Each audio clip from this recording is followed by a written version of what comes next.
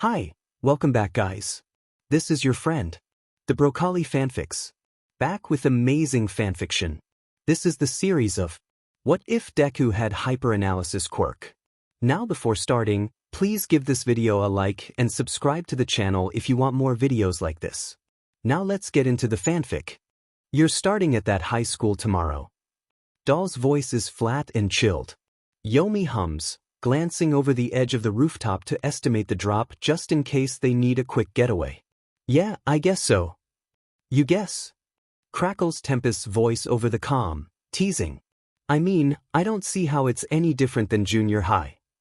Yomi crosses the roof and squints at the figures in the window. Besides it being the best school in the country. I think you're just a tiny bit biased, Yomi. Doll, Yomi, do you have eyes on the targets? Yomi sighs. Leave it to Nightshade to keep them on task. Yeah, we have eyes on them. Is the ground unit ready? Ground unit standing by, replies Oni. Undercover units, how does it look on the inside? Fine, Kisjun says. No one is trying to leave on the west side, Crimson reports. Everyone there is drunk off their buttes, Oni mutters. Tempest snorts. How would you know? You're not here. Please, I can smell the alcohol. Nightshade is decidedly not amused. Can we focus? God, you're pissy tonight, Tempest huffs. Just tell us what it looks like in there, Nightshade growls. Well, let's say nobody's expecting us, Tempest says. He pauses. Hey, Okinawa, too much to drink? Somewhere in the background, Yomi can hear the other person's answer. Too much is never enough, the man's voice jokes. But drop the honorifics, Junchi. We're all friends here. Right. Sorry. Tempest laughs as the drunken man's voice fades before he becomes serious again. Go. Roger that. Ground team entering building. The ground team sweeps in. Inebriated mobsters scream in terror, too drunk to properly react to the deadly threat cutting them down. Yomi, Doll, targets 1 and 2 are coming out the front door. You have approximately 30 seconds before they get away. Gotcha. Doll and Yomi move around the roof, readying the sniper rifles. Do you see him yet? She asks, adjusting the end of the gun on her shoulder. Yomi looks over the empty streets before shakes his head. No. Oni's voice comes over the comm. Here they come. Sure enough, 2 gang leaders stumble out of the building, running like their lives depend on it. Yomi, Doll, take the shot. Nightshade shouts. Center it. The heads of the pair comes into view in Yomi and Doll's scopes. They both pull the trigger. Yomi sighs and leans back. Got him. Good work everybody. Ground team, undercover units, wrap it up, Pain orders. Roger that, Pain. On it. Midoriya Izuku wakes up more tired than when he goes to sleep the night prior. Okay, well, maybe he doesn't sleep, but can you blame him? It's Yue. He useless, motherless, quirkless, Deku is going to Yue. If that isn't a miracle, he doesn't know what is. When he exits his room, he sees a note on the table for him. I really wanted to be here when you woke up, Izu, but there was an emergency at work. I'm really proud of you, son. You're gonna be the greatest hero the world has ever seen. I believe in you. Love ya. P.S. Wanna go out for dinner to celebrate your first day at UA? Smiley face. Izuku's caught between a smile and a sigh, before deciding on the former. He has a great dad who's doing his best. That's all he needs right now.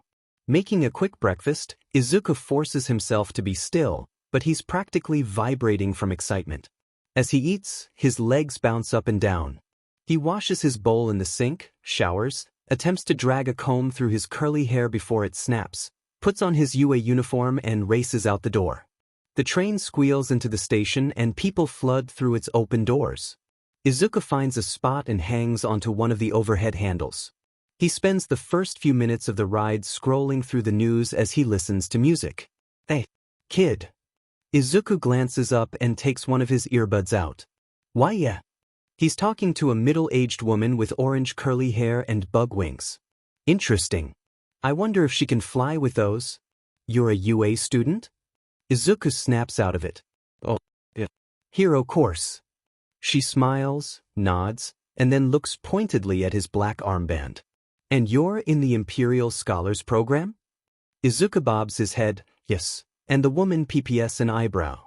Well, Diamond Kid. You're comin' nip. I'll be rootin' for ya. With a wave, she exits the car as the train squeals to a stop. With a tiny smile, Izuku waves after the woman and takes a deep breath. He can do this. At the next stop, Izuku gets off and walks proudly towards UA with his head high. I can definitely do this. I definitely can't do this. Izuku's faced some pretty bad things in his life. Hell, he deserves a medal for getting through Ardura without snapping but expulsion from his dream school on the first day. That's on another level. Not the worst thing to happen to him, but it'd be up there. Take a deep breath, Izuku. Maybe it's a joke. And even if it's not, a lot of kids here don't have physical quirks, like the invisible girl, the earlobe girl, and the mute boy. But he can do this. It's all mental. Eraserhead scans over the class with a cruel smile that sends shivers down Izuku's spine. Let's begin. When the physical exam begins, Izuku expects some tortuous test fitted to UA's standards. In reality, UA's physical exam is just like any other physical exam for PE. Sit-ups, sprints, long-distance runs, they're all things he's done before. In fact, he pulls off some pretty decent scores, keeping him in the middle of the pack, coming out near the top every once in a while when it's a matter of pure physical ability. And then comes the softball throw. Yeah, he's screwed. Kaken literally blows the ball away, screaming, "Die," at the top of his lungs. Izuku suppresses a sigh as the blonde stalks by, shooting him a death glare. Midoriya, get up here. You're wasting time. Eraserhead's voice snaps Izuku from Kaken's gaze. Focus. He steps into the circle and his mind begins racing. I've been doing pretty well, but I need a good score for this to be safe. I can't get it very far on my own, and I can't hope that someone does a lot worse than me. Think, what can I do? An idea pops into his head. Sensei, we can do anything as long as we don't leave the circle, right? Aizawa just nods. Hurry up. Izuku takes a deep breath and turns to face his class. Hey, Bakugu. The blonde twitches. What did you call me? Dash. Catch. Izuku pegs the ball at Kaken. He reacts quickly, setting off an impressive explosion. The ball sails into the air and disappears into the distance. Kaken blows a gasket when he figures out what he just did. Charging forward like an angry bull, he shouts, "You motherfucking tissilish!" He's restrained by Aizawa's scarves before he can do any real damage. Sorry, Kaken. Izuku turns to his teacher. How far? 703 meters. Next. Hey, wait, he didn't use his quirk. Great Boy protests. Izuku pauses mid-step and after a moment turns to Great Boy. Actually, he says quietly, I did. My quirk is analysis. I can look at any situation and use my quirk to determine the best outcome. Logically, I knew that I couldn't score high by myself, so I used my environment to my advantage.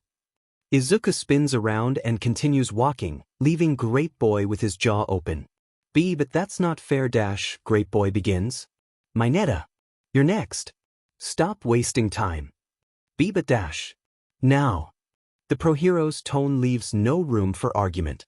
Aizawa still has Kaken wrapped in his capture weapon, which is good, because he's probably the only thing standing between Izuku and certain death. Izuku rejoins the crowd and watches with everyone as Mineta gulps, does as he's told and steps into the circle. To very few people's surprise, Mineta gets the lowest score in the softball throw. Izuku would be lying if he said that it doesn't give him some satisfaction to watch his classmate fail. Aizawa releases Kaken when he's calmed down somewhat and puts their final scores up.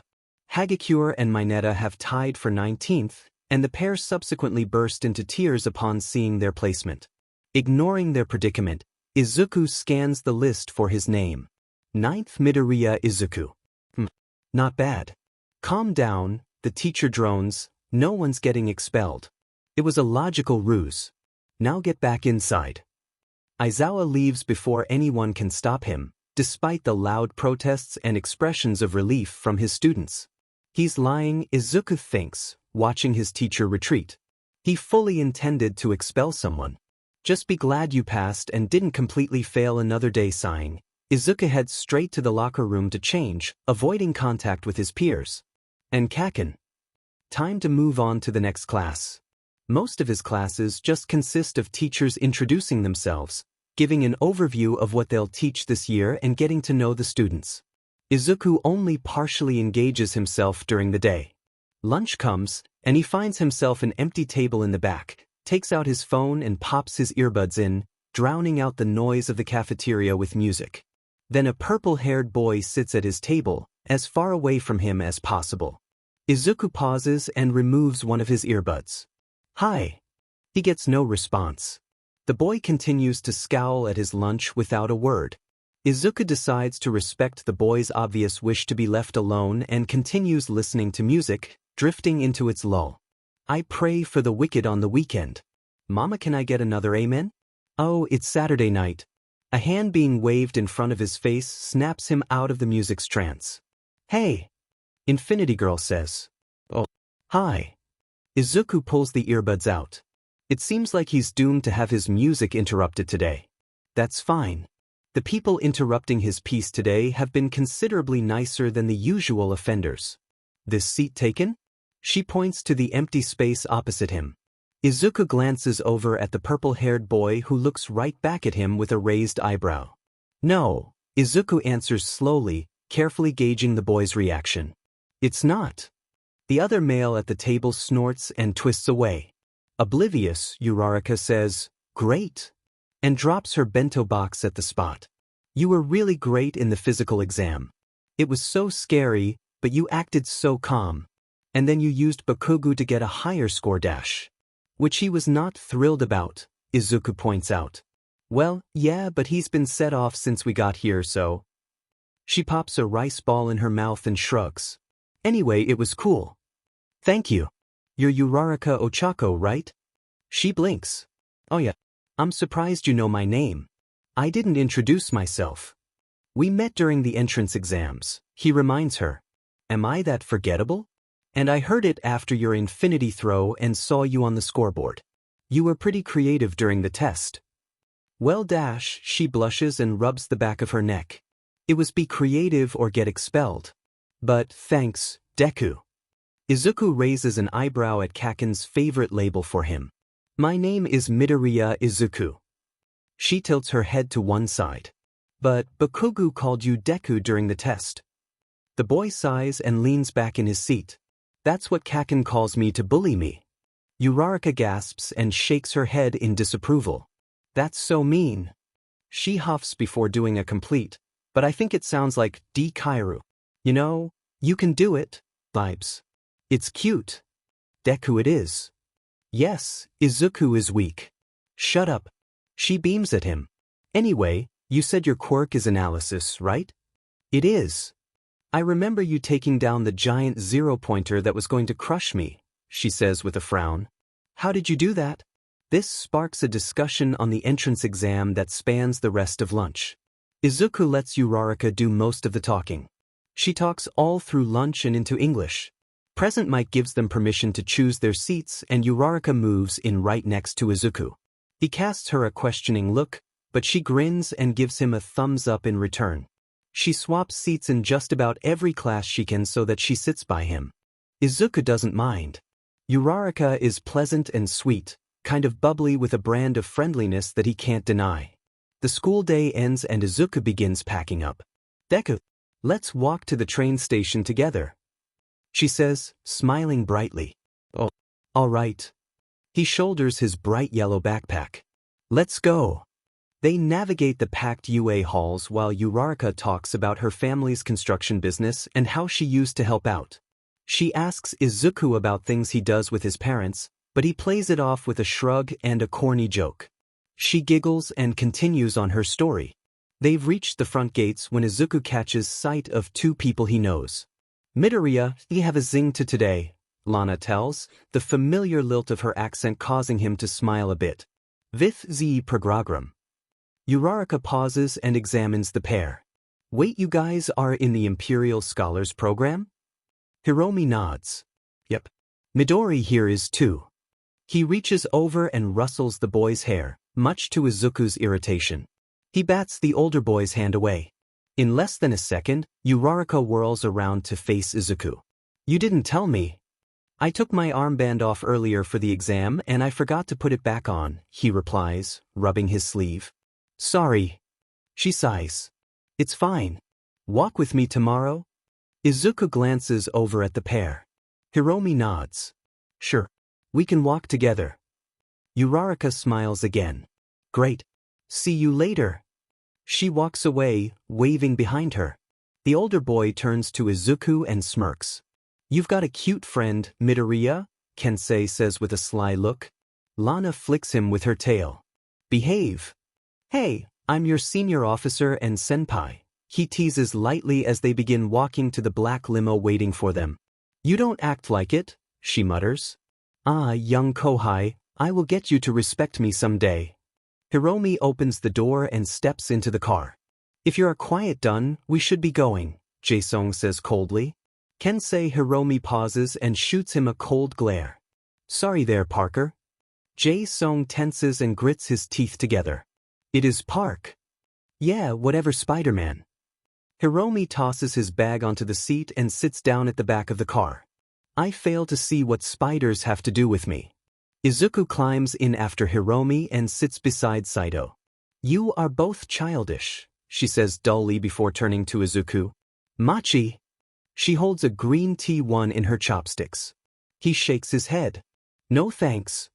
Lana closes the door behind her with her tail and leans back in the seat. On the ride to the facility, Kensei and Jae-sung side-eye each other and make passive-aggressive comments. Izuku sighs and puts his earbuds in until they get there. Been traveling in packs that I can't carry anymore. Been waiting for somebody else to carry me. There's nothing else there for me at my door. All the people I know aren't who they used to be. And if I try to change my life one more day, there would be nobody else to save.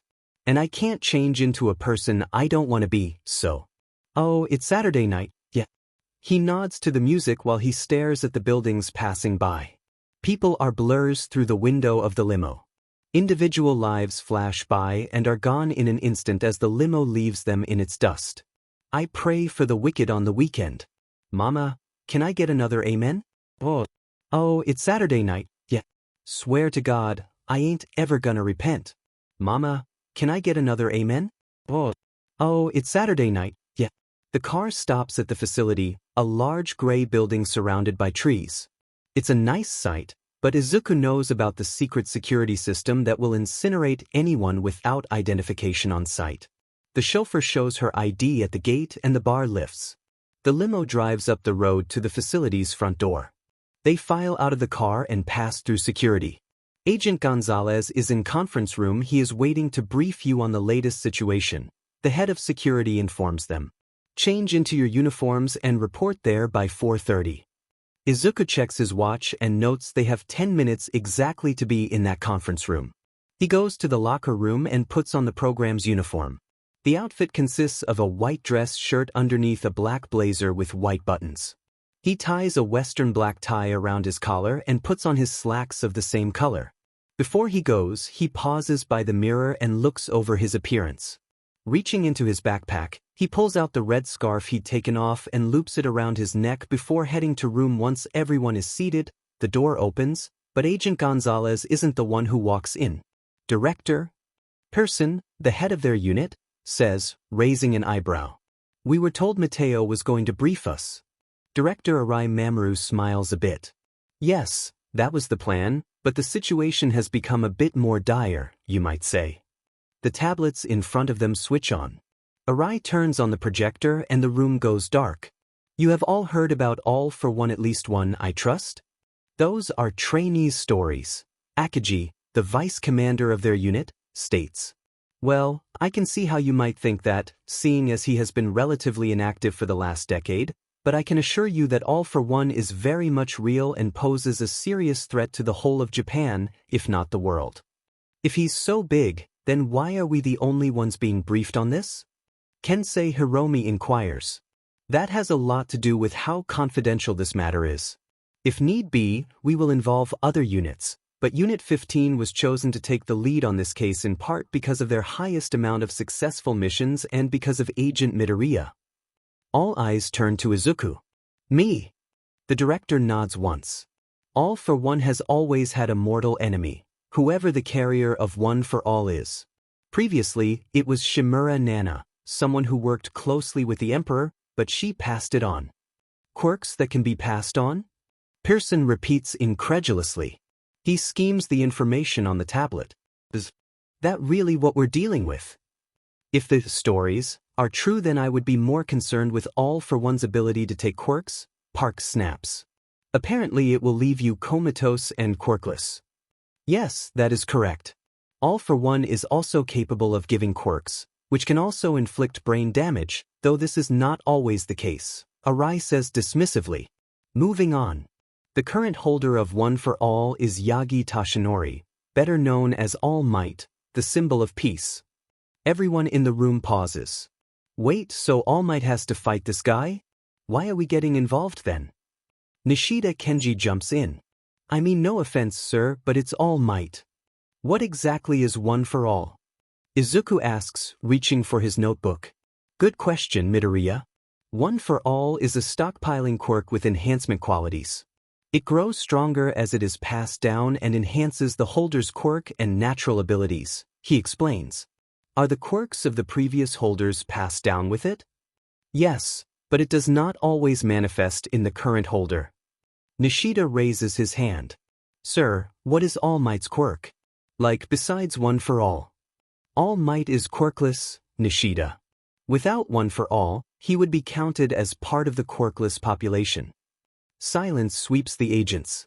Quirkless, Kensei repeats in disbelief. The greatest hero of all time is quirkless. He leans back in his seat. There you have it, ladies and gentlemen, we're screwed.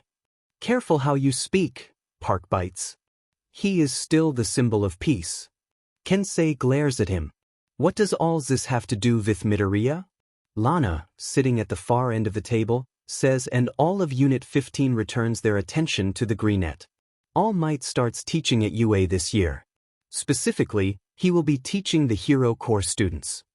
Director Arai looks directly into Izuku's eyes like he's staring into his soul. That puts you and your class right in the line of fire for All for One's assault on All Might. Why are we concerned? Nishida continues. It's still All Might. He never lost a fight even after he got hurt. No, but the last time All Might and All for One faced off, Hokkaido was destroyed and both sustained life-threatening injuries. It was originally believed that All for One was killed, but a year after the fight, we received knowledge from one of our underground operatives that he was active. As a result of the fight, All Might lost a lung and his stomach. Midoriya. Izuku perks up, managing to tear his attention away from his quirk analysis book. Yes, sir. You tend to keep up with this sort of thing. How does All Might's hero activity these last 7 years compare to his activity, say, 10 years ago? The boy pauses, tapping his pencil against his chin. There's been a steep decline in daily hero work for him. He used to do a full day, but now he only works for 3 or 4 hours before stopping. And he doesn't do as many interviews as before. If he's set to be interviewed, his hero activity goes down for the day. I just thought it was age catching up with him. Midoriya is correct, Arai says. All Might has a set amount of time he can maintain his hero form before he becomes Yagi Tashinori. Pictures of the skeleton man appear on their tablets. The man's is wild and All Might's famous bangs hang beside the man's gaunt face. The current time limit is 3.5 hours. While All for One's injuries have also limited him, they do not hinder his quirk. It is believed that some of the quirks All for One has stolen over the years were lost when he was gravely injured as a result of damage to his brain, but he has seemingly bounced back from it. Our informant will be joining this league of villains, but it is our job to take care of them as best we can and keep the public and UA safe. Arai claps and the projectors turn off. You are expected to review the case file and be up to date tomorrow. Dismissed. The room quickly empties, but Director Arai stops Izuku on his way out and hands him a pair of silver studs. They're trackers that double as communicators. Since you're likely to come into contact with the League, You are to report in immediately if anything should occur.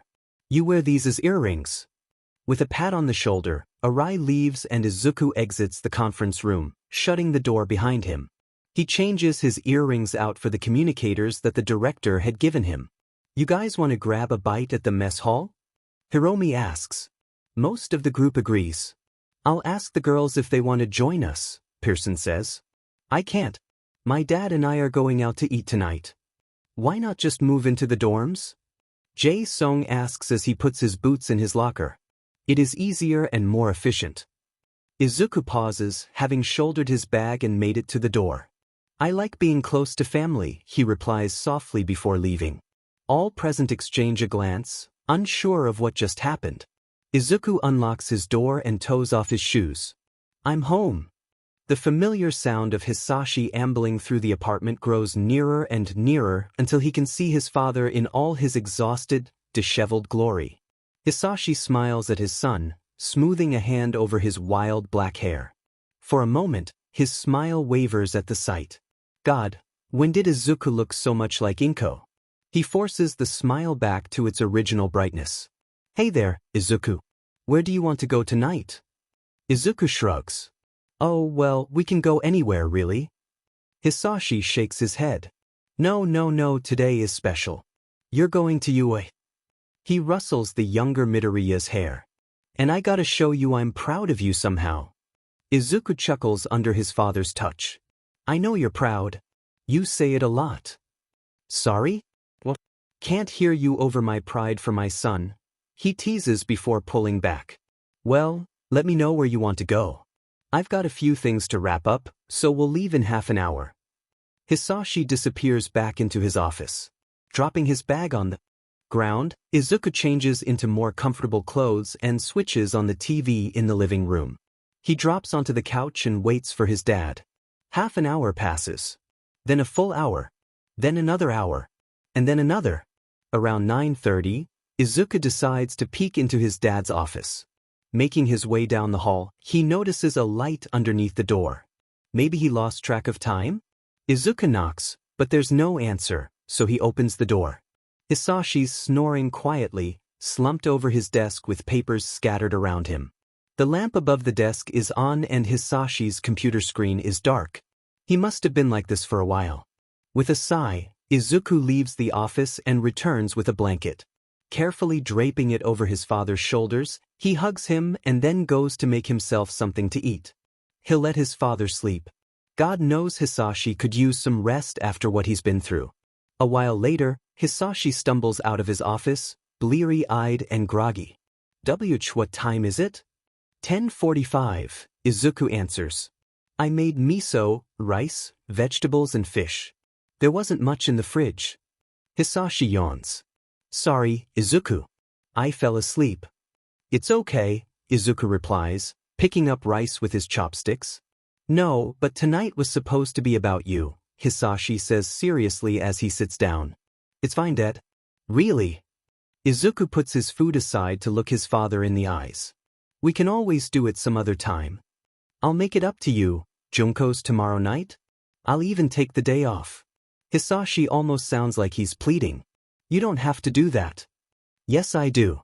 You're my only child, Izuku. You're the only one I have left, goes unsaid, but they're both thinking it. There's been an emptiness in the house since Inko died. When Izuku had been rescued, he remembers coming home and the apartment felt so big. It's supposed to house 3 living people, but now it has 2. The gaping hole Inko's death left has yet to be filled, and likely never will be. Izuku has learned to deal with the loss through various classes with the program, but he knows his dad is still grieving her. Every time Hisashi looks at him, he can see the split second of pain in his eyes that his father tries so hard to hide. He's aware that he's the spitting image of his mother, from his green hair and eyes to his smile. Sometimes it's too much and Hisashi can't look at him. He knows how it feels. For months after her death, he avoids mirrors and stains his green curls black to look less like his late mother. It isn't enough to take away her likeness from him. Nothing he could do would make him any less of his mother's son. For now, the best Izuku can do is be patient with his dad and be the son he needs, even if Hisashi isn't always the father he needs. After all, heroes are selfless. Junko's tomorrow.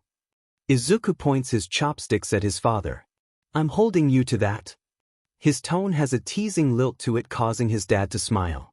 Yeah, I know. Hisashi bows his head and presses his hands together. Ita de Kamasu. Then he begins to eat. For a while, the only sound in the apartment is chopsticks tapping against the bowl. Hisashi heads to bed once they're finished, and Izuku does the dishes. He watches a bit of TV when he's done before going to his room to review the case file. All for one, one for all might will, Yagi Tashinori, really, Shimura Nana and Shigaraki Tamura, it's a lot to go through. By the time he's a third of the way through it, the tablet's on low power. He glances at the clock. 3:12 a.m. Sheesh. How long has he been at this? Exhaustion rests heavy in his bones and his eyelids feel like lead. He yawns and rubs his eyes. Really, he should be getting to bed. So, Izuku switches the lamp off, powers the tablet down and climbs into bed. He's out as soon as his head hits the pillow, but he's unlucky enough to dream. Well, maybe dream isn't the right word. Dreaming implies a fantasy, something made up. No, Izuku doesn't dream. He remembers. God, does he remember? Sometimes he wishes he didn't. So, you're the new subject? I have high hopes for you. The scientist slips a hand under Izuku's chin and brings it up, forcing the dazed boy to look them in the eye. Cold. Their eyes are cold. Very high hopes. Izuku tries to pull away. Oh no, don't worry, my little pet. Their lips part into a freezing smile and they run their hand through his hair. I won't let you disappoint me. You are going to be very, very useful. Izuku ends up sleeping past his alarm and missing the first train. The one he catches has him watching Aizawa walk into UA just as Izuku passes the front gates. Shit, no. No panicking. Think. He's not technically late if the teacher isn't there before him, right? That's the logic he's using as he scales the front of UA. The building has surprisingly good hand and footholds. Izuku stops at his classroom and goes to open the window, but it's locked. He's back to being screwed. Izuku knocks on the window until Ida notices him and yells at him to get down while Kirishima hurries to open the window. Izuku slips in the classroom, darts to his desk and looks nonchalant as he can when Aizawa walks in. Tenya. Sit down, Aizawa commands, and Ida, who had been mid-scold, bows, apologizes and takes his seat. The teacher unceremoniously dumps a pile of papers on his desk and half glares at the class through bloodshot eyes. Today you'll be starting Foundational Hero Studies dash. A cheer goes up, but is quickly cut down as the hero's eyes flash red and his hair and capture weapon float. When they're quiet, gravity restores itself and his eyes return to black. I'm not going to bother with the details now, since it's in the afternoon and I don't want to repeat myself. The bell rings and the students prepare to move classes. He and Uraraka have almost made it to the door when Aizawa says, Midoriya? A word. Izuku freezes in the door and Uraraka shoots him a sympathetic look while telling him she'll catch up later before she leaves. Slowly with mechanical movements and a blank face, Izuku approaches his homeroom teacher. Yes, Aizawa-sensei? His voice is even and cool, despite its wish to jump an octave higher and quiver at the mere sight of Aizawa. Care to explain why you were climbing the school? I was late, Izuku replies. I needed to be in class before you got there, or I'd be expelled.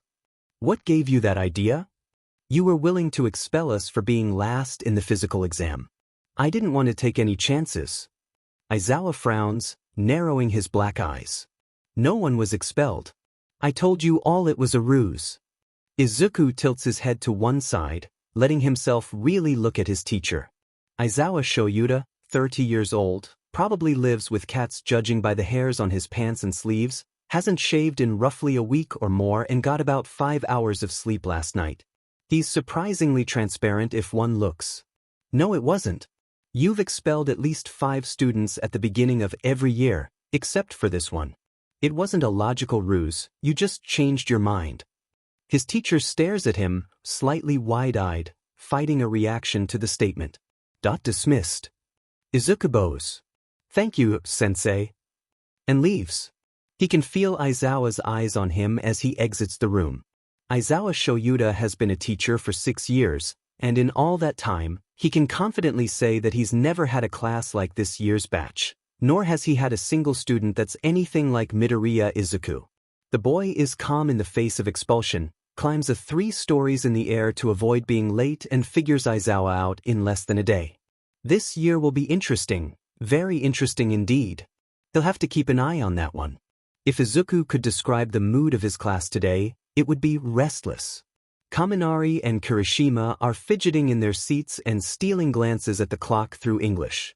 Uraraka chews on the end of her pencil while Midnight lectures them on the first hero artist commissions. Ashido and Siro tap their feet impatiently in math, annoying ectoplasm. By lunchtime, the entire class is abuzz with excited energy. All anyone talks about is their new class, what they'll be doing, who will teach it, what are they going to learn, etc. Honestly, Izuku might be as hyped as they are if he didn't already know All Might is the foundational hero studies teacher. It SCKS the anticipation out of the surprise, but that doesn't mean he's not looking forward to the class. When lunch ends, Uraraka doesn't even bother to wait for him, but then again, the rest of Class 1A has already rushed back to their homeroom. Izuku sighs and goes to throw away his trash. Must be nice being in the hero course, the purple-haired boy from the day before bites out, glaring at his lunch like it's a personal insult on his honor. The bitter comment gives Izuku pause by the trash bin. Why? The boy glares up at him with a cruel sneer. Having a flashy quirk, having everyone love you. Gotta say, I envy you.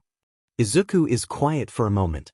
I don't have a flashy quirk or a physical one, and I'm certain not everyone loves me, so I don't think I understand what you're saying.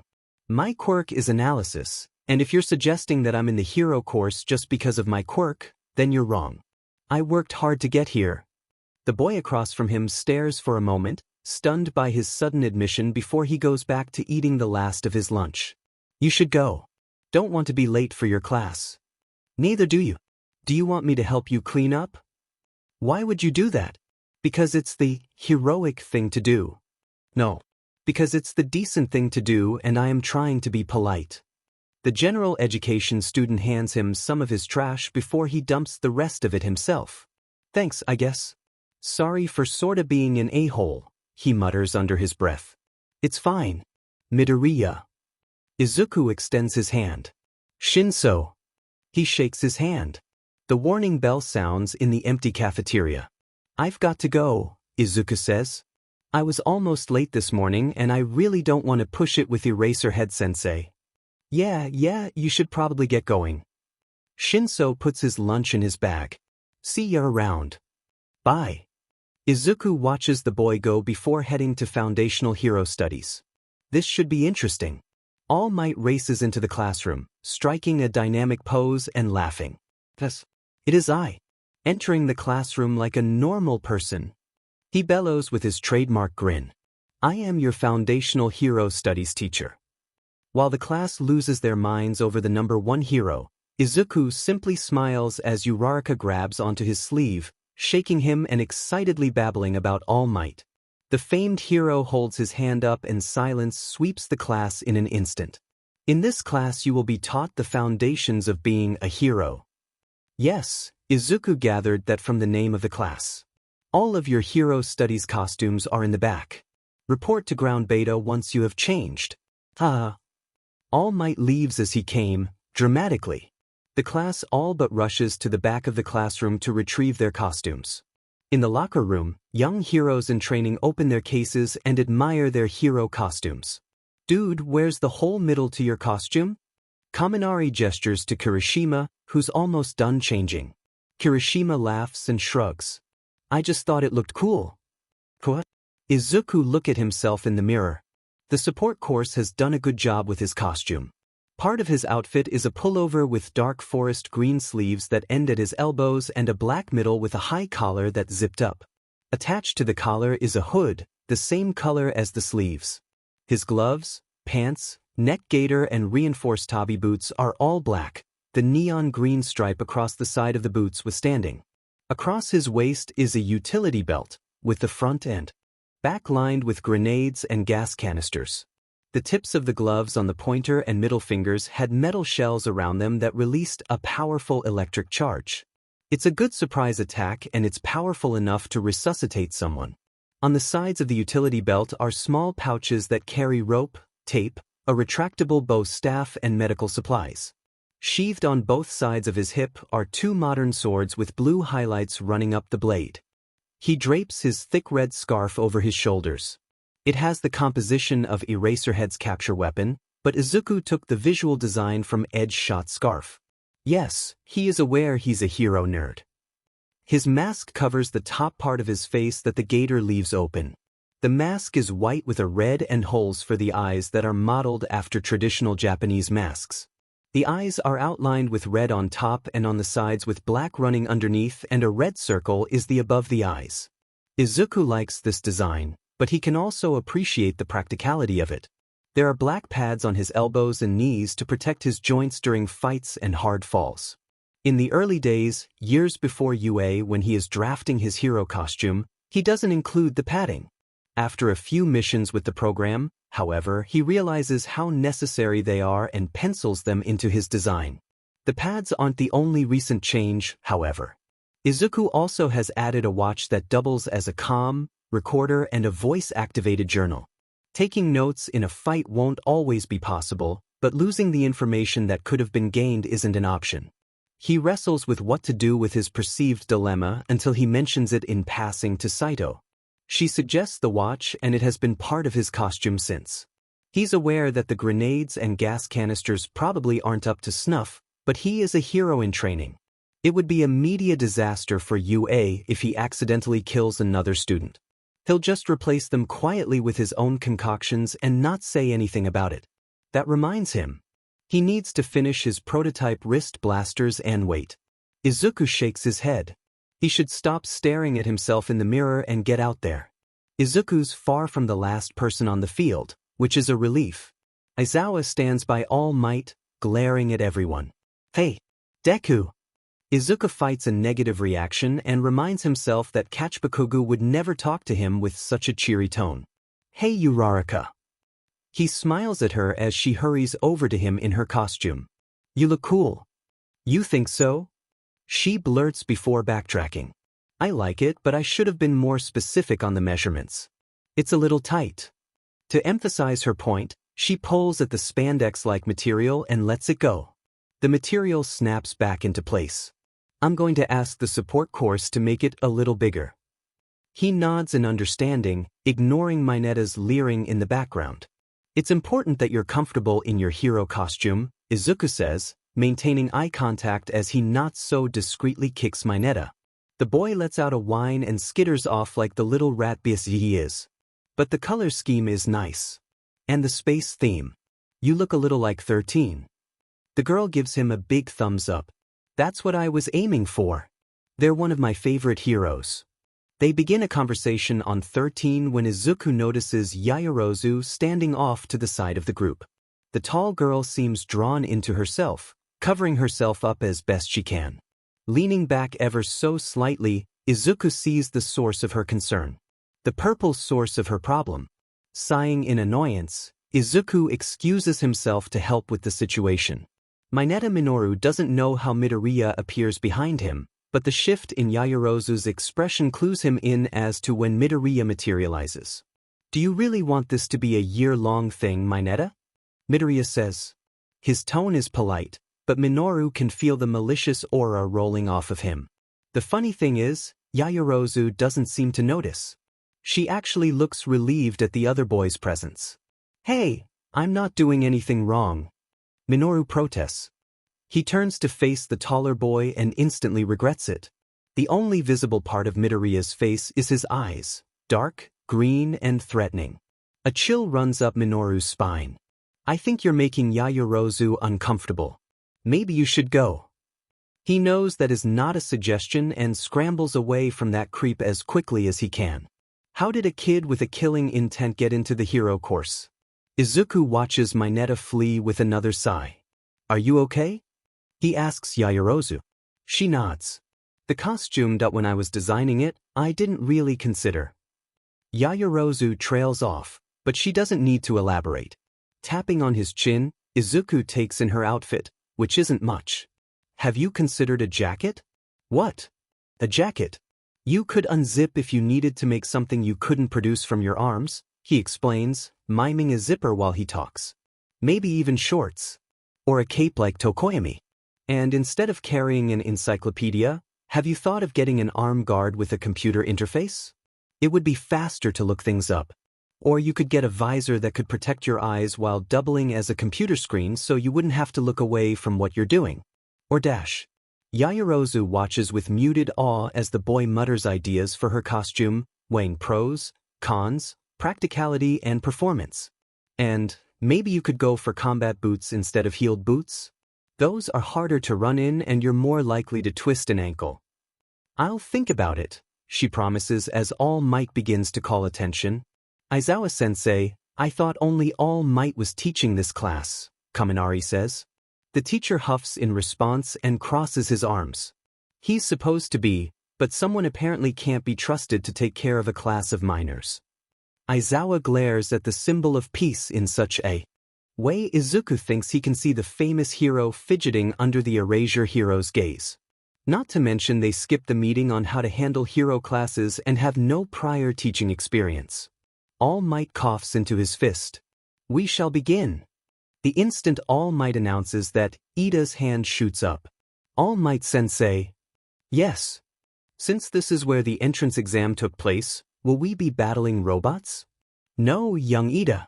We will be conducting dash, All Might strikes a pose. Team battle trials. That's awesome. Can we pick our teams? Will we get expelled if we lose, Karo? How is the winner decided? Can I just blast these extras into the stratosphere? Was Cape just fabulous? Izuku has never seen a pro hero look so overwhelmed. Aizawa steps in to save the day. One question at a time, he snaps. There's a beat of silence before All Might reaches behind him and pulls out a script.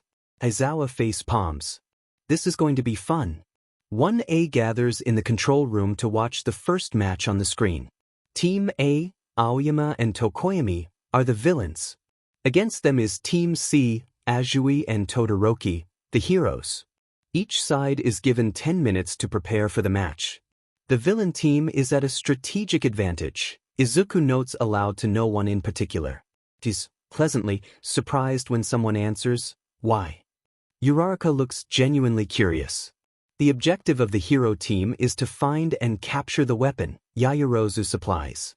While the villain team's goal is to protect the weapon. All the villain team has to do is keep the heroes away dash. But the heroes have to find the weapon and secure it, Izuku finishes. Oh, I get it. Who do you think will win? The hero team. The villain team. Yaoyorozu and Izuku exchange a glance. Todoroki is a recommendation student and the son of the number 2 hero, Yaoyorozu points out. Todoroki also refuses to use half his power. If he uses his ice, he will incapacitate Azui, since cold temperatures make her drowsy. How do you know? Uraraka asks. Frogs slow down in colder winter to hibernate, Izuku replies, looking to the screen as the match bell rings. She might not have that disadvantage, but I think it's possible. But Todoroki is still a powerhouse in his own right, Yaoyorozu argues.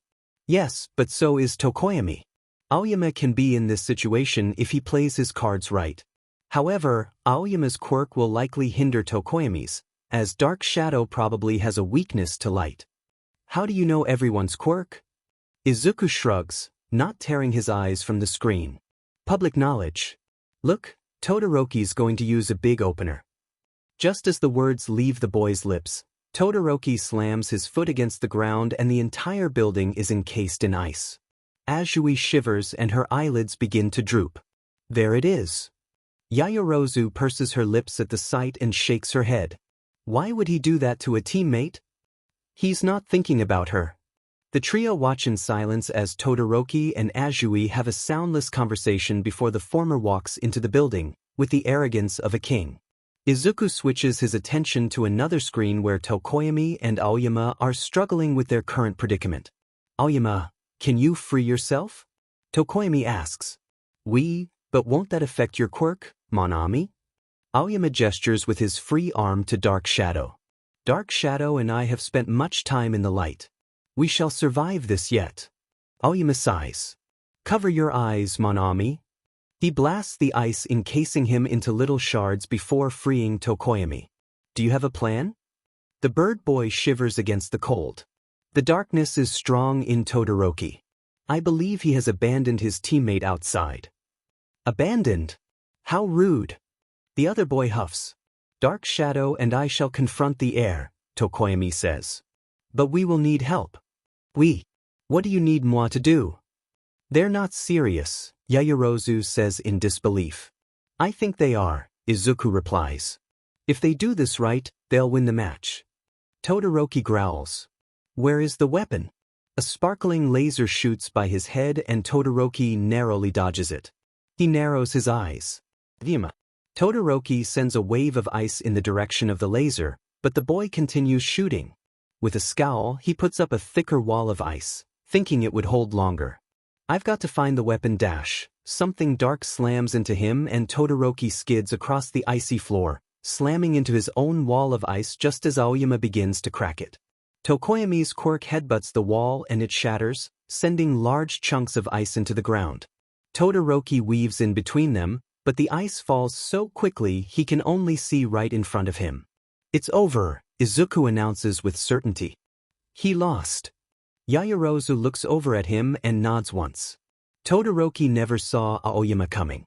Really, the green-looking boy shouldn't have been able to get the jump on him like he did, but here he is, out of the match while Tokoyami and Aoyama go after Azui. The match is over, and his team has lost. He slams his fist against the ground and gnashes his teeth. He lost. Once they get back to the control room, Aoyama is excused to go empty the contents of his stomach in the toilet.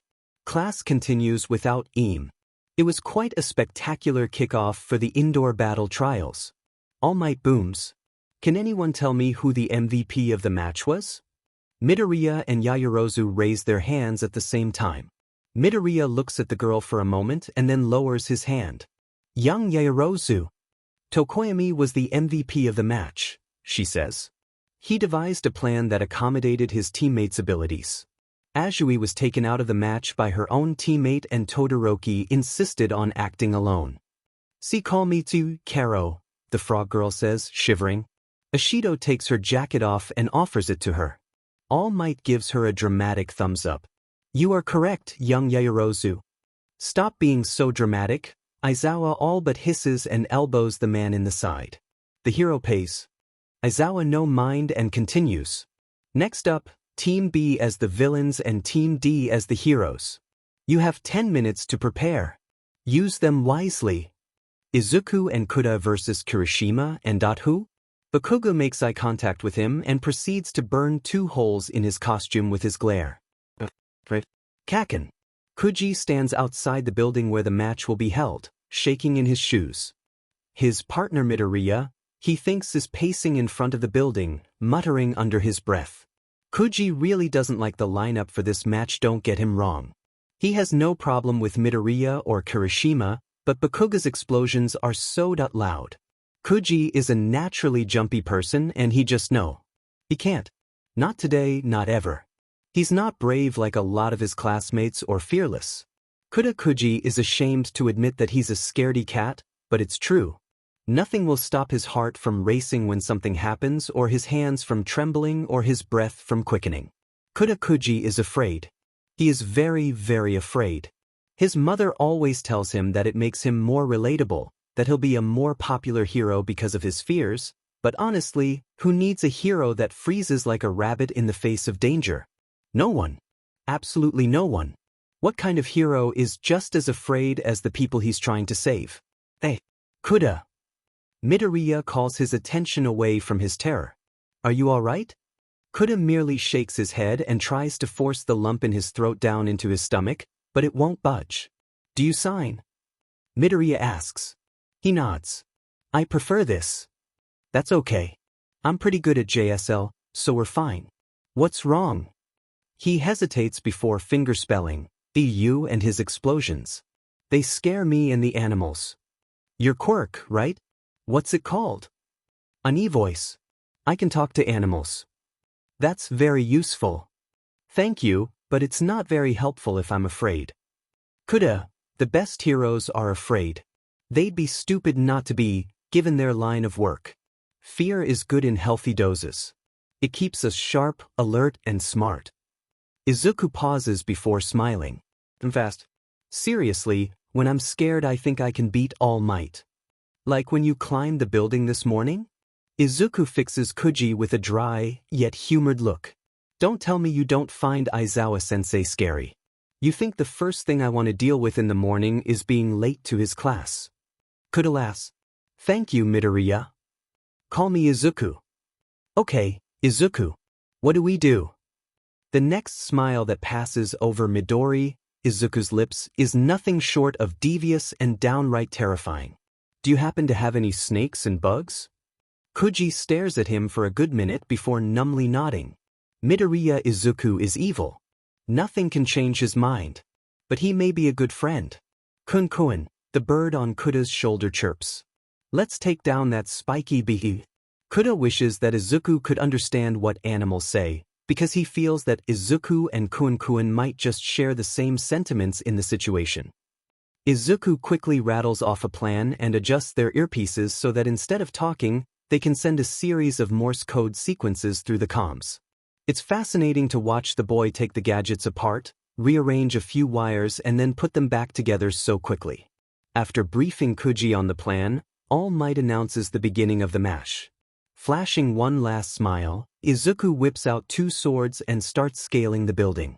Kuda's heart starts thudding against his chest. Deep breathes. He slides his mask into place. It's go time. Without further ado, he rushes into the building, calling upon all the creepy crawlies in the area. Izuku slips in a 3rd-story window and sheathes his swords. It's probably best he doesn't use them now. He pulls out his bow staff and begins prowling the halls with silent footsteps. The original plan had been to have Kuda distract Bakugo, since the blonde would be rearing to fight Midoriya, giving him ample time to search for the bomb. But after seeing Kuda trembling at the mere notion of fighting Bakugo, Izuku sighs, deciding to take on his childhood bully and lets Kuda go after Kirishima. "Du. Here we go." Bakugo glares at him with nothing but hate. He's always hated Izuku, shoving him to the side, using him as a stepping stone, demeaning him, hitting him, and Izuku can't fight back, because if he did, he might kill Bakugo. And there's this little thing in the program's rules where you can't use anything you learn on civilians. Izuku breathes deeply. No, these are not the thoughts of the hero. He's not going to fight angry, not like Bakugo does. Level-headedness is key right now. Bakugo. The boy stalks forward, palms crackling. What did I say, Deku? What did I say? I said to quit following me and here you are. At you. Bakugo shouts. I'm free to go to any school that accepts me. Shitty nerd, I'm going to turn you into a pile of ash. Izuku gets into a fighting stance. You can't kill me. They wouldn't let you. The devil dances with glee in Bakugo's shadow and eyes. Oh, I won't kill you. I'm just gonna hurt you so bad you'll wish you were dead. He rushes Izuku, starting with his signature right hook. Dodging to the side of the punch, Izuku grabs onto his childhood bully's arm and flips him. The wind is knocked from Bakugo's lungs as his back slams against the ground. I'm going to say this once, Kaken, Izuku says softly, but firmly. I'm not your Deku anymore. Kaken tears his arm from Izuku's grip and rights himself. If he was angry before, now he's downright murderous. You BSTRD, he growls.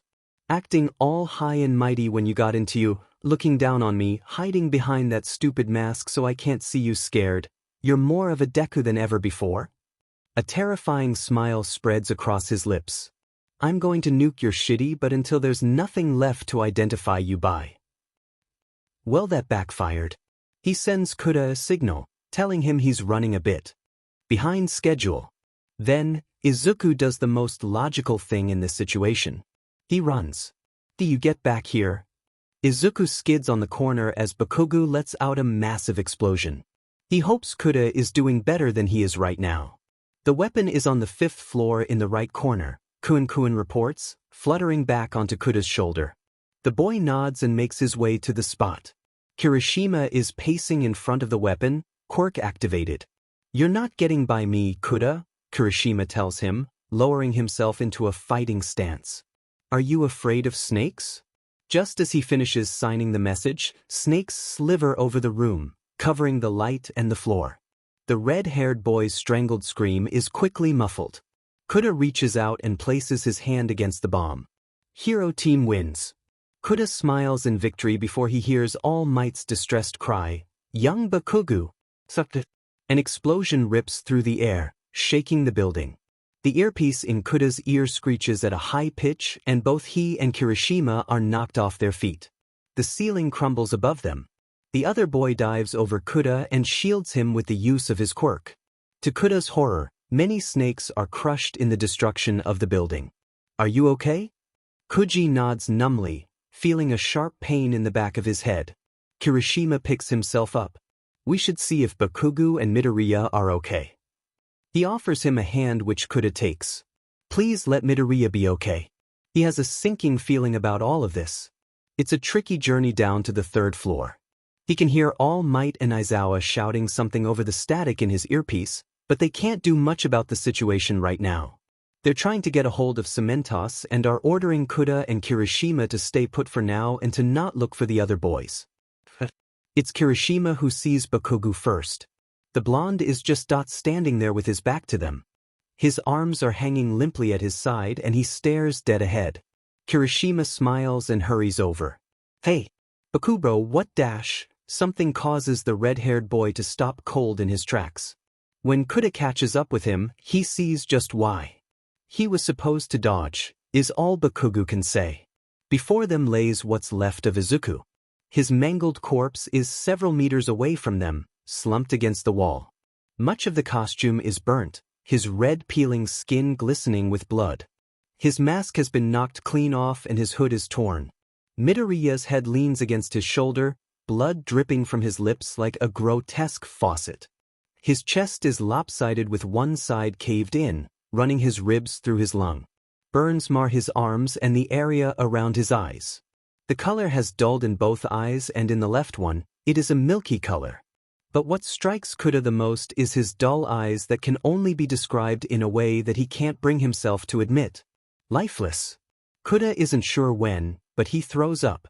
Vomit stains the front of his costume and dribbles off his lips. The sight makes him sick to his stomach. Kirishima turns on Bakugu in an instant, cheery demeanor gone. "What did you do? What did you do?" He roars, horror in his eyes. Bakugu has no answer, seemingly dead to the world. Just like Midoriya. Kuda pukes again while Kirishima screams in the background. "This is wrong. Wrong. Well, that backfired." He sends Kuda a signal, telling him he's running a bit behind schedule. Then, Izuku does the most logical thing in this situation. He runs. "Do you get back here?" Izuku skids on the corner as Bakugu lets out a massive explosion. He's chased into a room with only one door. Kaken stalks in, sneering at him. "Those are some pretty fancy moves you had there, Deku. Should think. How can he get out in time? Kuda should be wrapping the match up in 9 seconds. What is he going to do?" He takes aim. "These babies store sweat from my palms." "Young Bakugu, don't. You'll kill him." All Might shouts. "Bakugu, if you pull the trigger dash," Aizawa begins. "He won't die if he dodges."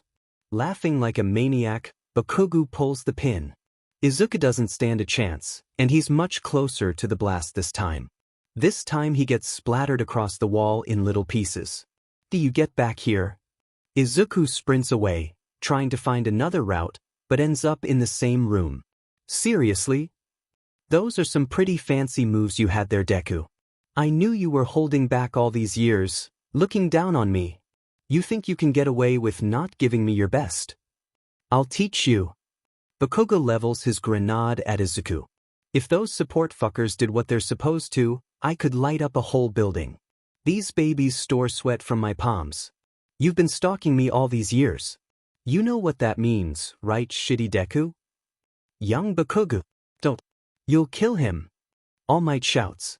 "Bakugu, If you pull the trigger dash, Aizawa begins. He won't die if he dodges. Okay, let's try dodging.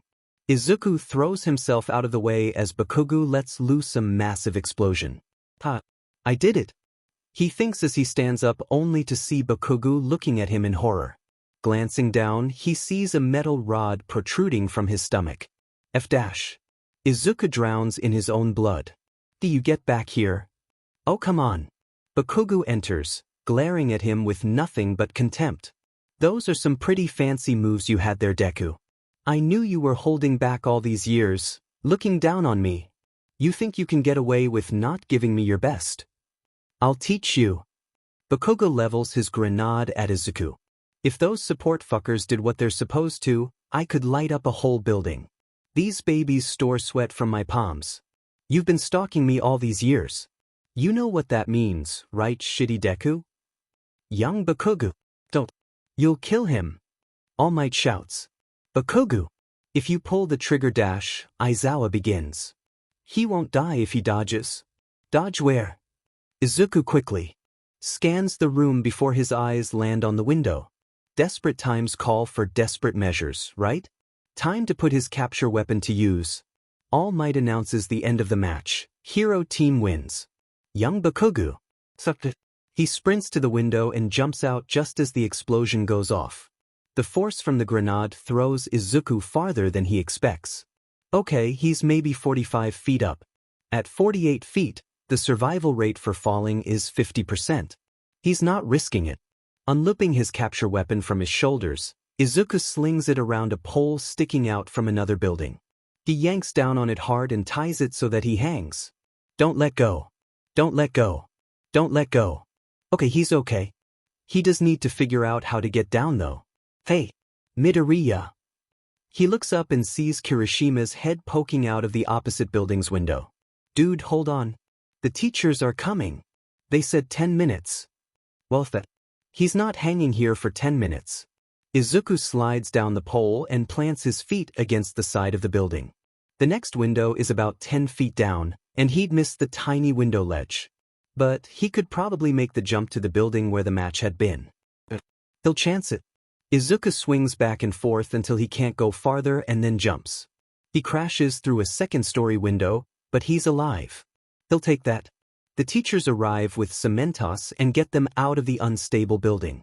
How did you get down? Aizawa asks suspiciously. I jumped through another window. The hero rolls his eyes and mutters something underneath his breath that sounds suspiciously like problem child. Kuda, Kirishima, and Izuku are all sent to Recovery Girl's office while Bakugo goes straight to Nizu's. The three boys chat amiably on the way there. Izuku pretends not to notice how Aizawa's eyes are glued to his back. Kirishima's quirk had protected him from most of the blast, so he didn't have anything but a few cuts and scrapes. Kuda has a gash on the back of his head and multiple bruises. One healing kiss from Recovery Girl knocks the quiet boy right out. While Kuda naps on one of the infirmary beds, the hero moves on to Izuku. The exposed part of his forearms, the space between where his sleeves ended and his gloves began, are lightly burned and he has a slight concussion. Recovery Girl checks him for other injuries, more concerned that something more serious may be hiding since Izuku had been in such close proximity to the blast. When she finds none, she sighs and plants a kiss on his chest before dropping gummies into his hand. These will restore your energy, she says and taps him with her cane. It's a good thing that your costume is fireproof. Otherwise, we'd have to worry about serious burn marks on your back. She applies burn ointment to his forearms and wraps them while she speaks. Honestly, I can't believe they let it get this bad. I have half a mind to march over to your knucklehead teachers and chew them out. Izuku spaces out while she gripes about his teachers, particularly All Might's carelessness, but keeps a wary eye on her and any possible exits. Just in case. Kuda snores softly in the background while Kirishima scrolls through his phone, popping a gummy in his mouth every once in a while. Somewhere near the end of the day, Uraraka, Yaoyorozu, Tokoyami, and Ida show up. What are you guys doing here? Izuku asks. It is our duty as your classmates to ensure your health. Ida announces, chopping his arm. And that match was scary. Uraraka adds. Bakugo really went all out. That's one way of putting it. Yaoyorozu doesn't look pleased. Tokoyami, no offense, but why did you come? Izuku inquires. Dark Shadow wanted to verify the health of the Dark One. Who? Izuku questions politely. Tokoyami doesn't answer. Are they okay? Uraraka frets. They're fine, Recovery Girl says. These two can go back dash, she points to Kirishima and Izuku. But that one needs to sleep. Kuda snores. Recovery Girl writes them a pass and sends the group on their way. Bakugo returns to class at the very end of the day, looking more set off than usual, but subdued. Well, as subdued as Kaken can get. At least it doesn't look like he's going to attack Izuku anyone. Not yet anyway. The teacher even told me to apologize, so I'm sorry or whatever, nerd, he grumbles. Kaken, wait dash. The blonde spins around and leaves before Izuku can say anything else. He sighs and finishes the rest of his notes. Izuku walks to the train with Uraraka, Kirishima and Ida before parting ways. He looks at the train schedules.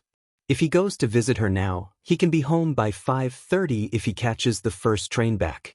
The car he boards is empty, which is uncommon for this time of day. Then again, it'll fill up after the next stop, which is always the busiest. He listens to music on the ride there.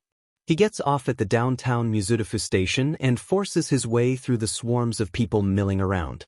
The downtown area is decorated with bright colors, hailing the change of seasons and the beginning of a new school year. Cherry blossoms are in full bloom, their pink petals littering the pavement like a blanket of flowers. The very air is filled with their sweet scent and the smells of the various shops lining the street. He'll get some bubble tea on the way back. And maybe some mochi for his dad. We're going out to eat tonight. Shouldn't spoil my appetite, Izuku reminds himself. The cemetery gates come into view as he walks down the street. Flower petals drift slowly through the wind, landing on the grave sites and grass. Deep breathes, Izuku. He opens the gate and walks in, searching for his family grave. Midoriya reads the headstone. His father's name is written in red. He's still alive, after all, and Inko's name is there beside his. It's not in red, though. The tombstone is newer than the original. He had been thought dead until he turned up 4 years later, after his mother's passing. Izuku wishes he could have been there for the funeral. He places his hand on her name and utters a quiet prayer. He wishes he had brought her some flowers, maybe daffodils or lilies. She loved those. Izuku, run. His mother reaches out, despite the weight grinding her into the ground. Blood dyes her fingers red. Mom dash. Just run. The familiar push of her quirk sends him on his way. Izuku runs and he doesn't look back. He can't. But sometimes, he wishes he had looked back and stopped running, because if he had, the rest might not have happened. Oh, is this your mother? An old woman says sympathetically. She was. Izuku closes his eyes tight and forces the feeling down along with the lump building in his throat. She nods in understanding.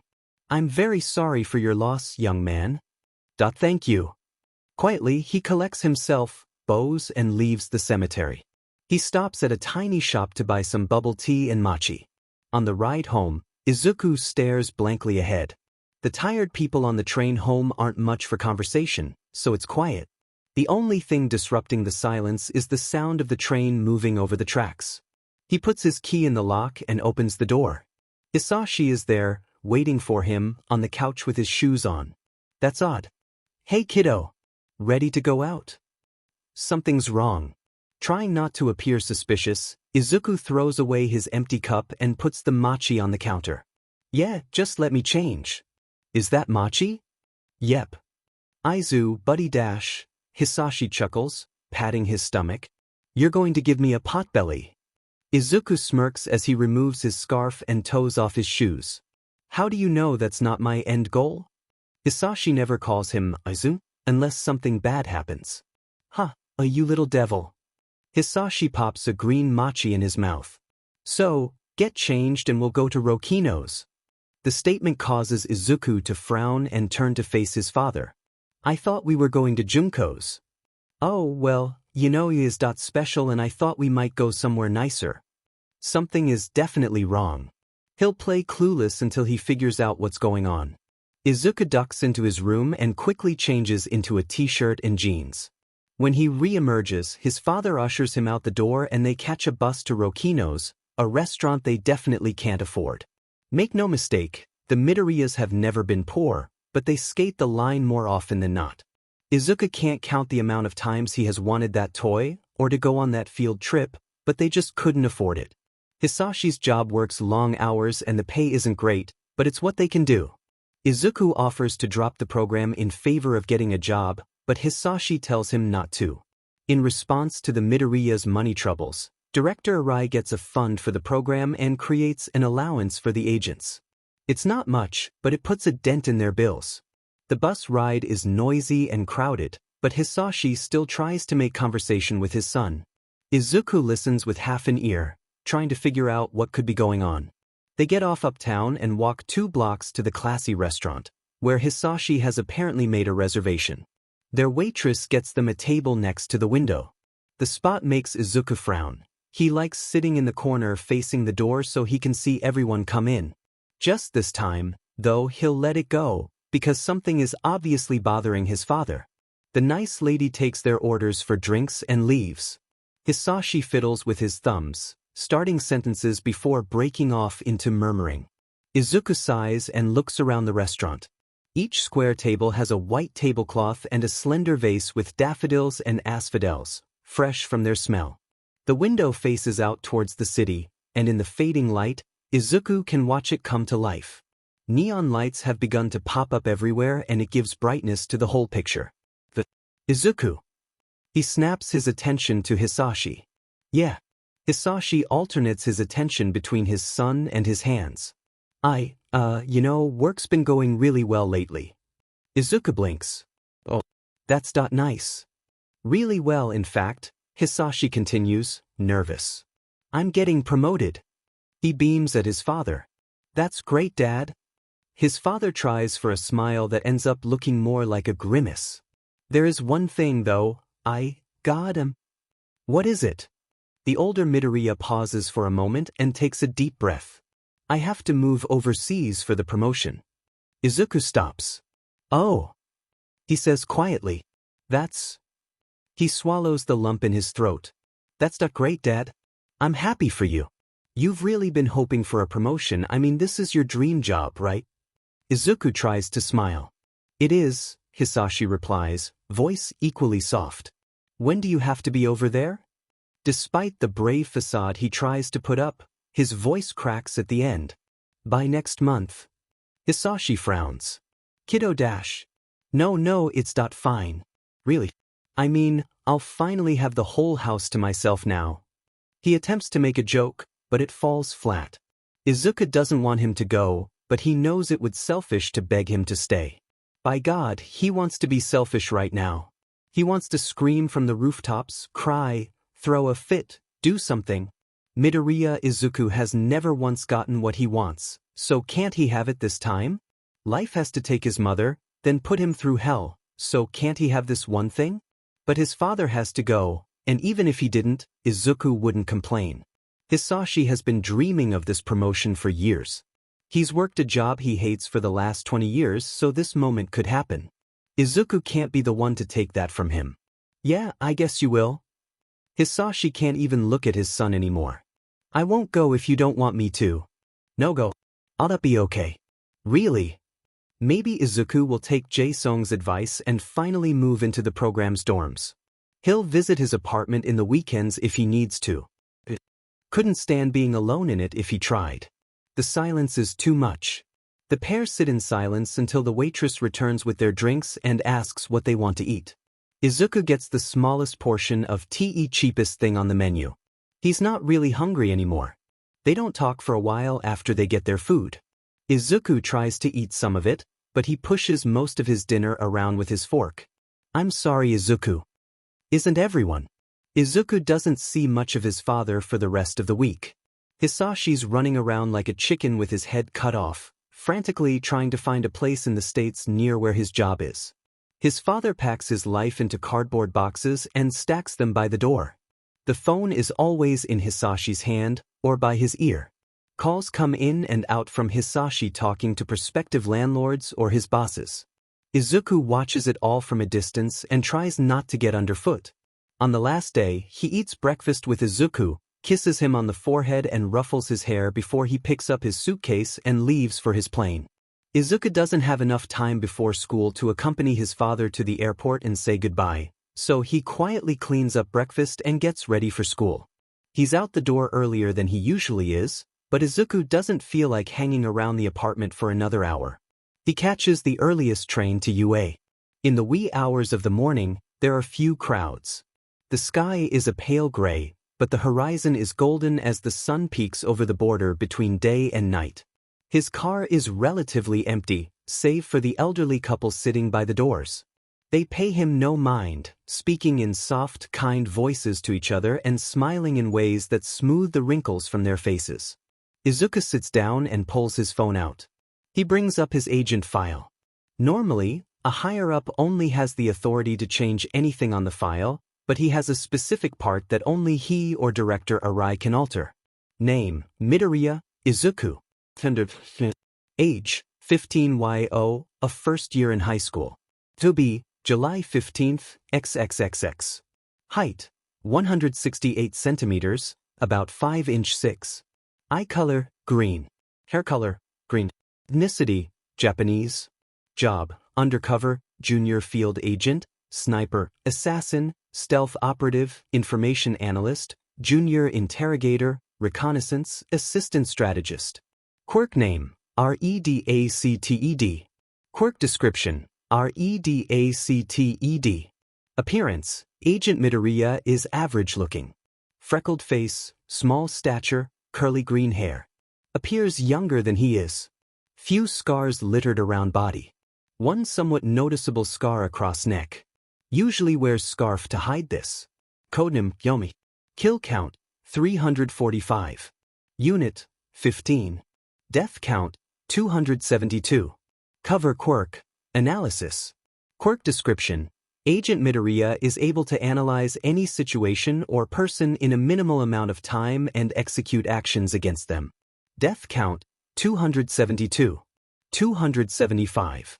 Change 272 to 275? Yes or no? Izuku hits yes, and his death count goes up 3 and he shuts his phone off.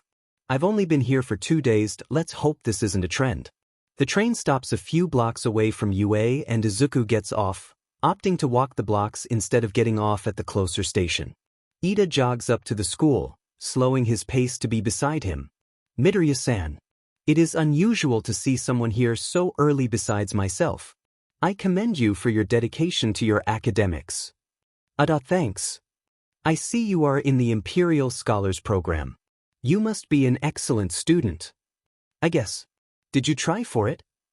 Ida nods his head in a choppy manner. I did. Unfortunately, I did not make it. That's strange. I thought you would have gotten in. You seem very devoted to your studies, Izuku says, though he knows exactly why Ida didn't get in. Most children from families of heroes don't get in because of their ties to, well, heroes. There have been a few exceptions, of course, but generally kids related to heroes aren't considered. Yaoyorozu Momo has been considered due to her father's job with the government before he married, but it's determined that the girl wouldn't be able to stomach their line of work. It is a shame, but it all worked out in the end. Now, we should pick up our pace or we will lose time. They jog the rest of the way to school only to see swarms of reporters blocking the gate. And this is why I hate the press, Izuku mutters as they near UA's front gate. Phew. You're UA students. Are you in the hero course? Microphones are shoved in their faces. What is it like to learn under All Might? Is he a good teacher? Do you know when he'll be here? Any thoughts on being taught by the symbol of peace? What classes does he teach? Tell us about All Might. The public deserves to know. Ida begins to speak on All Might and his excellence as a teacher. This-san, Izuku says, trying to get around him. We're going to be late. Oh, you are correct, Midoriya-san. Ida turns back to the reporters. We must go. Apologies. He bows and spins around to leave. Someone grabs his arm. Hey kid, wait. Let my classmate go, Izuku orders. The reporter glares at him for a second before she zeroes in on Izuku's armband. You're in the Imperial Scholars Program. She shoves a microphone in his face. Tell us about it. The program is notoriously good at dodging us, but no more. Please get out of our way, Izuku requests in a cold voice. You're not leaving until dash. The boy in front of her disappears. She spins her head around. Did you not tell us everything? The boy, Midoriya, somehow got behind her and is calmly walking towards the gate. How did he do that? She didn't even see him move. Get back here. Ida-san, we're going to be late, Izuku says again. The taller boy joins him and walks through the gate, swiping their ID cards as they go in. The reporter reaches out after them. Hey Dash.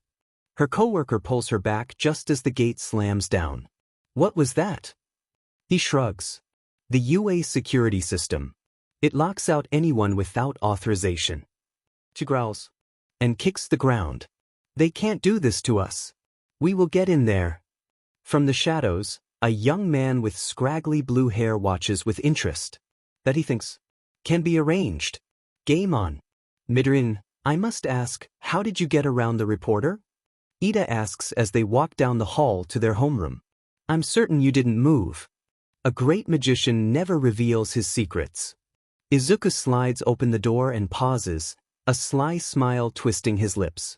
Plus, if I don't tell you, I can use it on you in training.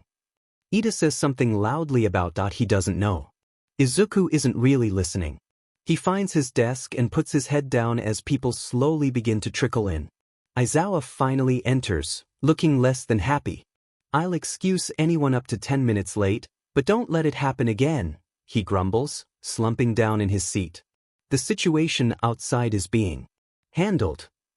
Izuku imagines what would happen if the press even thought of trying this with the Imperial Scholars Program. It wouldn't be pretty, and handling it would end in a lot of cover-ups. The class breaks out into chatter. He lifts his head. He must have missed something important. Class officers. That's really manly. Kirishima shouts, thumping his fist against his chest. They're choosing class reps. That's normal. Hush. We should do this in an orderly fashion. Ida says. How are we going to keep people from voting for themselves? Izuku replies dryly. We've been here for all of 3 days. We could choose anyone to be class president and have no regrets. If I become class rep, I'll require shorter skirts for the girls. Mineta announces, hopping onto his desk. Izuku feels a vein in his head throb and he grinds his teeth together. Almost anyone, he corrects. We could require everyone to vote for someone else. Ida nods. That sounds like a reasonable way to hold this election. Slips of paper are passed out. Ida Tenya, Izuku writes without a second of hesitation.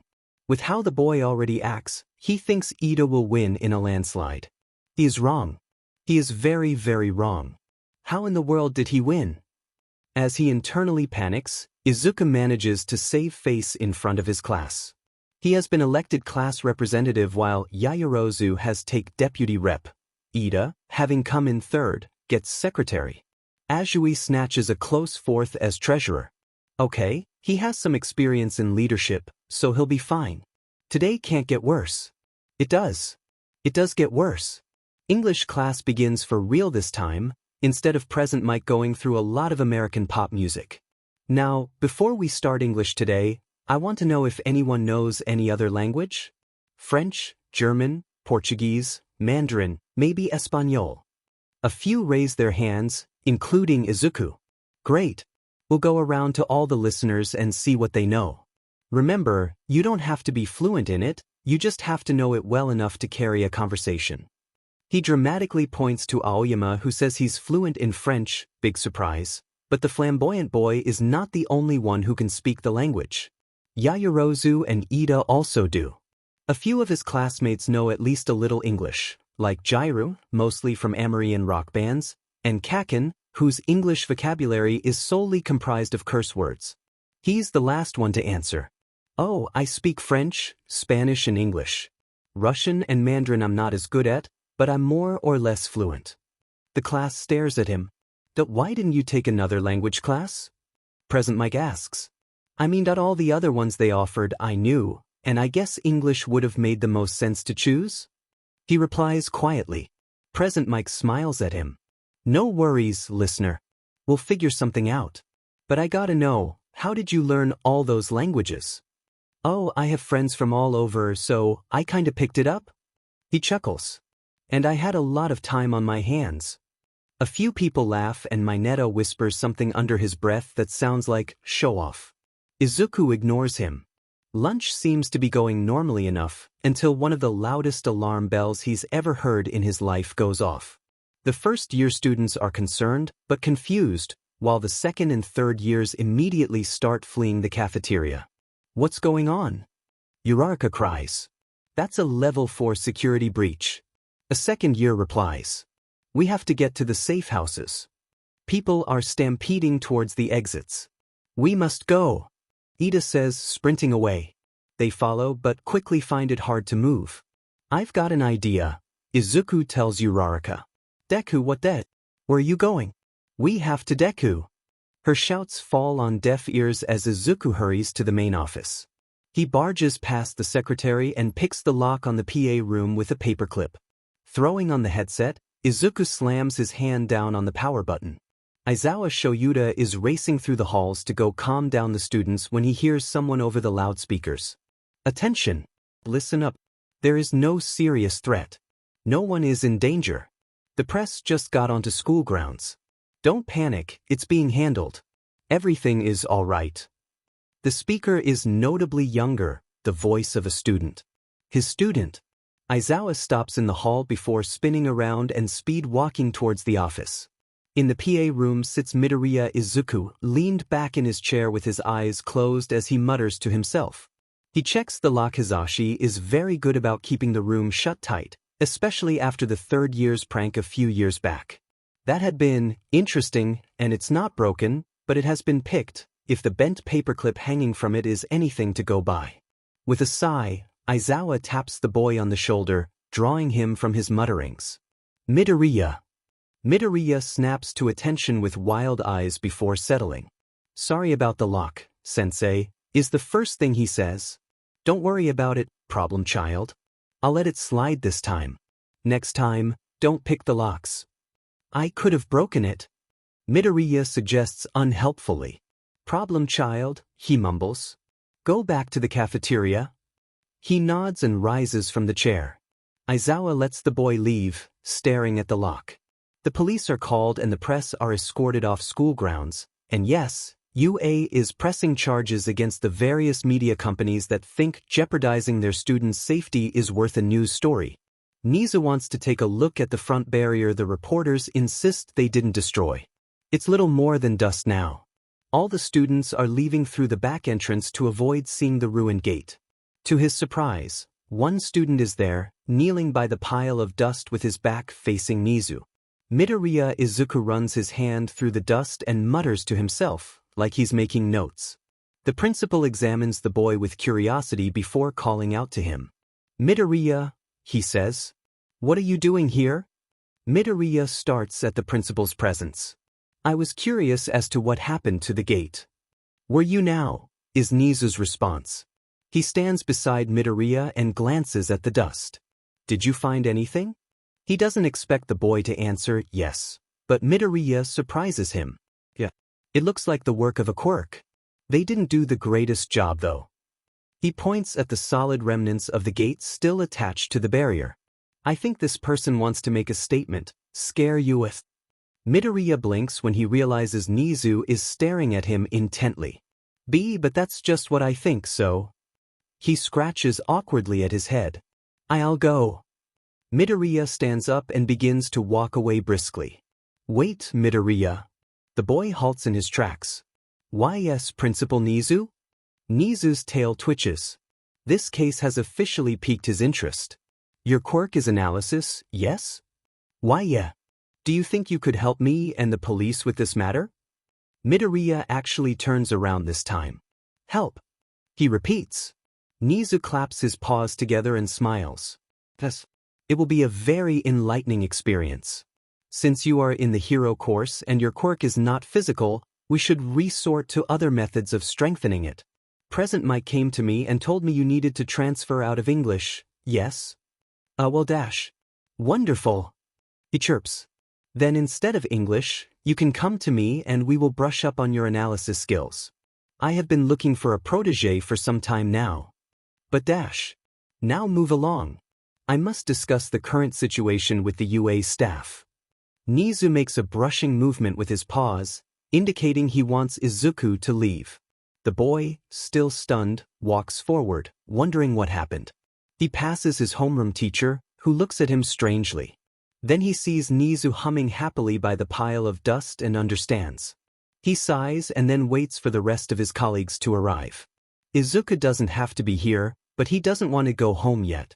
The facility isn't homey, but it's got familiar faces and he knows all the ins and outs.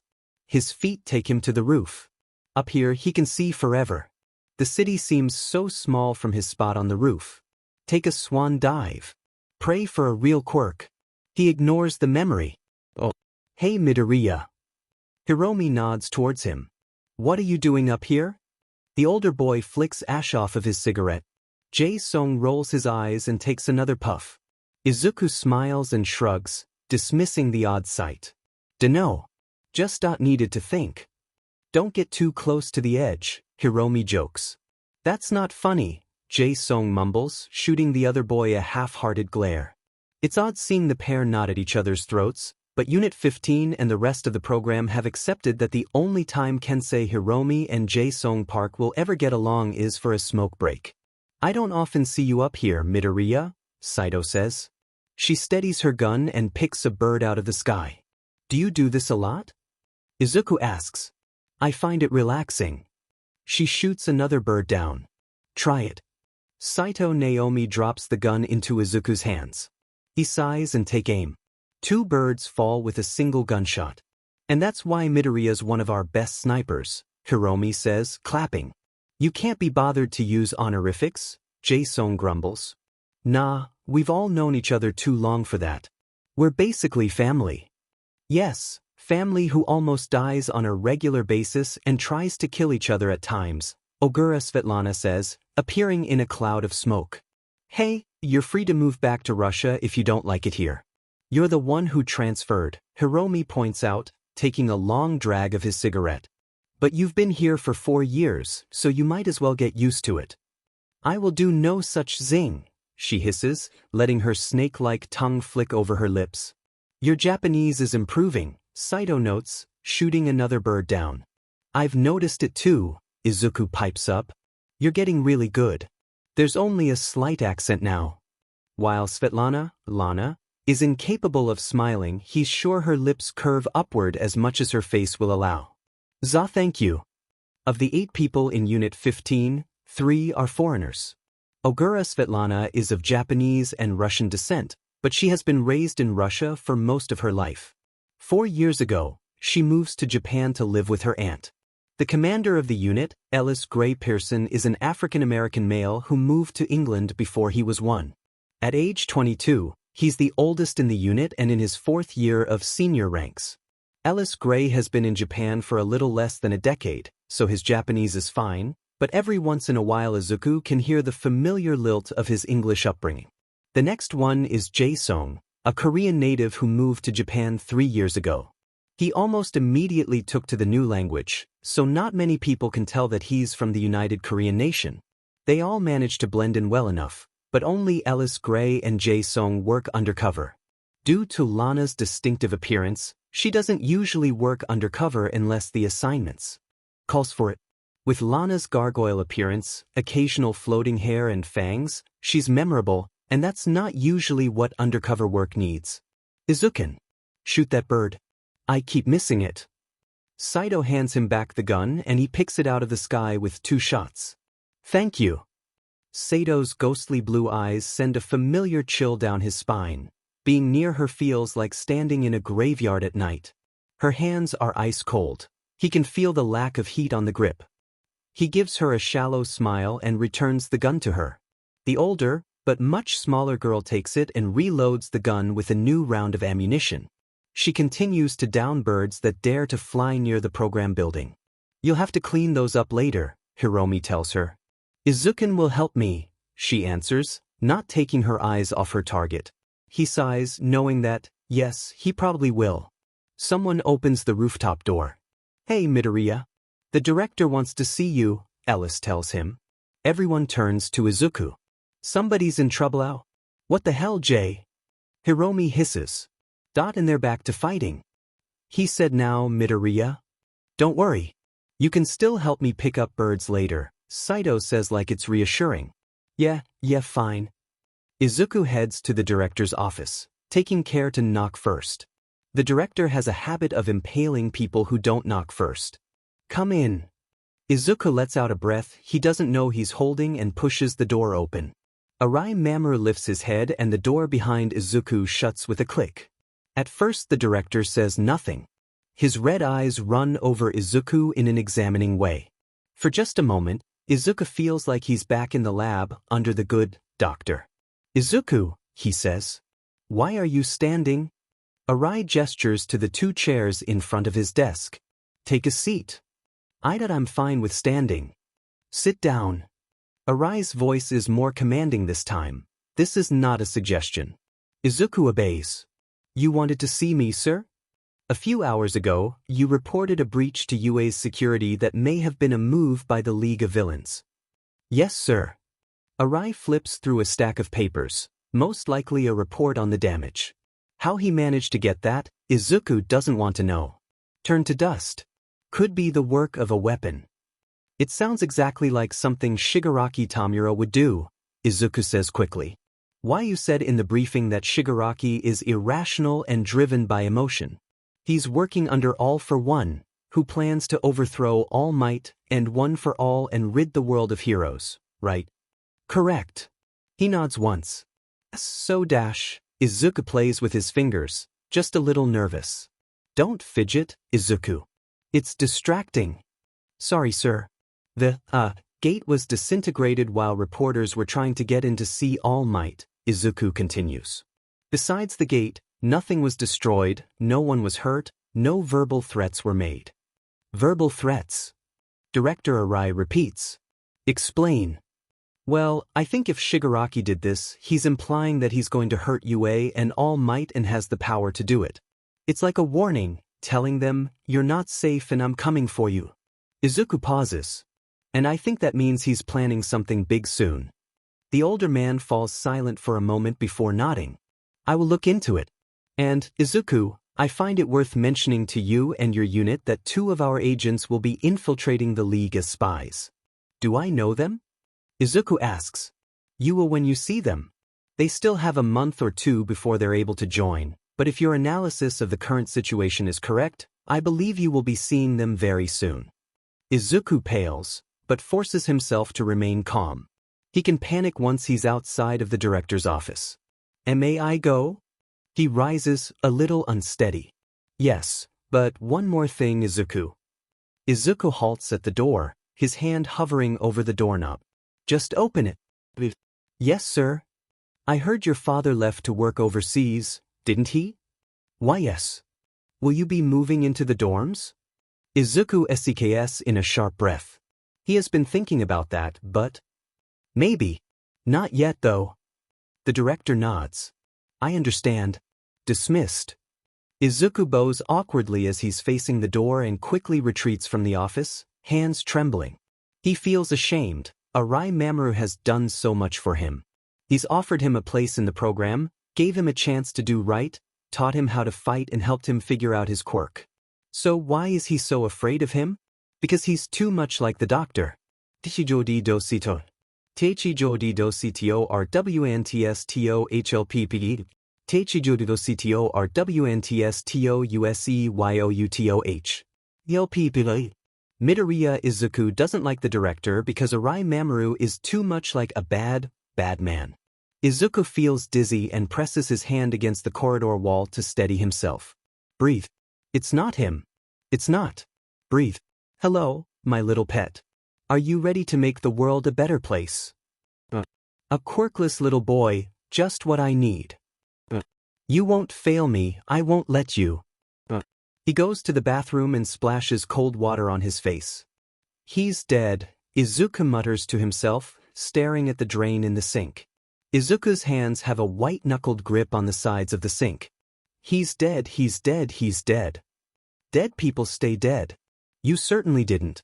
Izuku takes a shaky breath and counts down from 50. The tremors in. His body stop, his heart rate returns to normal, his breathing evens out and his mind clears. He's okay. Izuku's phone rings, shattering the searing silence of the bathroom. With a sigh, he answers it. Izuku. Come help me pick up the birds, Saito says. Ngwin says he can make something with them.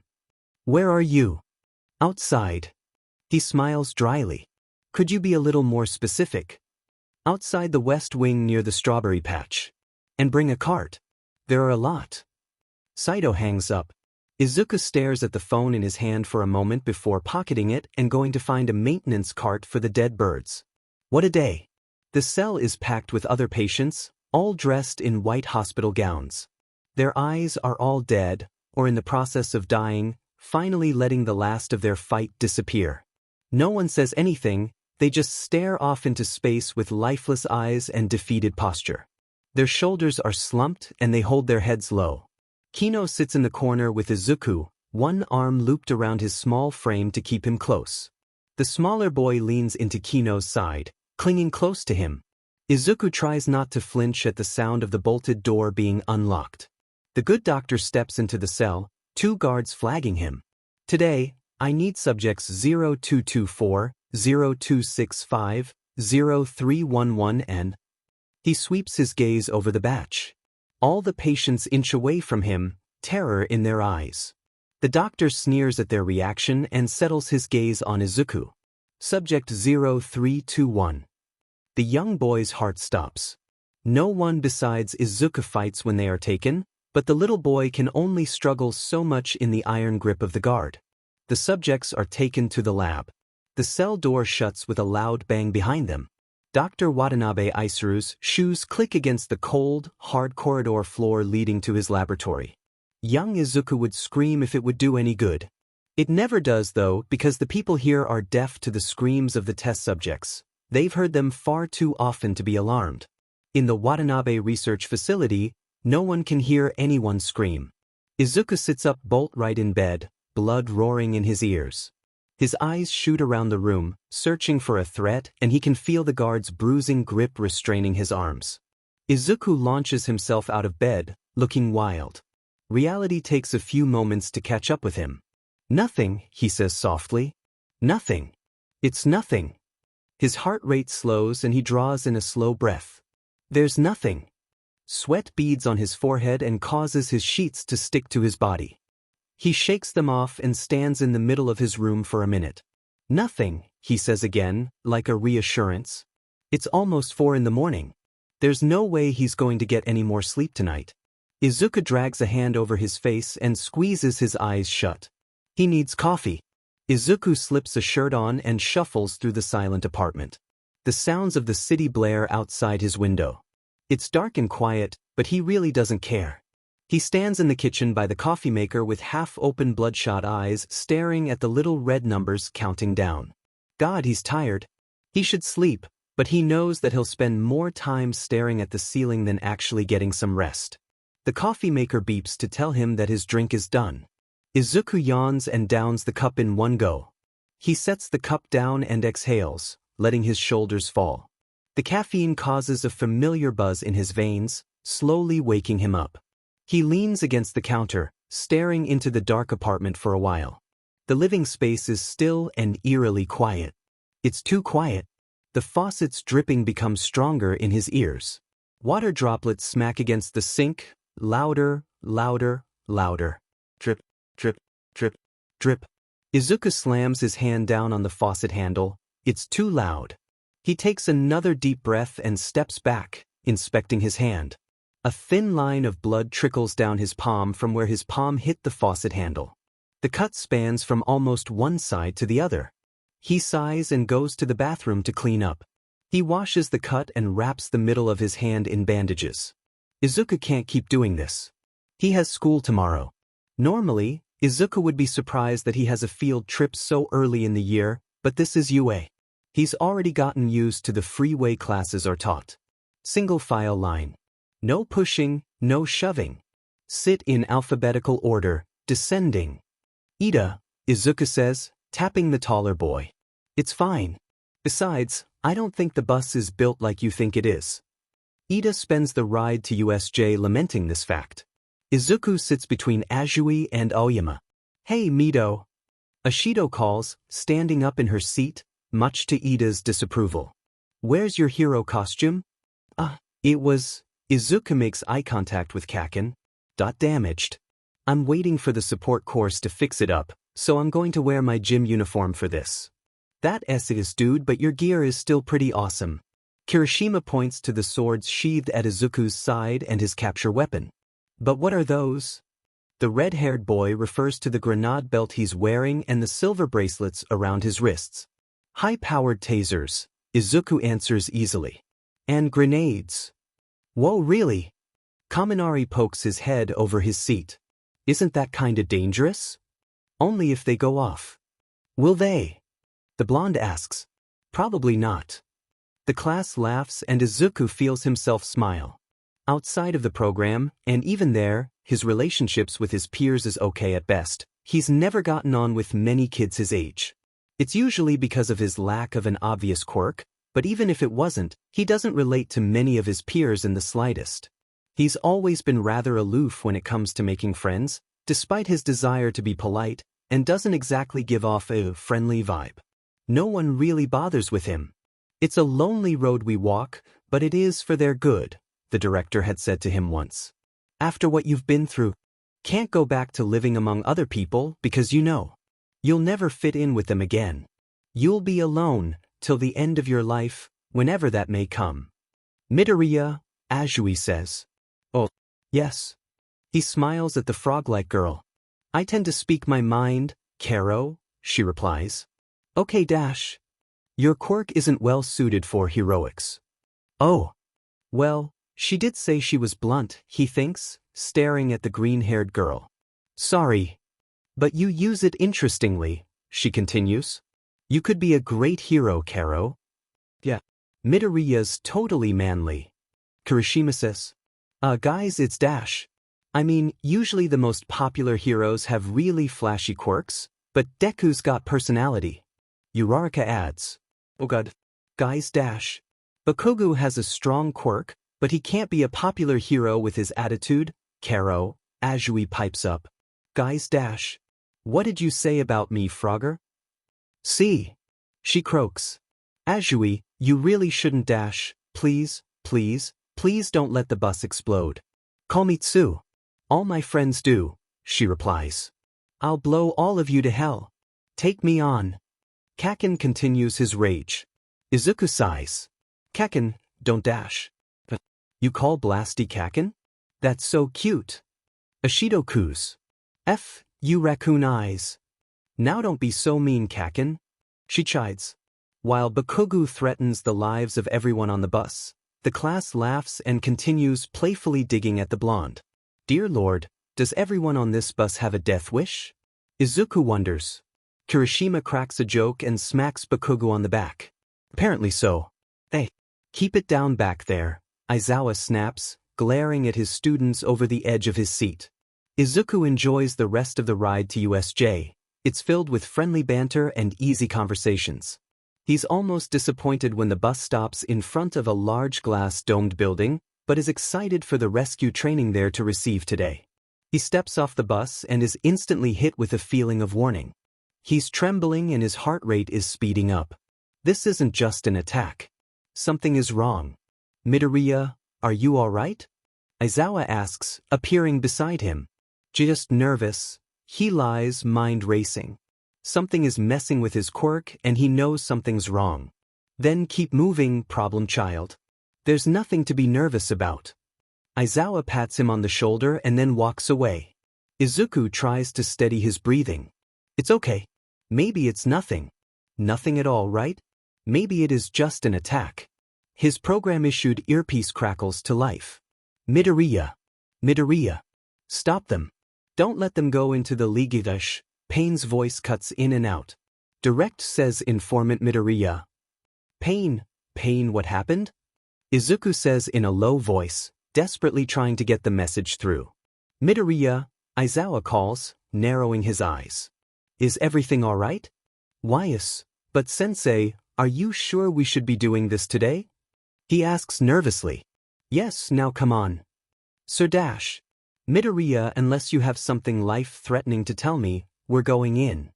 Izuku resigns himself to his fate and enters USJ, the earpiece in his ear producing nothing more than static.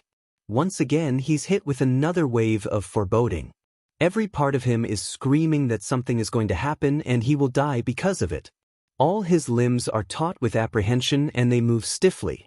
Aizawa notices it and keeps a watchful eye on the boy as 13 begins speaking.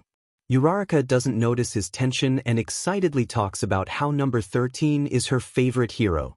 13 begins speaking on the danger of some quirks, using their own quirk's ability to kill as an example. Where's All Might? Aizawa grumbles. He had some hero work to do. 13 holds up 3 fingers. He ran out of time, Izuku thinks. He's beginning to settle down. Maybe it was nothing. Maybe. Hey, sensei. Are those guys part of the exercise? Kirishima points to the swarm of people growing in the plaza. Izuku's heart stops and he and Aizawa briefly make contact. Aizawa steps forward, reaching for his capture weapon. Stay back. Those are villains. He slides his goggles on and prepares to launch himself into the fight. 13. Protect the children. No longer will you be protected, the director had said. You are now one of the protectors. Keep them from all they do not need to see. Before he knows it, Izuku's rushing forward. Sensei, you can't, he breathes. No hero is a one-trick pony. Stay back. Aizawa turns to jump when Izuku grabs his arm. No, sensei, you don't understand, he says, eyes wide and breathless. You can't. Aizawa holds his student's gaze for a moment. I have to. Izuku purses his lips and lets Aizawa go. The teacher casts one last look at Izuku before diving headfirst into the sea of villains. He fights and takes down as many as he can. The leader turns part of his elbow to dust, but he doesn't stop until he sees his students standing at the edge of the plaza, dripping wet. Even under the crushing weight of the Nomu, he manages to erase the leader's quirk long enough to save Tsuyu. The blue hired man sneers and looks back at him. Eraserhead, you're so cool, he rasps before flicking his gaze up to the beast above Aizawa. Nomu. Aizawa feels an even heavier force bear down on him and then he knows no more. Izuku screams in grief and throws himself at Shigaraki. The Nomu snaps him in half before he even gets to touch the BSRD. Izuku curses, slightly disrupting 13's speech. He quickly apologizes and the rescue hero continues as if nothing had happened. As soon as the hero finishes speaking, the warp gate opens up. He swears again. Aizawa shoots him a look that tells them they will definitely be discussing this later and goes to fight the remaining villains, yelling for 13 to get the class out of there. 13 begins ushering them to the exits, but Kurojiri blocks their path. Good morning. We are the League of Villains. Our source said that All Might would be here, but unfortunately he is not. The villain's tone is unusually polite and civil, Izuku thinks. All that aside, my job is to scatter you all and torture you to death. Never mind. Izuku dodges a warp gate that steals Tsu and Mineta away to an unknown location. He bares his teeth and unsheathes his swords, preparing to fight the villain. Kurojiri simply sighs and drops him in the middle of the plaza. Midoriya, get back up there. Aizawa shouts, kicking a villain in the face. Izuku turns to move back, but there's no clear way back up the stairs. Aizawa seems to realize this and swears under his breath. Midoriya, stay behind me. Despite all the pro-hero is doing to appear in control, Izuku can see fatigue beginning to eat at him. Crushed, broken, goggles cracked, blood, blood, blood. Izuku shakes the thoughts from his head and readies his swords. He slashes and stabs his way through the crowd, cutting down anyone who comes face to face with him. Just like the lab, get out, get out, get out, get out. Midoriya. Aizawa flies into Izuku's blind spots and erases a villain's quirk, nullifying her attack on Izuku. Sorry, sensei. Don't be sorry, the man breathes, knocking two villains together. Just pay attention. Aizawa's in the air when Shigaraki catches up with him. Izuku watches in horror as his teacher's skin turns to dust. He screams and launches himself at Shigaraki, slicing his hand off. The villain screeches and sicks the Nomu on him and Aizawa. Izuku has a split second to choose between his teacher and himself. He makes the choice he always does, and throws himself in front of the Nomu. The beast snaps his neck when he throws him into the dome wall above. Izuku fights the urge to punch a hole in the ground when he winds up back at 13th speech. He has a habit of dying and turning up at the worst times. He pushes through his class to get to Aizawa. "Sensei, we need to go now," he whispers urgently. "What dash? Hey, Sensei, are those guys part of the exercise?" Izuku internally screams. He drowns in the shipwreck zone this time. Azui and Mineta are killed soon after. In his last few moments of life, he curses the day he was born. "Your quirks can kill people," 13 says seriously. "No," Izuku thinks bitterly, scowling. "My quirk can kill me. Where's All Might?" Aizawa grumbles. He had some hero work to do." 13 holds up 3 fingers. "Hey, Sensei, are those guys part of the exercise?" Kirishima points to the swarm of people growing in the plaza. The villains show up and he, Tsuyu and Mineta are warped to the shipwreck zone. The boat sinks and the villains slaughter them all. Impaled, burned alive, bludgeoned, strangled, disintegrated. Izuku dies again and again and again. Some of the times they make it to the end of USJ, but at least one person, usually Aizawa, dies, so he has to reset. He'll never forget the horrified looks his classmates gave him when he slit his own throat. His chest is tight with pain when he comes back during 13th speech. Izuku struggles to breathe. Nausea rolls over him in waves and he stumbles back, drawing the attention of more people than he would like. He taps the metal fingertips of his glove to his chest and sends a high voltage to his heart. Izuku tries to regain his balance and backs into Aizawa. "Midoriya dash," he says worriedly. "What dash? Whoa, who are those guys?" It's Mineta who speaks this time. Izuku chokes a breath. "Don't dash. Those are villains." Aizawa shouts. He hands Izuku over to Uraraka. "Uraraka, take care of Midoriya." 13, get the children out of here. Everyone stay back. He charges and throws himself into the fight before Izuku can stop him. "You can't," Izuku thinks as everything fades to black. When help finally arrives, the paramedics pronounce him dead on sight. Izuku is so sick of dying, but he knows it's the only way everyone else gets to live. Okay, so what does he need to know? Aizawa gets killed in the plaza about 20 minutes after the League shows up. He takes out all the villains in the plaza, then Shigaraki uses his quirk on him and sicks the Nomu on Aizawa. If I'm with Tsuyu and Mineta, they end up at the plaza after Aizawa is first crushed. Aizawa stops Shigaraki from decaying Tsuyu's face. Suggestion: push Mineta in front of her if Aizawa isn't there. Strike that. There's no way that will end well.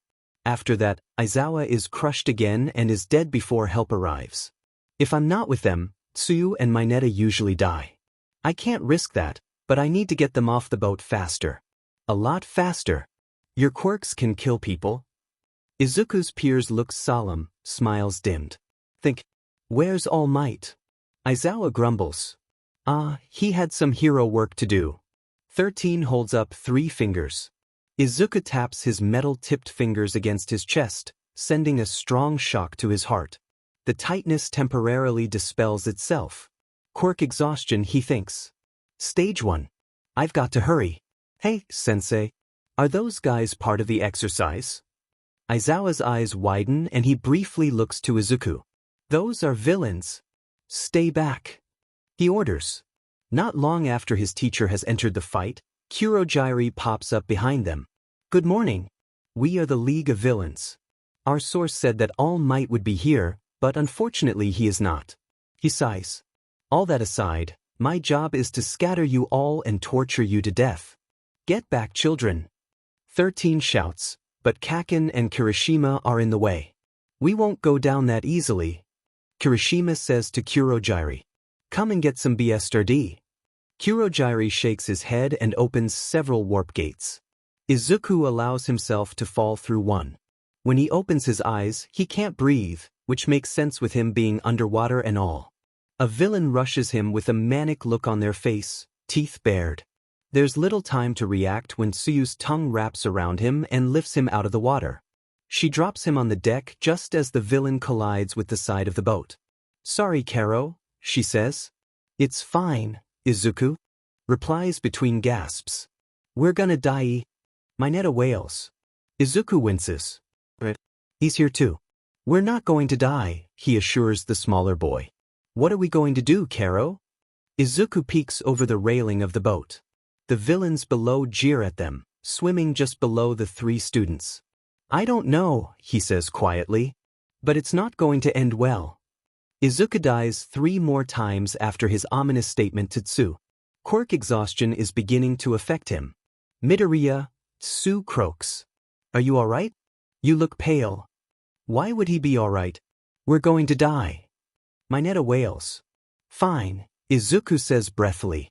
"It's just a lot." "We'll be okay," she assures him. "The teachers will get here soon." "How do you know that?" Mineta says accusingly. "We could dash." "Shut up," Izuku snaps with a scowl, attempting to ignore the pounding in his head. "Shut up. Shut up. Shut up. You're not helping." Mineta doesn't say anything after that. "What are we going to do?" she asks. "I have an idea," Izuku says after pausing. "But it's risky." "Let's hear it," Tsuyu replies. Izuku taps the tip of his boot on the deck and a blade shoots out of the toe. "Okay, so here's my plan dash." As he springs off the boat, Izuku distantly wonders if he ever manages to die, where he'll end up. It certainly won't be heaven, he thinks, slashing his boot across a villain's face. The woman screams in pain as the blood sprays from the deep cut. Mineta throws a sticky ball in the villain's face and the woman begins shouting about how she can't see. In her panic, her quirk begins stirring the water up around her. Most of the villains in the water are esigi into a whirlpool in the middle. "Now Tsu." The girl doesn't hesitate, despite the obvious reservation in her facial expression and posture. Her tongue wraps around Mineta and she leaps from the boat, clearing the shipwreck zone in a single leap. Izuku counts to 3 and then pulls the pin out of a grenade from his belt. He chucks it at the ship and dives under the water, swimming as far as he can before the ship explodes. The shock waves can be felt through the water when the grenade goes off. "Good upgrade," he notes. "Need to make more." Izuku swims to shore as quickly as possible. Tsuyu and Mineta are already there. Midoriya dash. "I'm fine," he says, filling his lungs with sweet, sweet oxygen. "I need to help." "But Dash, I need to help," he insists. "I'll be fine." Izuku begins sprinting toward the plaza, pausing for just a moment. "Stay here," he adds sternly before heading off. He watches Shigaraki reach for Aizawa's elbow. Using his shoulder, Izuku throws all his weight against Shigaraki and rams the man out of the way with all the force he can muster. Aizawa spins around, wide eyes clear even through his yellow goggles. "Midoriya, get away!" he barks, kicking a villain in the face. Izuku ignores him, focusing on Shigaraki as he draws his swords. "You," Shigaraki rasps, rising with a smile on his face. "Sensei told me about you, the glitch." Izuku stiffens, glaring at the villain. "Leave," he hisses. "I like this. You're a secret boss," the blue-haired man continues. "Extra points." "I said leave." "Midoriya, get out of here." Dodging another attack, Aizawa grabs onto his elbow and tries to push Izuku out of the plaza. "No way, Eraserhead. The glitch is mine." "Noma. Kill Eraserhead." Izuku's heart drops as the inhuman beast screeches and flies at them in a blur. There's no time to get entirely out of its way. So, he does the thing that Izuku always does and puts himself in between his teacher and the oncoming danger. After so many deaths at the Nomu's hands, or claws? Izuku thought he'd be used to the pain by now, but it still hurts as much as the first time. The Nomu grabs his arm and slams him against the ground 1, 2, 3, 4, 5, 6, 7 times. But Izuku doesn't scream. He doesn't cry. He doesn't struggle, he just waits until the thing leaves him in a crater filled with his own blood. Stop! Izawa cries, staring with horror on his broken student's form. Everything hurts and the plaza is spinning around him. His blood is wet and sticky on his face as numbness spreads through his limbs, stamping out the screaming agony burning in each of them. Izuku doesn't want to get up. You will protect them. You swore it on her grave. He always must. As the Nomu towers over him, eyes dead, Izuku forces himself to stand, daring Shigaraki to try again. The childlike villain is infuriated. A glitch in the game. I use cheat codes. The Nomu is my hack. Unfair, unfair, unfair, unfair. Shigaraki stomps on the ground. Kurogyari appears in a swirl of mist. Shigaraki, I have taken 13 out of commission, but one of the students managed to escape. Ida, Izuku thinks. It's got to be Ida. The heroes will be here soon. Damn it, Kurogyari. You had one job. Shigaraki howls. Now the heroes are gonna come and save these brats. No, no, no. His nails scratch furiously against his skin, leaving shallow bloody scratches on his neck. Damn it. It would be best if we leave, Kurogyari suggests. Shigaraki's shoulders fall, red eyes filled with rage. Just one more thing, he says softly. To break All Might's heart, Nomu, kill the kids at the door. Izuku's feet move far before his mind does. Really, he had started reacting at the word, Gnome. Sword in hand, Izuku leaps on the Nomu's back as it begins moving, digging the blades on his boots into its back.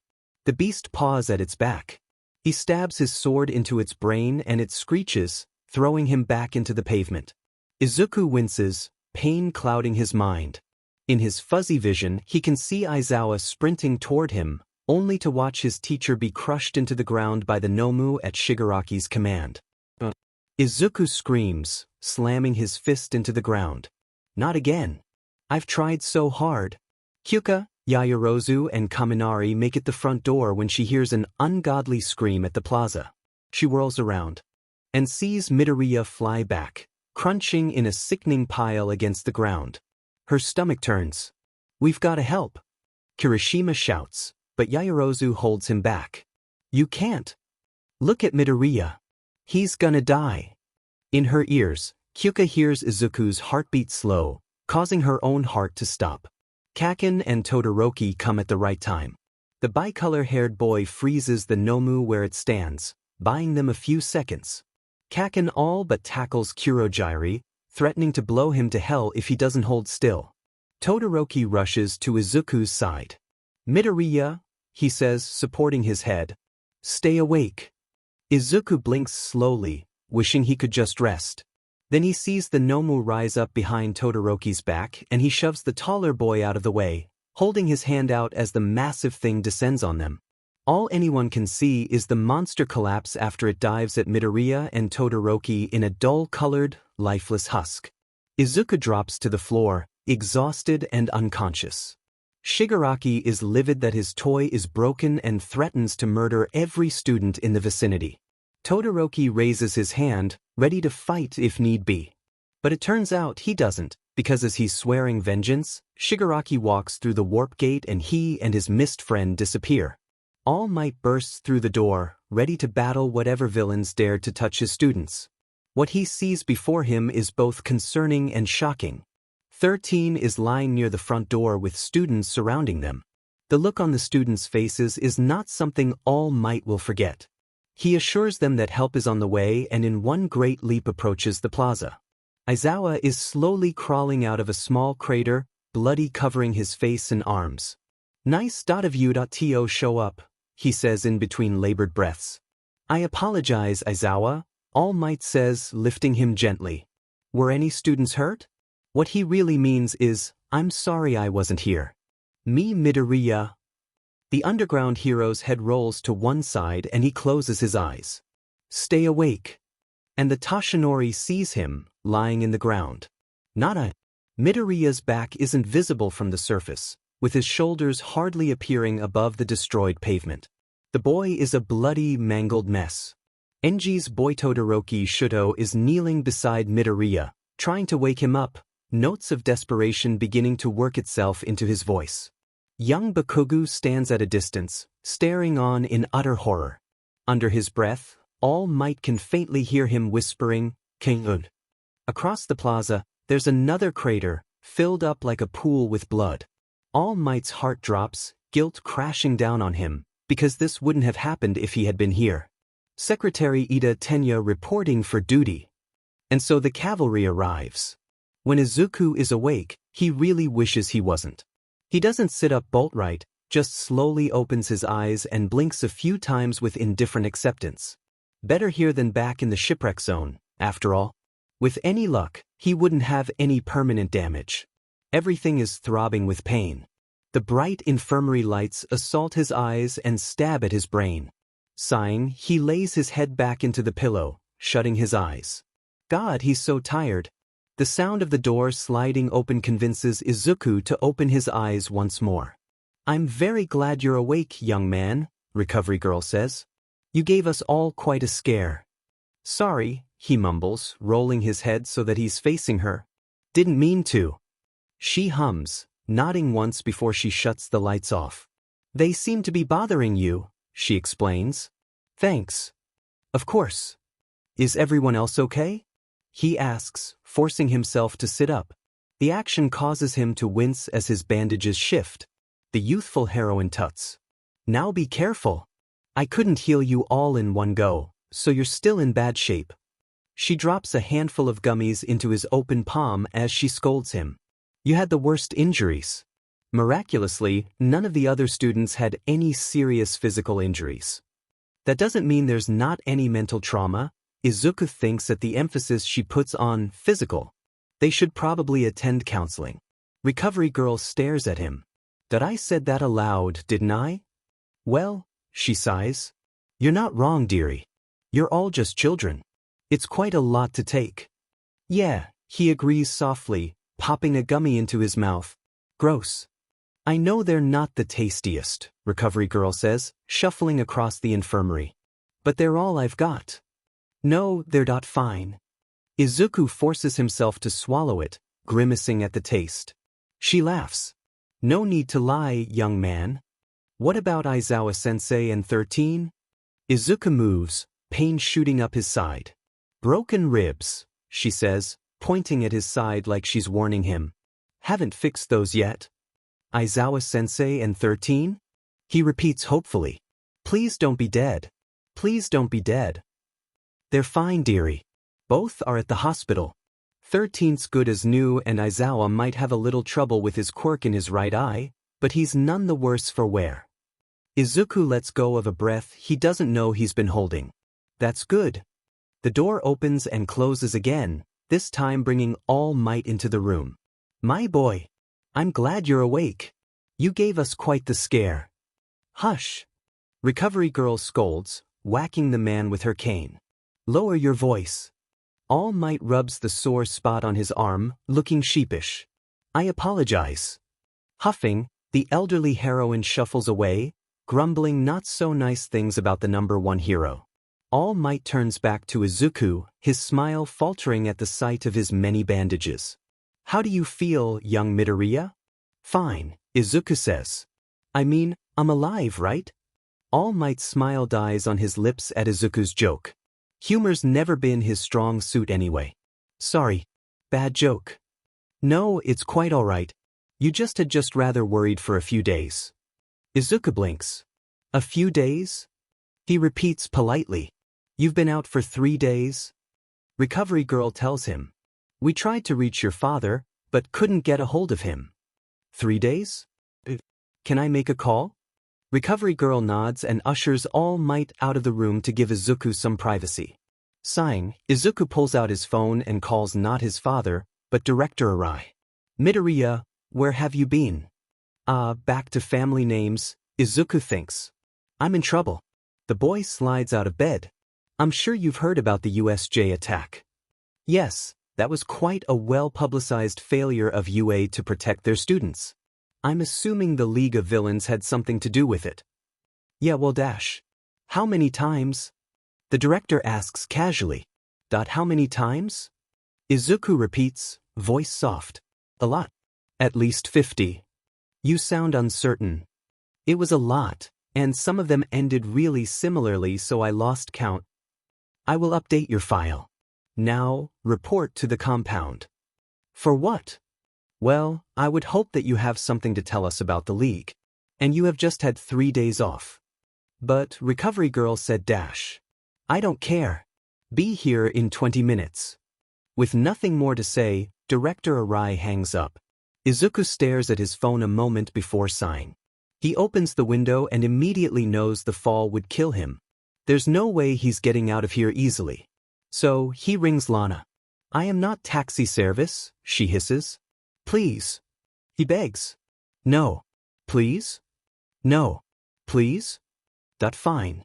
Give me 2 or 3 minutes. Okay, thank dash. Lana hangs up immediately. He finishes, sighing. Izuku puts on a t-shirt that had been laid out for him and waits for Lana. Voices fill the hall outside and approach. Just don't know. Risky. Little listener. Okay? Aizawa. Concerned. Not. Should. Still. Out. Izuku taps his foot impatiently. Come on, Lana. He thinks as the footsteps pause outside the door. Just as the door begins to open, Lana pops up, grabs his hand, and they both disappear. Traveling with Svetlana is always a little disorienting. She's used to it, of course, because of how often her quirk is put to work, but the rush usually leaves Izuku a little dizzy. It feels like he's plunging through something cold and dark in a flurry of shadows, with nothing solid to touch. Despite the wind whistling through his ears, Izuku swears he hears whispers of a low voice. Every time anyone travels with Lana, she warns them not to look around and just focus ahead. Izuku does just that. The sudden firm feeling of the compound floor beneath his feet is welcome. Steadying himself, Izuku takes a deep breath and turns to thank Lana for the help, but she's already disappeared. Typical.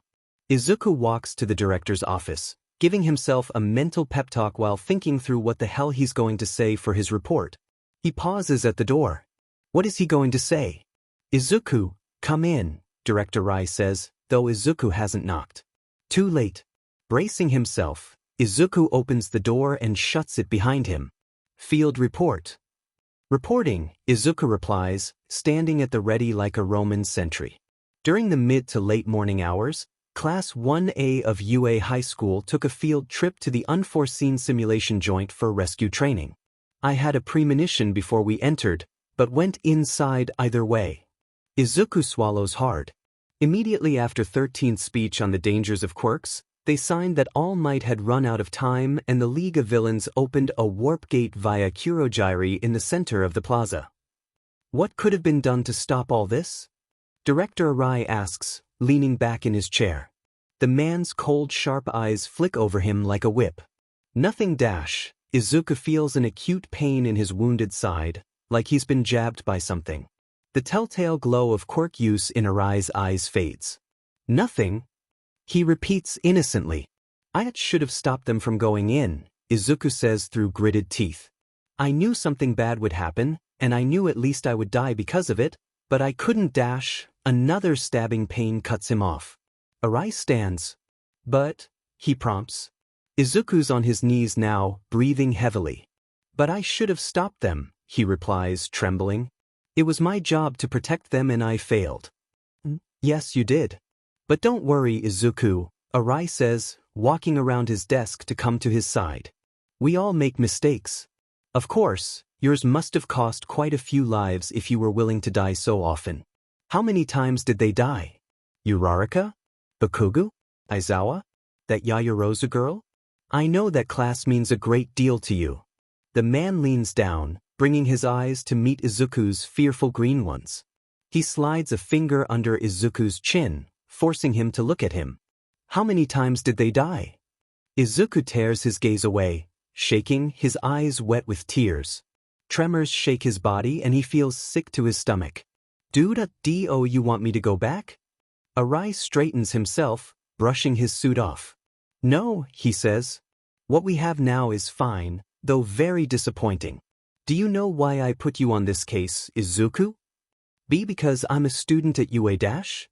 Izuku yelps as he's thrown to the side by Arai Mamoru's Quirk, landing on his injuries. No. I chose you because I thought you could handle this. Keep the class safe and collect information on the league. Really, anyone could have done the job. I could have had Pearson enlist as a teacher's aide. Any of your peers would have passed the exam easier than you could ever dream to. You were picked because I believed in you. In 2 quick strides, Arai is back at his desk. So, I am disappointed. I think I've put too much trust in you, because obviously you can't handle it. You were supposed to protect them all, and yet both 13 and Aizawa needed to be hospitalized and 3 of your classmates had to receive medical attention. Not to mention the trauma you've probably caused them by not stopping this. The man sits and neatly taps a stack of papers against his desk to straighten them. I'll have to take you off the case, of course, and give someone else seniority dash. Wait. Izuku pleads, struggling to his feet, despite the immense pain he's in. I can do this. This will never happen again.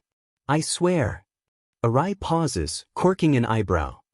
He stares at the boy in front of him for a moment before daring to smile. Alright, he says. Another chance.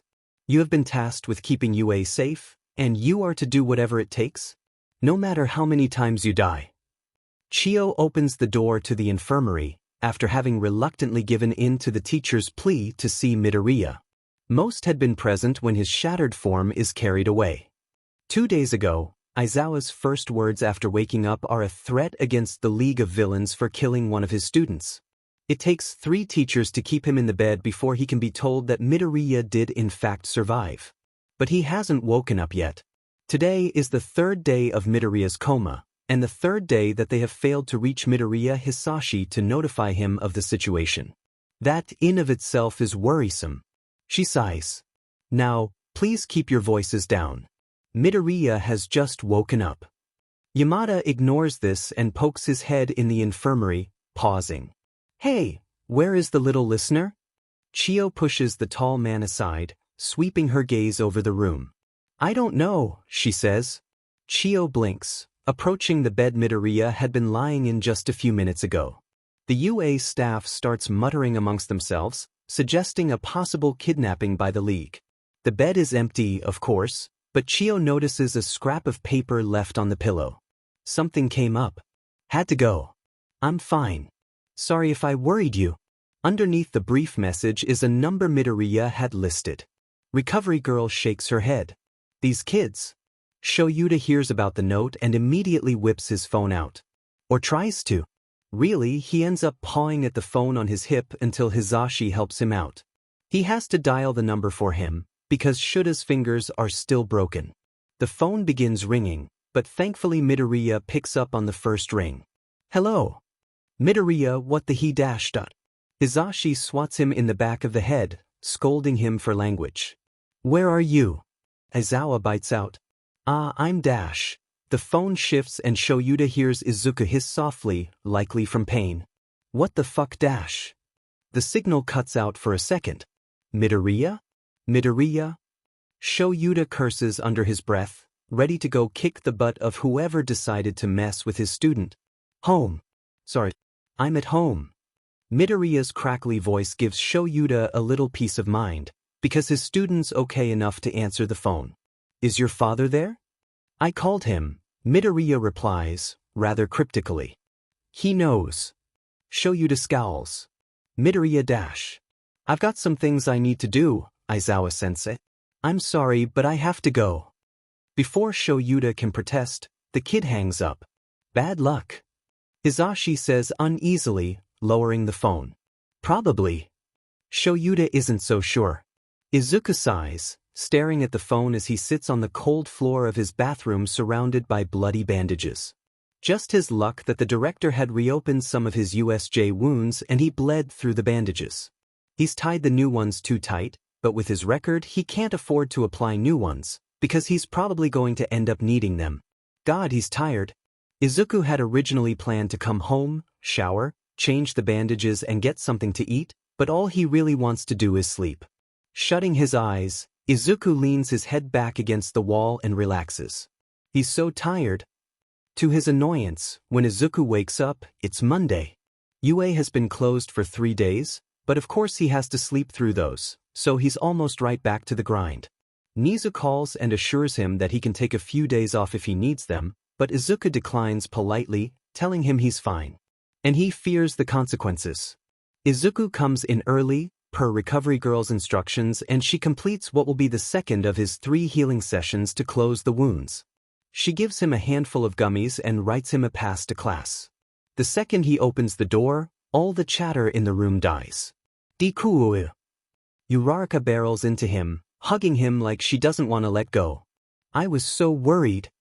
Izuku swears Kaken's blood pressure skyrockets at the sound of his misnomer for him on Uraraka's lips. Dash. Uraraka. You must be careful. Midoriya could still be hurt. Ida chides. Right. She springs back like she's been burned. Sorry, Dad. But none of us had your number and you were really badly hurt. I'm fine, Izuku says with a soft smile. Sorry for worrying you? The last part is awkward to speak aloud. Not many people are overly concerned with his safety anymore. Dude, you were so manly. Kirishima gushes. Dash. How do you feel, Karo? Okay, Dash. You took on that huge beast and it just fell. Like, yeah, you got hurt, but you beat it. Yes, I did, and I never want to do it again. Totally saved our butts. I didn't dash. Glory hog. Mineta's comment doesn't bother Izuku enough to warrant the chop to the head he gets from Ida, but Izuku doesn't protest against it. So give me your number. Izuku blinks. What did he miss? Dash. I didn't have your number when you got hurt, so I'm going to get it now, Uraraka explains. Actually, it would be a good idea for the class officers to have everyone's number, Yaoyorozu suggests. Maybe we could even have a class group chat. Izuku nods, ignoring the evil glint in Kaminari's and Uraraka's eyes. Yes, that would be a good idea. The next few minutes of class are spent adding numbers to his phone. Never in a million years would Izuku have thought to fill his contacts with so many people. Everyone get in their seats. Aizawa mumbles, zombie walking through the door. Discarding the order, Ida shoots out of his seat. Sensei, is it wise to be back to work so soon? I'm fine, Ida. Sit down. The boy bows and obeys. In light of the events at USJ, UA is requiring all of you to attend at least one session with the school counselor. You may schedule it any time this week. For how long? Uraraka asks, raising her hand. The counselor will determine that, Aizawa replies. Some of you may only need one session, while others may need a regular schedule. I will repeat that it is mandatory. If your parents have any questions or objections, then they may contact the school and set up a meeting. Now, more importantly, the sports festival is coming up. Yaoyorozu puts her hand up. Yaoyorozu. Sensei, is it wise to do this so soon after the villain attack? Aizawa sighs. No, it isn't. But unfortunately, this isn't something you all can afford to miss. This year's festival will have 10 times more security than ever, but it will go on. This is your opportunity to get yourself out there and make connections. You will get offers for internships from pro heroes, depending on how well you do. In the event that you get no offers, UA has a list of heroes willing to take you on as interns. You all should do your best. Plus ultra. The school's motto is said as unenthusiastically as possible. Class rolls on as usual, bar the few kids Uraraka, Kuda, Todoroki, Sato, Hagakure that are called to see the counselor. The counselor is Asahi Yumiko, hero name, Mirage, if Izuku remembers from reading UA's employee files. She's a retired stealth hero who has a psychology degree and decided to become a therapist because it suits her quirk, Mind Sift. It allows her to replicate memories, block them, create false ones or visual illusions, but the part that serves her best in her new role as a therapist is Asahi's ability to experience memories. Using the last ability is noted to drain her, depending on the mood of the memory, but according to her file, Asahi can feel, hear, and see everything. That might be a problem if she'll be checking Izuku for trauma. While the counselor is probably just looking for any issues relating to USJ, there's no telling what she'll find if she happens to see anything else. Doriya? Izuku's body reacts to the hand on his shoulder before his mind does. He grabs the hand harshly, preparing to flip the person, but stops, meeting Snipe's wide eyes. I didn't hear you. Tensely, Izuku forces himself to let go of the man's wrist. Sorry. Snipe stares at him a moment before nodding. "It's all right, kid." The bell rang. "Fair lunch, and you were staring out into space." "Oh, I was thinking," Izuku says, running a hand over his hair. "You feelin' okay? I could write ya a pass for the infirmary." No, I'm fine. Just a little stressed, I guess." The masked pro-hero pauses, stroking his chin thoughtfully. "Ya like guns, kid?" Yes. And that's basically how Izuku finds himself at UA's shooting range. Snipe runs him through safety procedure. Izuku puts his hearing and eye protection in and Snipe hands him a handgun. "I come here when I'm stressed," Snipe explains, loading his own firearm. Now, not many first years come down here, 'cause it's a second and third year class, but if a first year gets some supervision, they'll be alright. "You know how to fire a gun?" Izuku shrugs and points his gun at the end of the row where the target is. Without a warning, Izuku fires off 2 shots, one hitting the middle dead-on with the other right beside it. Snipe's eyes widen. Too much? The bell rings and Snipe shoos Midoriya to his next class with the promise that he can come down whenever, provided he asks. Still sort of shocked, Snipe walks to the teacher's lounge.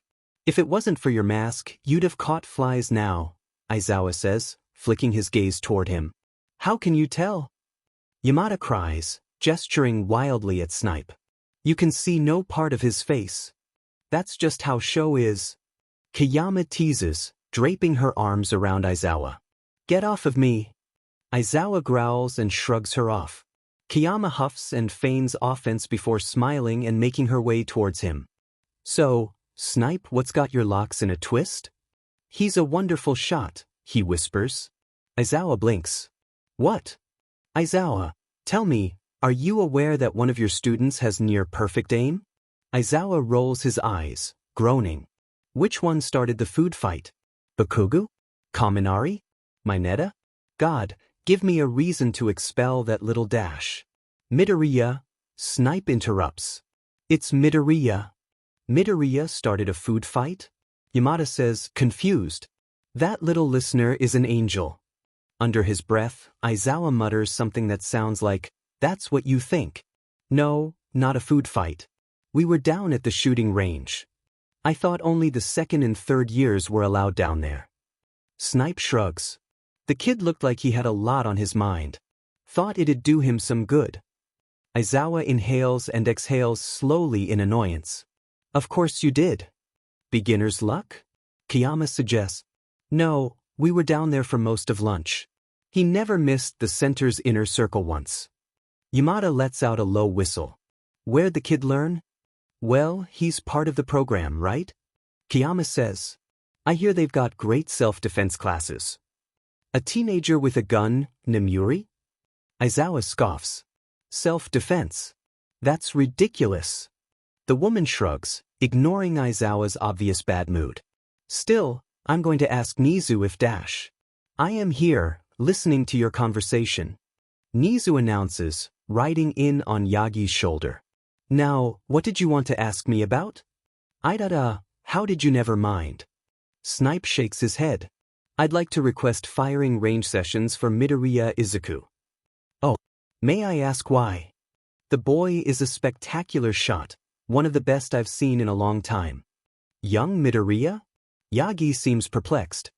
"He seems like such a sweet boy." Now, guns don't mean he's not a cinnamon roll." Kayama breaks in. "Maybe he used his quirk. It's analysis, right? He could have used it to figure out how to hit the target best." "Cinnamon roll?" Aizawa repeats incredulously. "In any case, I approve your request." Nizu says. "Now I must go. Next period Midoriya and I have our quirk sessions. I mustn't be late. Onward, Yagi." Nizu taps Yagi on the head, almost like a horse. The skeletal man sighs and walks out the door again. Nizu smiles when he hears the telltale thrice knock of Midoriya's arrival. "Come in." He sing-songs. Hesitantly, The door is opened, hints of a smile on the boy's lips as he pokes his head in. Hello, Nizu-sensei. Good afternoon, Midoriya. Tea? No thank you. Midoriya sets his bag beside him. Very well. Sipping on the steaming cup, Nizu beams. How have you been? Fine. Snipe told me you're quite a shot. That he did. Midoriya almost winces at Nizu's loud admission. Sorry. I know he mentioned only the second and third years are allowed down their dash. Nizu raises his paw. There's no need for apologies. It's quite all right, Midoriya. Oh. If you don't mind me asking, how did you learn to hit the mark so well? The program teaches us, he says, rubbing the back of his neck with his gaze to the floor. Part of self-defense, and it's required for any of the people who want to be agents. Agents? Government officials. The rat claps his paws together. I see. Well, that's enough chit-chat, don't you think? Let's get started. Yes, sir. At this, Midoriya produces a nondescript black binder from his bag. I haven't found much since yesterday, to be honest. Well, let's see what you have. Realistically, Midoriya doesn't usually present things that Nizu doesn't already know. His quirk is high specs, after all, giving him a much sharper mind than any human. But, barring the occasions that Midoriya brings him new facts, the reason Nizu asked him to help with this case is partly to exercise his quirk and mind, and because Midoriya has a tendency to introduce facts in a different light that Nizu never considers. His in-depth analysis reports are the links between the major facts they know and trigger more possibilities and suspects. Truth be told, everyone is a suspect, besides Nizu himself. While he can't entirely rule Midoriya out, he's confident the boy has little to hide in that respect. The bell rings and Nizu, reluctantly, releases Midoriya to his next teacher. As he's on his way out the door, Midoriya's phone buzzes and he takes it out. Normally, Nizu would scold Midoriya for phone usage during school hours, but he dismisses it, deciding to continue reading the book that he had started before Midoriya came in. Out of the corner of his eye, Nizu sees the boy full body flinch at whatever's on his screen and hastily stuffs the phone into his bag. He races off with an apology, leaving the door open, which is odd for the polite boy. Nizu's tail twitches. Very odd indeed. Izuku races through the halls, cursing under his breath. What the hell could Pain want in the middle of the day? All he texted was, emergency level gamma. Get to compound. I'll pick you up.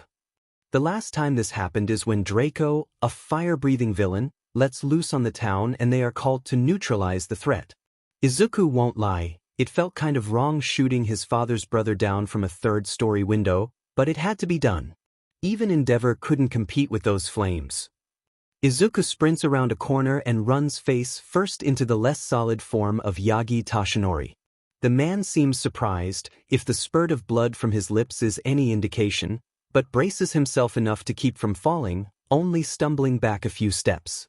Why young Midoriya? Izuku reaches out to steady the man, trying to slow the rapid beating of his heart.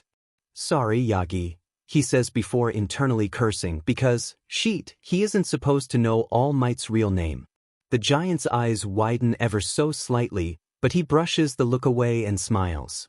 It's all right, my boy. I've been meaning to speak with you. Are you available now? Am I available? Izuku thinks bitterly, suppressing a laugh. Actually, I have to get to the office, Izuku says. Something's happened. Just to sell it, he turns on the waterworks. Yagi sputters, trying to comfort the poor boy. A family emergency? Why, I've got to go. Without another word, Izuku, as politely as he can, brushes past the hero and continues his mad run to the office. He is so massively screwed. Midoriya Izuku to the front office. Midoriya Izuku to the front office. Present mic announces over the PA system. Shoyuta watches his student flash by him in the hallway, nearly knocking into him. After hearing Hisashi's announcement, he wonders what's going on. Ellis receives strange looks when he arrives at UA's main office and asks for Midoriya Izuku, citing a family emergency. Once they look at Midoriya's files and see Ellis listed as an emergency contact, they call for Midoriya to come. The teachers try and get some information on what's happened, but Ellis just tosses them some vague details and tries to look as upset as he is impatient, because they have to go. Midoriya bursts into the room, eyes wild and alert, because the last time they had an emergency level gamma, half the city was totaled. That cleanup had not been fun. "Let's go," Ellis says, grabbing onto Midoriya and rushing out of the office. Midoriya wisely keeps pace with him, because there's no way in hell Ellis is slowing down for the greenette in a situation like this. The limo isn't waiting for them outside, because it's too slow. Ellis hops on his bike and Midoriya climbs on behind him, tightly securing his arms around Ellis' waist. He rummages through the back for a helmet while Ellis guns it, not having time for a helmet. Speeding laws be dmed, Ellis thinks, making a sharp turn down onto another street. Midoriya squeaks and holds on even tighter. Ellis doesn't comment on how he really can't breathe like this. When they get to the compound, they hurry inside, flying through security and check-in. Most of the team is present, barring Akajichio, who's still bringing in Ogura and Nishida. "In 2 minutes," she informs him through her cell. "Get suited up," he orders, and Midoriya nods, sprinting off to the changing rooms. 5 minutes later, the entire team is loading into a jet, ready to mobilize in downtown Tokyo. 5 of those Nomus Midoriya reported on during the USJ attack have been spotted in downtown Tokyo. They seem to be upgrades of the one at the USJ. Ellis ignores how pale Midoriya becomes. Great, Izuku thinks. The monster that killed him at least 48 times is now upgraded, and there are 5 of them, not to mention that there are more civilians to worry about. He forces himself to breathe and pulls his mask up over his face, concealing his identity. The mask covers his entire face and is a dark color with 2 holes for eyes. All the roads are blocked off coming into the downtown area, so we're dropping in. "Pain," Ellis announces. "Diving gear on. We drop in 3 minutes." Izuku secures his goggles in place and straps a parachute to his back. The back of the plane opens. "What time were they first spotted?" Izuku shouts over the roar of the wind. "A little after 1. Pain replies before jumping. The rest of the team follows suit. "Please don't make this something I have to die for," Izuku thinks, plummeting toward the city below. "I don't think I could take another one of those." The pavement never looked so soft. The second Aizawa Shoyuta steps into his classroom, alarm bells start sounding. Level 5 threat detected less than 7 miles from UA High School. Evacuate students to the shelters. Shoyuta swears, spinning around on his heel and sprinting to where his students are. He runs into a few Gen Ed students and herds them toward the shelters. When he's confident the entire class is there, he does a head count. His blood runs cold. Midoriya. Midoriya left early for a family emergency. Midoriya lives near downtown Tokyo. Shoyuta whips his phone out and quickly dials Midoriya, but it goes straight to voicemail. "Sensei?" Uraraka says. "Is Deku okay?" He chooses to avoid answering until he knows. "Do you have his number?" "Weiss. Call him." Aizawa pauses. Anyone who has Midoriya's number should try to reach him now. After a few minutes of frantic calls and texts, no one's gotten through to Midoriya. "Everyone stay here," he orders. "If I hear that one of you even thought about following me, I will expel you immediately." With that, he rushes off to go find Midoriya. He's not going to lose a student again. His capture weapon begins to rise as his irises flare red. "Don't you dare be dead, problem child." As soon as the city gets closer, Izuku deploys the parachute and lands on a short apartment building. He cuts the cords away and sets up. "Pain, what's the mission?" "Is take down the Nomus, protect the civilians and get a sample of the Nomus," Pain replies. Priority ratings. Sample, civilian safety, Nomu takedown. Izuku blinks in surprise. "You've got to be kidding." "Do as you're told, Yomi," Pain snaps before going to speak to Crimson over the comms. Just as this is said, a Nomu descends on the street before Izuku, shrieking and smashing into a shop. People scream. Priority ratings be dmed, Izuku thinks, taking a shot at its head. The Noma howls and spins around. Right? Izuku remembers belatedly. Regeneration. The Nomo flies up at him. Izuku recognizes the wings from a childhood bully of his. Tsubasa? The thing stalls before it picks Izuku up in his claws and tries to tear him apart. Tsubasa, stop. The thing doesn't, its claws digging into his shoulder. Izuku screams. Saying a quick, mournful prayer for the creature's soul, Izuku slams a small but powerful bomb onto Tsubasa's back and throws himself off the roof. What was once his friend blows up in an explosion of brilliant flame. Izuku tries to pretend he doesn't feel bad about it. It's not hard, since he's got incoming pavement that's about to be splattered with what was once him. Just before he collides against the street, Oni, Lana, grabs onto the back of his uniform and warps them a few feet away.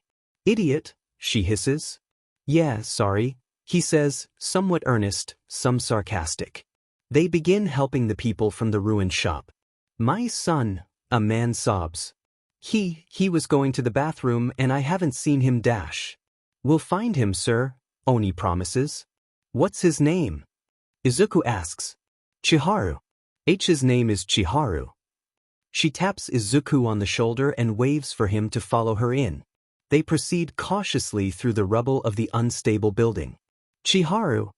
Izuku calls. Kaiharu. Oni halts, her bat-like ears twitching. Wait. Her ears turn to one side. Someone is there. Izuku turns in the direction Oni's ears are pointing.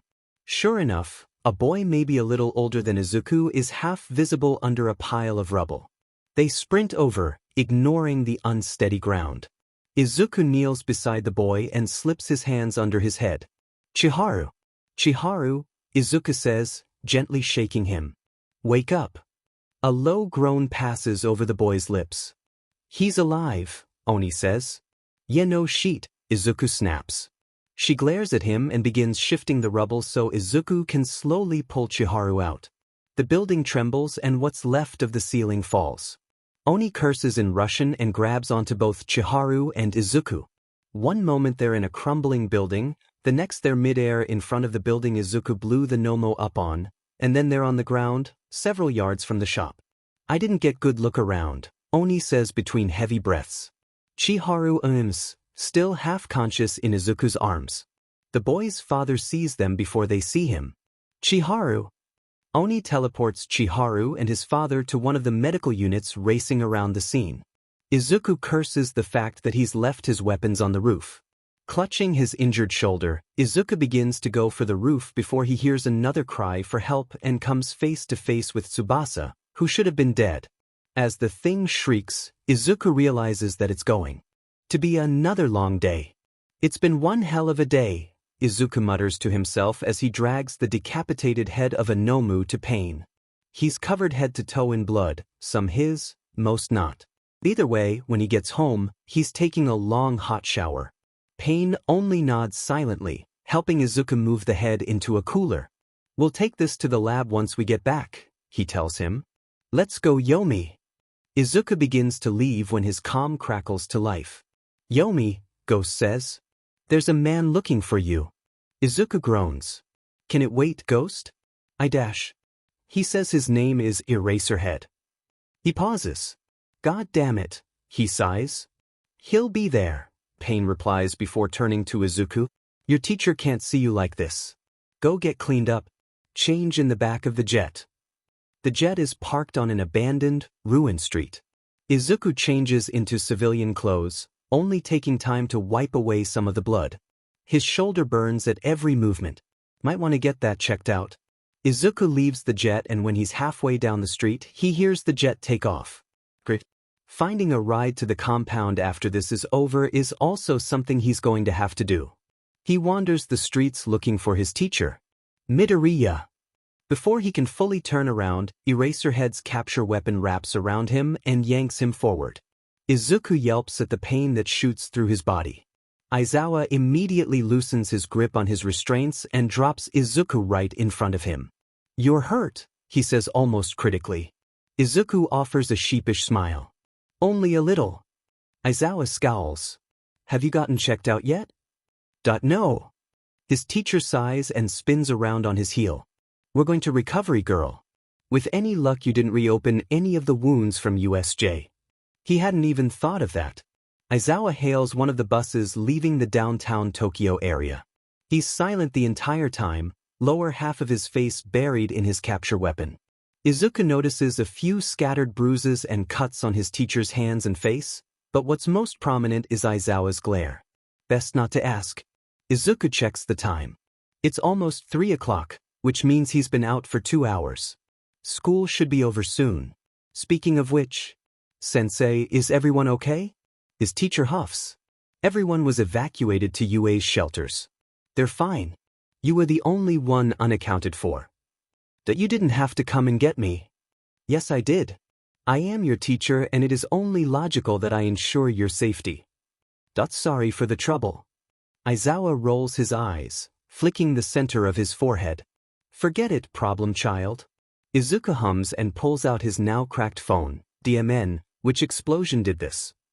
As soon as he opens it, he's met with a wall of missed calls and unread texts. Your classmates tried to get a hold of you. They don't talk much the rest of the trip, but Izuku can feel Aizawa keeping an eye on him, like he's afraid he'll disappear. A soft sigh passes over his lips as he leans his head back against the bus seat and deflates. Today's been hectic to say the least. The near-silent bus ride is welcome. Izuku listens to the sound of the wheels turning, driving over wet pavement as the sky begins to open up. Water droplets spatter the window like blood like tears.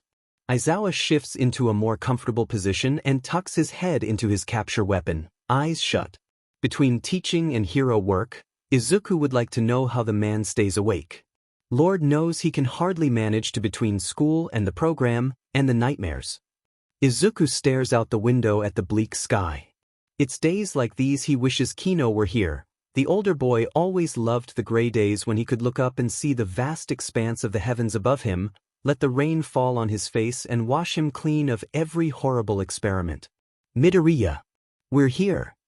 His teacher's gruff, annoyed tone contrasts with the gentle hand on Izuku's shoulder. Izuku nods and they leave the bus. UA is flooded with students eager to get home after the Tokyo incident. Through here, Aizawa says, waving him toward a side door. They stroll the emptying halls of UA, stopping in front of the infirmary. Deku! Someone from behind nearly knocks him over, but quickly lets go at Aizawa's reprimand. Where were you? Uraraka asks. You weren't with us. Family emergency, Izuku forces out, smiling.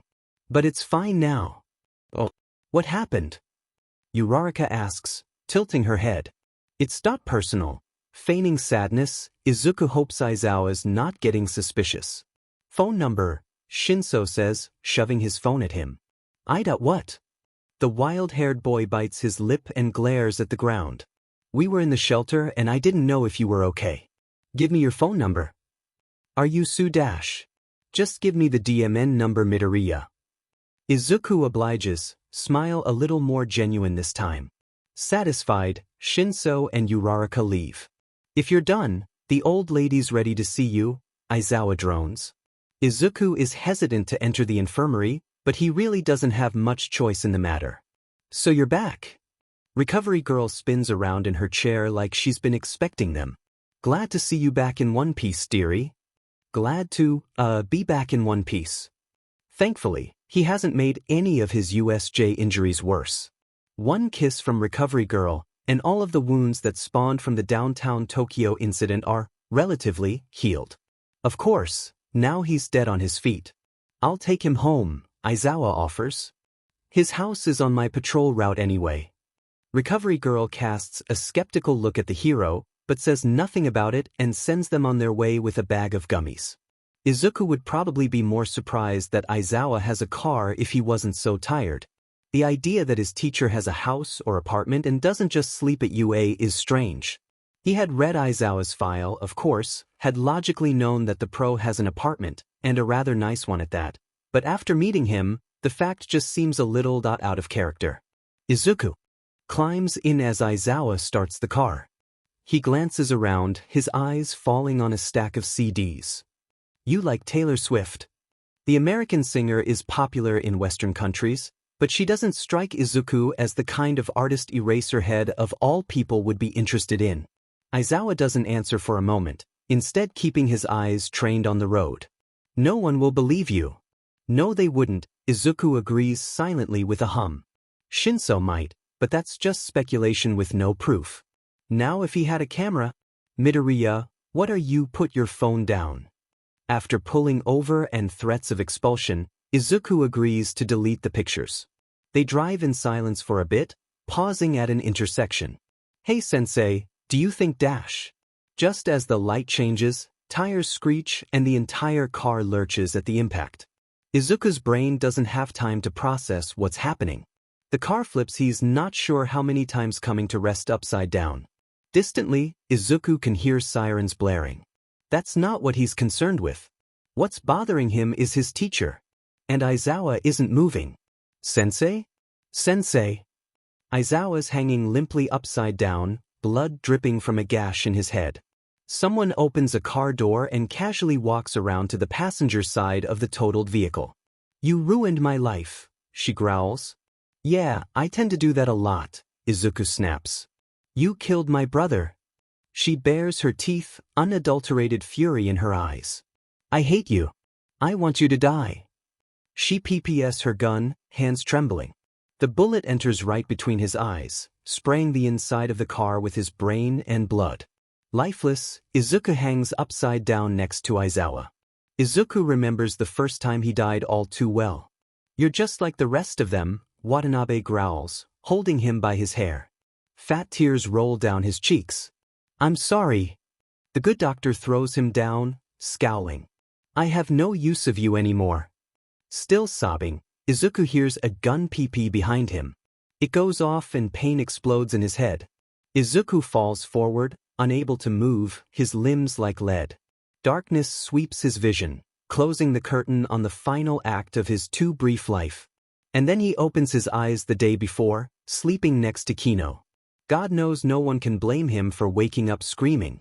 He can't fail the doctor this time around. It's the first time he regrets ever praying for a quirk. Izuku snaps his head back, inhaling sharply.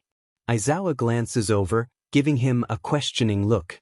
His teacher's corpse hangs beside him, lifeless and bloodied. It's all his fault. What's wrong? Just forgot to do something, he mumbles. Izuku quickly glances around. They're not at the intersection yet.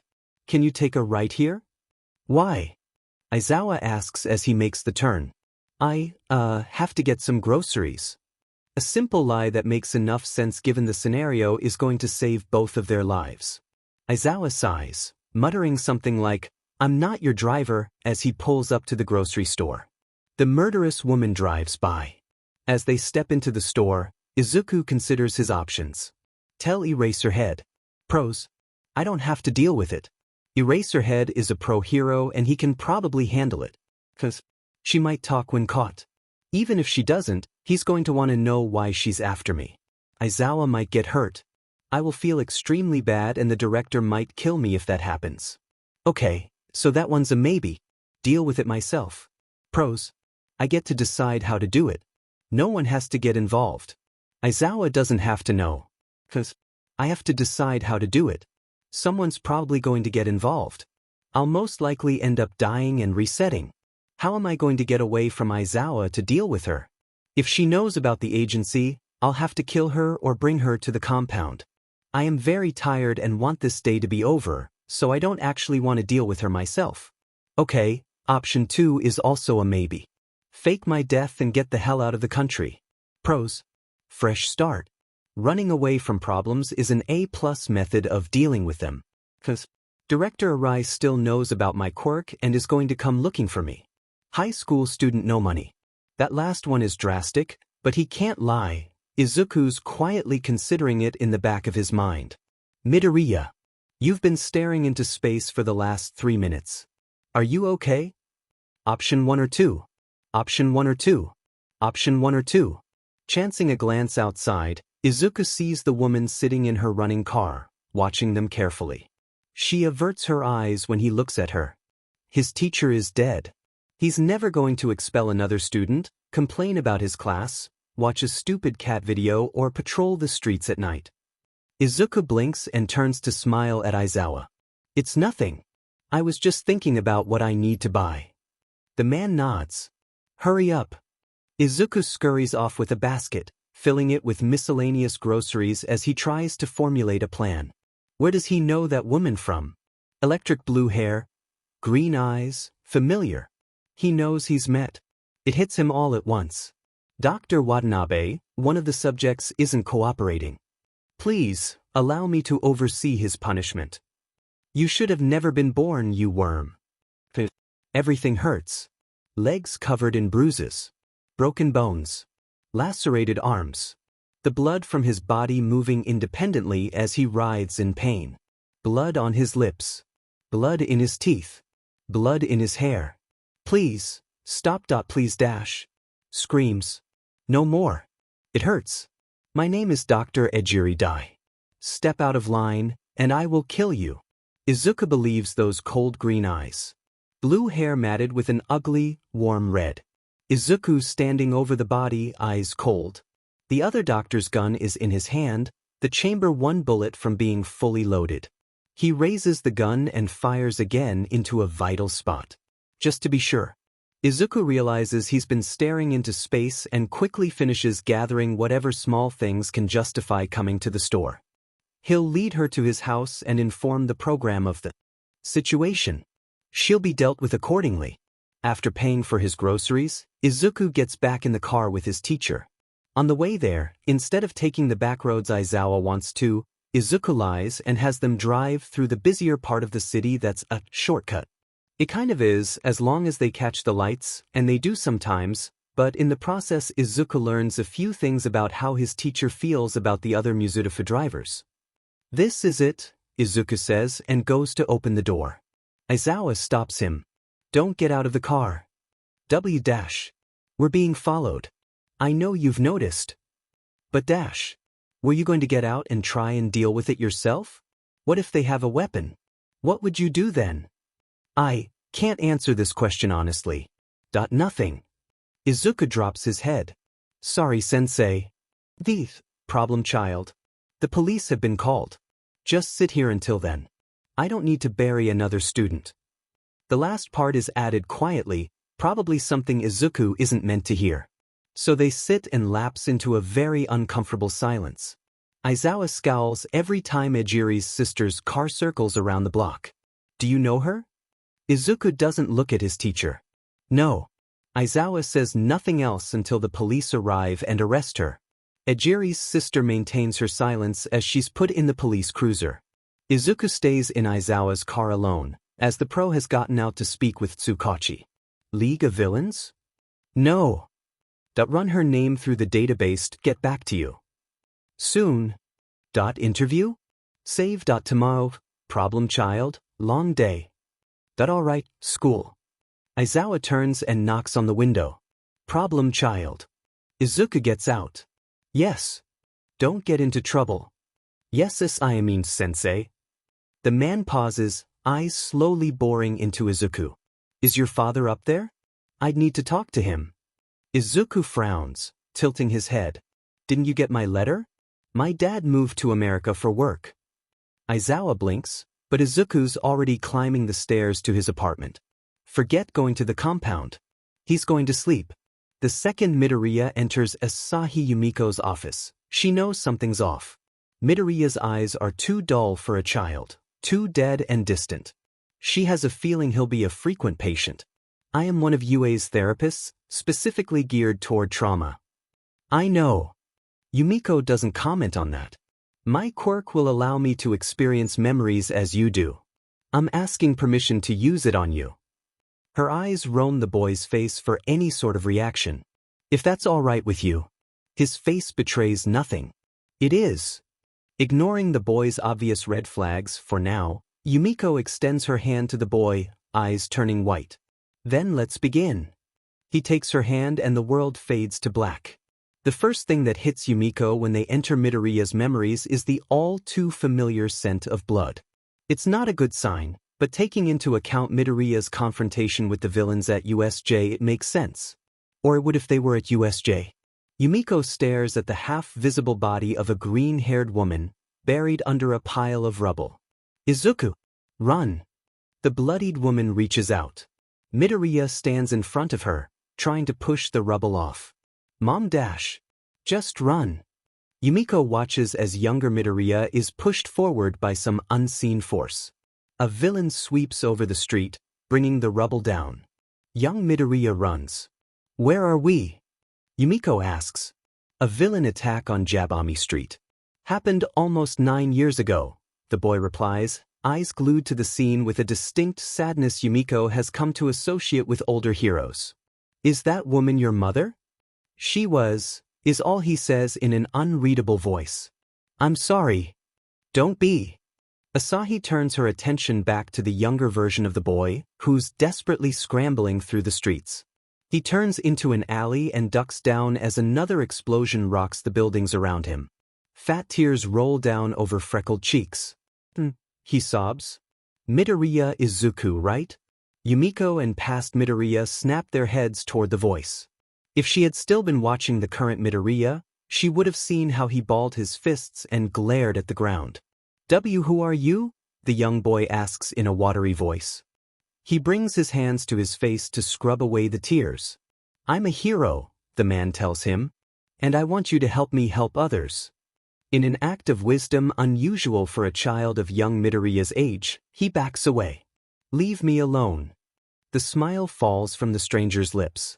Sorry it has to be this way then. Something lurches forward and past Izuku hits the ground hard. Midoriya, Yumiko begins cautiously. His name is Dr. Watanabe Isuru, Izuku replies. Dr. Watanabe of Watanabe Research Facility? Yumiko says slowly. Yes. Izuku pauses. Remember those quirk enhancers and suppressants they released and discontinued a few years back? She nods, a horrific realization dawning on her. They were recalled due to be in violation of the dash. They were made with people, to be put simply. Yumiko looks back to the memory, where Izuku is being loaded into a van. The man she'd admired for so long gets into the passenger side and the van drives off. The scene shifts. Past Izuku is sitting with another boy looking to be a few years older than himself. Gone are Midoriya's curls, shaved into a crew cut, a little similar to the undercut the current Midoriya sports, and he's dressed in gray clothes, pants and a loose long-sleeved shirt, on which the number 0321 is clearly printed. It's bad, the boy the former hero doesn't recognize admits. But you get used to it. Eventually. I want to go home, Izuku sobs, curling into the other boy's stomach. I want my mama. The older boy hesitantly strokes Izuku's head. Get used to it, he says, putting an arm around the boy. You're never getting out. Who's that? Something passes over the present Midoriya's face that Yumiko doesn't have enough time to identify before it's gone. Kino. His name was Kino. Is he dash? He's dead? Izuku quite nearly snaps before he regains his composure. The raw pain in his eyes is once again hidden by what Yumiko has dubbed the cloud. A mask of subtle regret and indifference covers his face. Sorry. He died. A while ago. What happened? The former hero's voice is soft and gentle. The memory changes. Before them unfolds the sort of scene that Yumiko hasn't seen since her days as Mirage. The memory bears such gore, she briefly turns her head away. She wrinkles her nose at the smell, coppery bitter with the obvious scent of sweat and tears. It seems like the air itself reeks of death. Near the center of the room, a young teen boy's body hangs much like a cut of meat from the ceiling. He is suspended by his wrists, which are tied with chains attached to the ceiling. Past Izuku races up to the corpse. Kino. Get that thing down, one of the scientists still lingering at the door barks. Kino falls to the ground, eyes open, yet still empty. Little Izuku clings to the boy's side. Kino, please. Wake up. The scientist does something that results in a click and the body falls. Ejiri needs to stop being so rough with the subjects. We're almost out. Soon we'll have to find more. I'll call the runts down at disposal. They'll get rid of the body. Yumiko can't believe her ears. Despite the horrific things being said, Izuku, both past and present, doesn't take his eyes off Kino, his incessant pleas for the older boy to wake up cluttering the air. Through her quirk, Yumiko can feel an acute sense of heartbreak and loss tearing holes in Izuku's soul.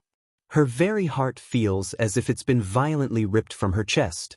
If her quirk isn't enough, Izuku's shrieks of anguish surely are.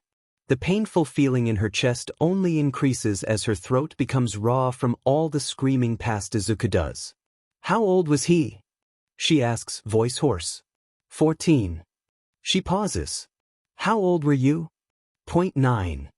Izuku's hands tremble ever so slightly. I was 9. Let's go back, she says. Izuku only nods. Yumiko starts to go back when they run into a memory, more recent than the others at the facility. It all hits her at once, the excruciating physical pain clawing at her flesh, though there are no wounds, the gasps of fresh air she steals despite the crushing weight on her chest, the all-consuming cloud of unconsciousness looming above her, taunting her, telling her to give in. Yumiko falls to the floor, trying to steady herself, to regain control. Where is this coming from? The world around her spins.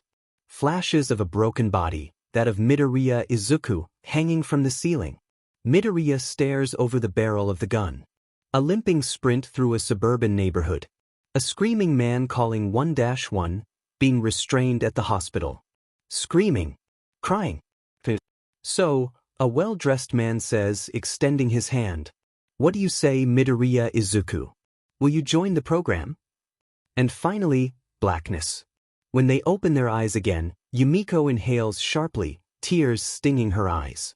For the sake of her professional relationship with Midoriya, she chokes them back and tries to discreetly collect herself. Well, that's all the time we have, Yumiko says. You'll need to speak to Principal Nizu regarding what's been seen. If I have your permission. It's fine. How can it just be fine? He's just a kid, not even 18 yet, so how can he walk around without breaking down every few minutes?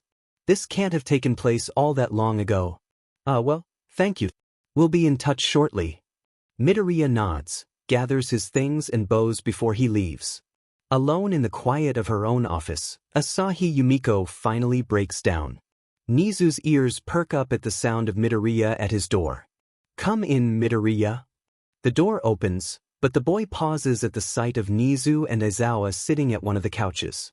Please sit, Nizu urges. Midoriya moves across the room to the spot, keeping his eyes on them, yet trying to appear relaxed. This is about the therapy session, he says with certainty.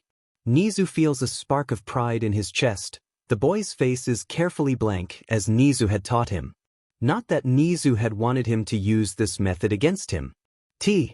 The avoidance of the question sets the boy's lips in a slight frown. No thanks. He shrugs. Suit yourself. Can we get to the point? Aizawa grumbles and Nizu catches a suppressed flinch from Midoriya. Right. Sorry, Aizawa.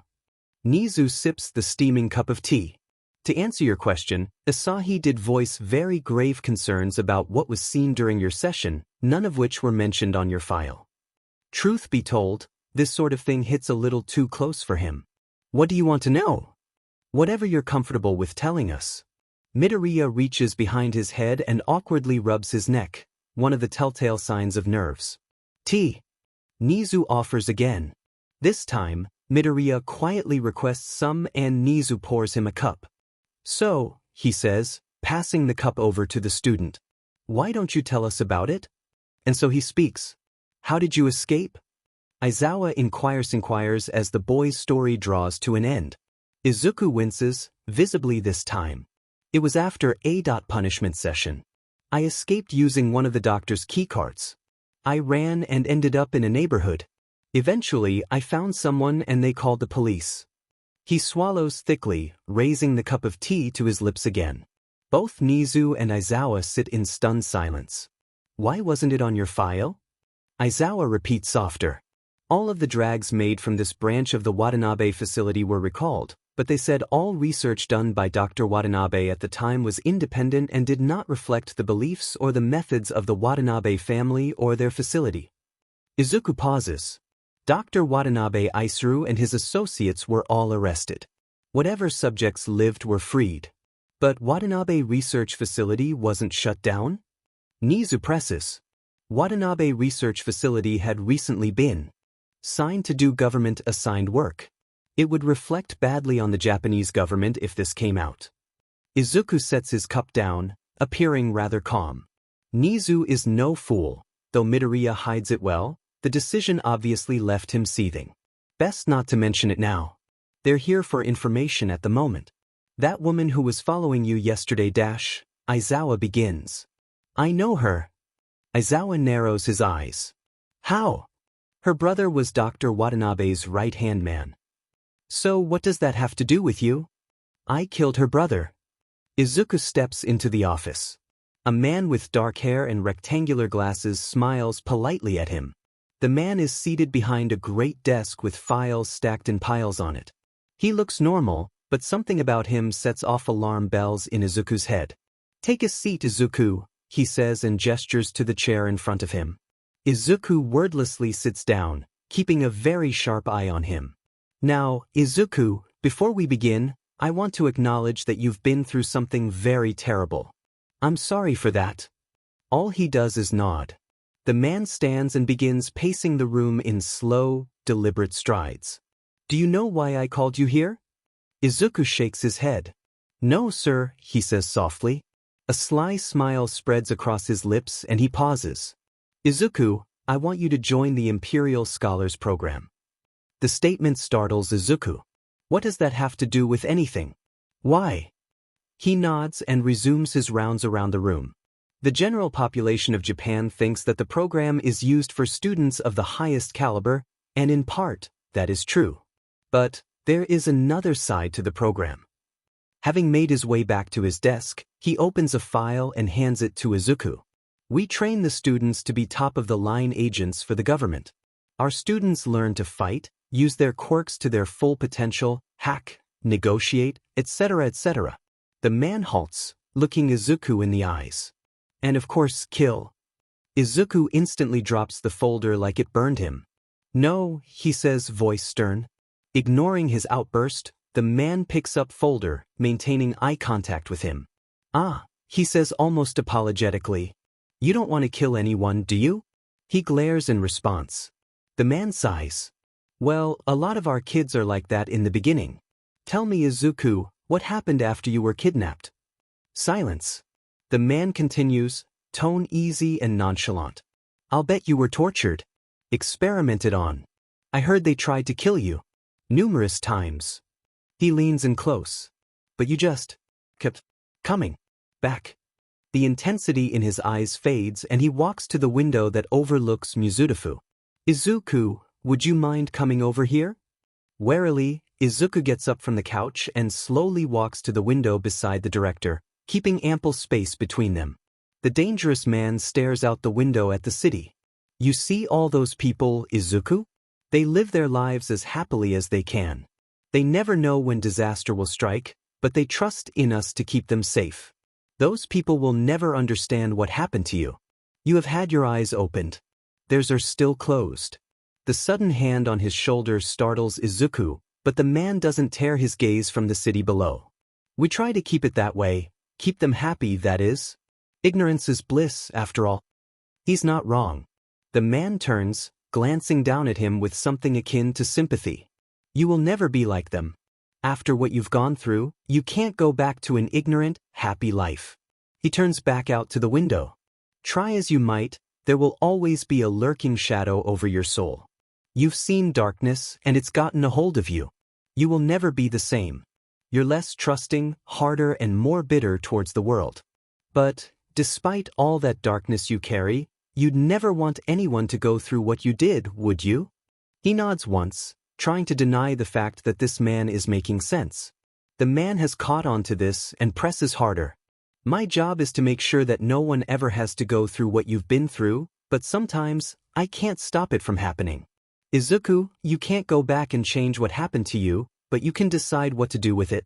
You can help us make sure that no one ever gets hurt like you do again. That I don't kill. He sighs again and takes hand off Izuku's shoulder, walking back to his desk. As he talks, he pulls out a file. Why not?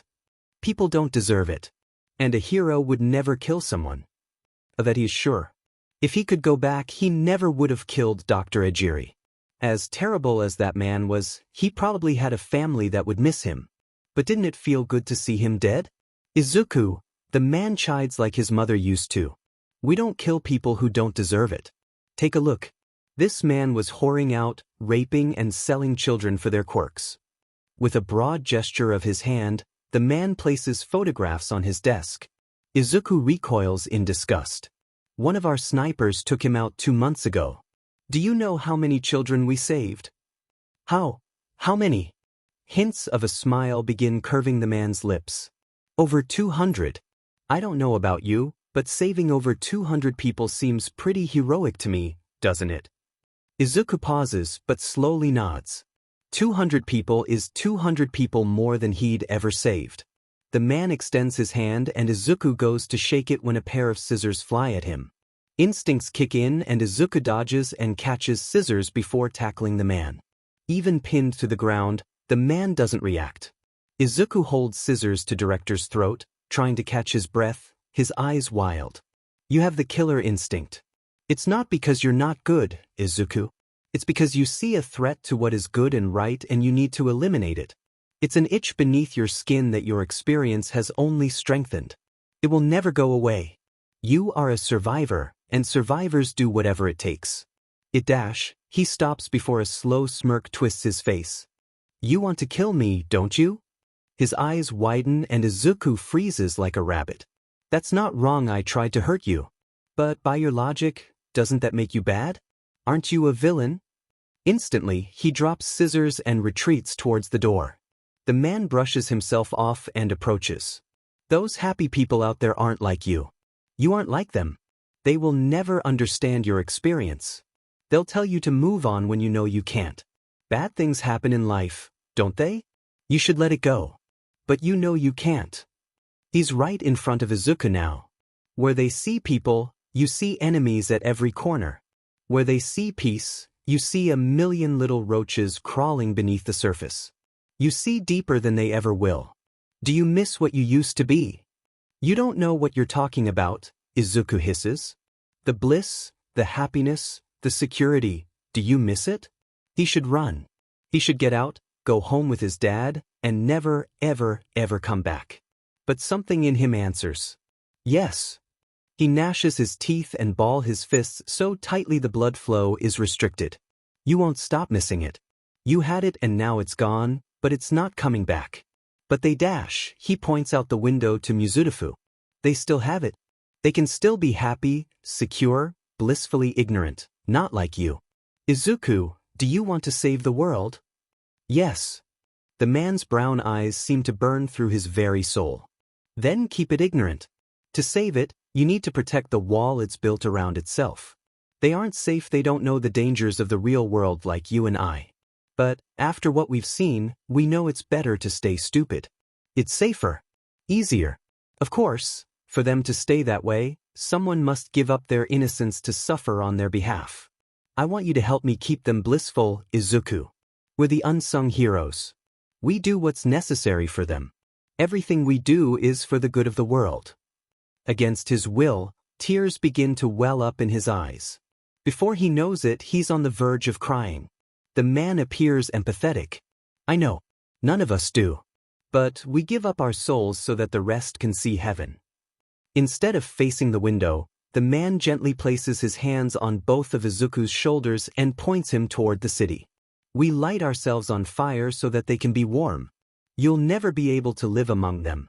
Join us, become the hero they'll never know, who saved their lives 1,000 times before they ever knew it. Be their hero. He glances down at the greenette. What do you say, Izuku? Silence consumes the room as Izuku stares out at all the little people below. Somebody help us. I don't want to die. Where's my mom? Dad? You're never getting out. Izuku never could save the other subjects.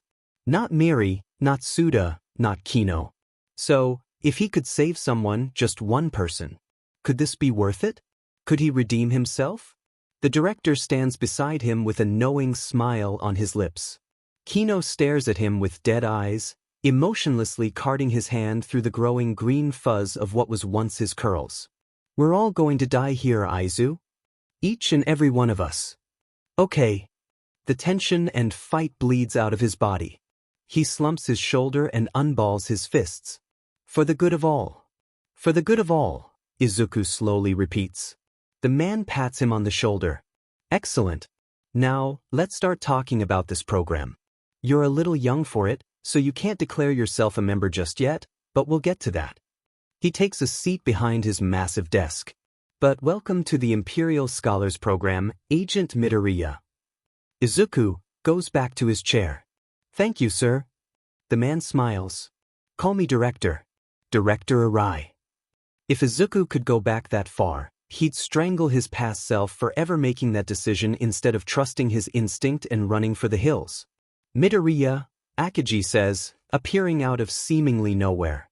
Director Arai wants to see you. He takes a deep breath and braces himself. This won't be a pleasant conversation. Shuda's route doesn't usually bring him this way, but he'd been chasing a low-time crook that brought him to downtown to Mizudafu. Annoying, yes, but these things happen. Thank you, Eraserhead, Tsukachi says, tipping his hat as the criminal is loaded into the back of the police cruiser. We'll take it from here. The underground hero grunts in acknowledgement and swings himself up onto the roof of the nearest building. Perched on the ledge, Hizashi likes to tease him and say that he looks like a gargoyle. He can see most of downtown Mizudafu. Midoriya lives in downtown Mizudafu. It's not his business. Besides, they have to be careful about how they handle this as the government is involved. He's just a kid. How many red flags have you seen this semester alone? Therapy will hopefully help with that. At the moment, there's nothing he can do. He'll just check up on him. Apartment 49, Apartment 49. Shoyuta mutters, searching for Midoriya's. It's late, so it's fine if the boy doesn't answer the door, but it'll give him peace of mind knowing his student is okay. Apartment 49. The Shoyuta stops at the door and knocks 3 times. Inside, he can hear quiet shuffling and many locks being undone before the door cracks open. Midoriya's face is barely visible behind the door. Aizawa-sensei? Is something wrong? Midoriya. The boy's jaw snaps shut. Are you all right? Shuda's voice is softer than usual, as he notices the semi-visible dark bruise on Midoriya's cheekbone. Yeah. In one quick motion, Shoyuta pushes the door in. Midoriya leaps out of the way, eyes open and startled. The hero pauses, taking in what an utter mess his student is. Watercolor bruises litter his face, neck and part of his collarbone from what Shoyuta can see. His lip is busted and there's a cut above his left eyebrow. There must be more, but Midoriya's clad in a thin, long-sleeve shirt and long pajama pants, so he can only imagine what other sort of injuries the boy is hiding. What happened? Nothing. I was just training. He narrows his eyes. Training where? A local dojo.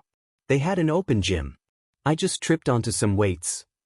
Aizawa flicks his gaze over the boy, noting that all of his weight is on one leg. You hurt your leg too? Hit my kneecap. Why are you here? Subject change. Dinin, this kid's good. I was on patrol in the area and after today, I thought it would be logical to check up on you. Midoriya nods, somewhat thoughtful and pauses a moment. Would you like to come in? He asks politely. Yes, because he wants to find who did this and introduce his fist and boot to their face. But he's got a patrol to finish and it's unlikely anyone will pick up the rest of his shift at this hour. No, but thank you for the offer. See you Monday, sensei. Good night, problem child. Stay out of trouble. The door closes and Shoyuta lingers there a while before leaping over the balcony and disappearing into the night. The first few days of the week aren't very eventful outside of Midoriya scheduling more appointments, Kaminari short-circuiting the generator and Bakugo blowing Kirishima through the ceiling. Normal stuff. Shoyuta holds a few after-school training sessions in preparation for the upcoming sports festival. Most of his class comes to the gym to practice at least once a week. For the first time in a while, his responsibilities as a teacher and a hero don't overlap and he gets more than 4 consecutive hours of sleep every other day or so. So of course something had to go really wrong. Thank you all for meeting us here, Tsukachi says. Besides Aizawa himself, there are 3 other heroes. Endeavor, Hawks, and Edgeshot. Shoyuta believes this is a matter for underground heroes, because the last thing they need right now is media attention. But, despite his position as the number 2 hero, Endeavor is efficient, and that is not something the underground pro can take away from the Todoroki patriarch. While he might not have the same firepower, no pun intended, as All Might, he actually thinks about the issues at hand instead of throwing a weather-changing punch at it. Edgeshot is a master of stealth and a well-disciplined hero. His analytical prowess and ability to think on his feet is invaluable in high-risk situations, as is his flexibility, both in his quirk and in the field. He is focused and sharp as a knife. Honestly, he might be Aizawa's favorite hero present. Then there's Hawks, the kid hero rising in the ranks with screaming red wings. Not great for stealth. It does bother Shoyuta that the kid's young enough to have been one of his students, but despite his laid-back nature, Hawks, he hopes, is more than meets the eye if his current ranking at number 3 is anything to go by. At age 21, he's already broken the top 10, which isn't something most pro heroes can say, with the exception of maybe All Might. No one gets that far by slacking off. Besides the pro heroes present, there's a group of masked individuals. While they're likely not a threat, seeing as they're part of this operation, it's not making Shoyuta feel any better that he doesn't know who they are or what they're doing here. Thank you all for coming, Chief Tsuragami says. You all must recognize that this is a very serious issue that requires your utmost focus and cooperation. Woof. He gestures to the door. Tsukachi enters. Detective Tsukachi is head of the case and will explain it in greater detail. Detective. The dog-headed man steps aside to let the tired detective take the stand. Thank you, sir. Tsuragami nods and gestures for Tsukachi to get on with it. For the past month, there have been a string of quirk murders by Arakai Satomi, better known as Dice. Her quirk is very dangerous, but is activated by touch. She runs a small but powerful Yakuza gang that is responsible for over 100 deaths in the Muzutafu and Tokyo area alone. Wow, I have killed a lot more people than that, Izuku thinks grimly, suppressing a wince. Tsuna snorts, but quickly falls back into his stoic expression as Gonzalez's harsh glare. According to our intel, Arakai has a quirk involving knives. Her killing method involves them, but dissection seems to be her favorite tactic, Tsuna Link tells him. Lovely. For this mission, Director Arai assigned a small group of agents from various units to deal with this minor problem, not because it's that big of an issue, but to reassure the people. Tsuna is from Unit 3 and is 2 years Izuku's senior, but is maybe 3 inches shorter. With white hair buzzed on the sides and black eyes, despite his height, Tsuna strikes a surprisingly warlike figure, though anyone who knows him knows that he's not as threatening as his first impression usually is. Tsuna's quirk isn't a combative one or physical, but Mind Link does have its uses. It's a telepathic quirk that allows multiple people to mentally communicate, which is really cool, in Izuku's opinion. I can hear you, Midoriya, Tsuna says. It's tempting to bury his face in his hands, but Izuku's supposed to be paying attention to the presentation. But he's got his mask and gloves on, so it's not like anyone can tell he's blushing. As Tsukachi talks, Izuku looks at the other agents. There's Aaron Tyler, Mimic, an American agent also from Unit 3, same age as Izuku. Yukine, Marionette, a year older than him. She has a very fascinating quirk, though. Unit 16. Her unit commander Najiki Krishanu, Firefly, a 23-year-old woman of Japanese and Indian descent and the head of Units 16 through 21, and Mateo Gonzalez, Arsenal, an agent from Unit 10, not to mention the head and representative of Units 10 through 15, aged 26. Arsenal is in charge of this mission, not something Firefly is pleased by. She's running as second command, which is still a great deal of power, but since she's out of his unit control, Firefly fumed about it the entire ride here. And Izuku uses fumed literally. Smoke had been billowing out of her ears in the van, so they rolled the windows down. Midoriya. We're wrapping up, Tsuna's voice pulls him from his musings. I'm sure you're all wondering who the group to your left is, Tsukachi says. All the pro heroes present including his teacher turn to face them. The Ministry of Defense has put together a team of their best agents to help keep these things a secret. You understand that nothing you are told about this case is to leave this room. In the event that it does, Arsenal speaks up. We have orders to kill the leak. Endeavor huffs in amusement, while Hawks, the bird-like man to his right, full-on cackles. Oh, Jesus, you're funny. Arsenal remains silent, eyes only visible on his half-masked face. Dot or not? The detective clears his throat, bringing attention back to himself. In any case, while the arrest of Arakai is ideal, it is not necessary to bring her in alive. A pause sweeps the room. Are you Eraserhead begins. If the situation calls for it, Tsukachi interrupts, though he doesn't look one bit happy about it. The operation begins in an hour, Chief Tsuragami announces. Take this time to prepare yourselves, woof. The tall dog man then bows and ducks through the door. For a moment, the agents and the heroes stare at each other in utter silence. Arsenal is the first to break it. We should introduce yourself to prevent any issues during the mission, he says, to which everyone promptly nods. I will begin. My code name is Arsenal. What's your quirk? Endeavor asks. That is none of your business. The flame hero scowls. I am Firefly, Krishanu introduces, giving a slight nod of her head. Marionette. Mimic. Link. All eyes fall on Izuku, the last in line. Even though he wears a mask, through the white part covering his eyes, he can see his teacher's wary gaze. I am Yomi, he says, bowing. It is a pleasure to work with you on this operation. Eraserhead's eyes narrow. Great, he thinks dryly. I'm F-Ed. Maybe, Tsuna agrees. The heroes introduce themselves as if they need any real introduction, and then comes the planning of the mission.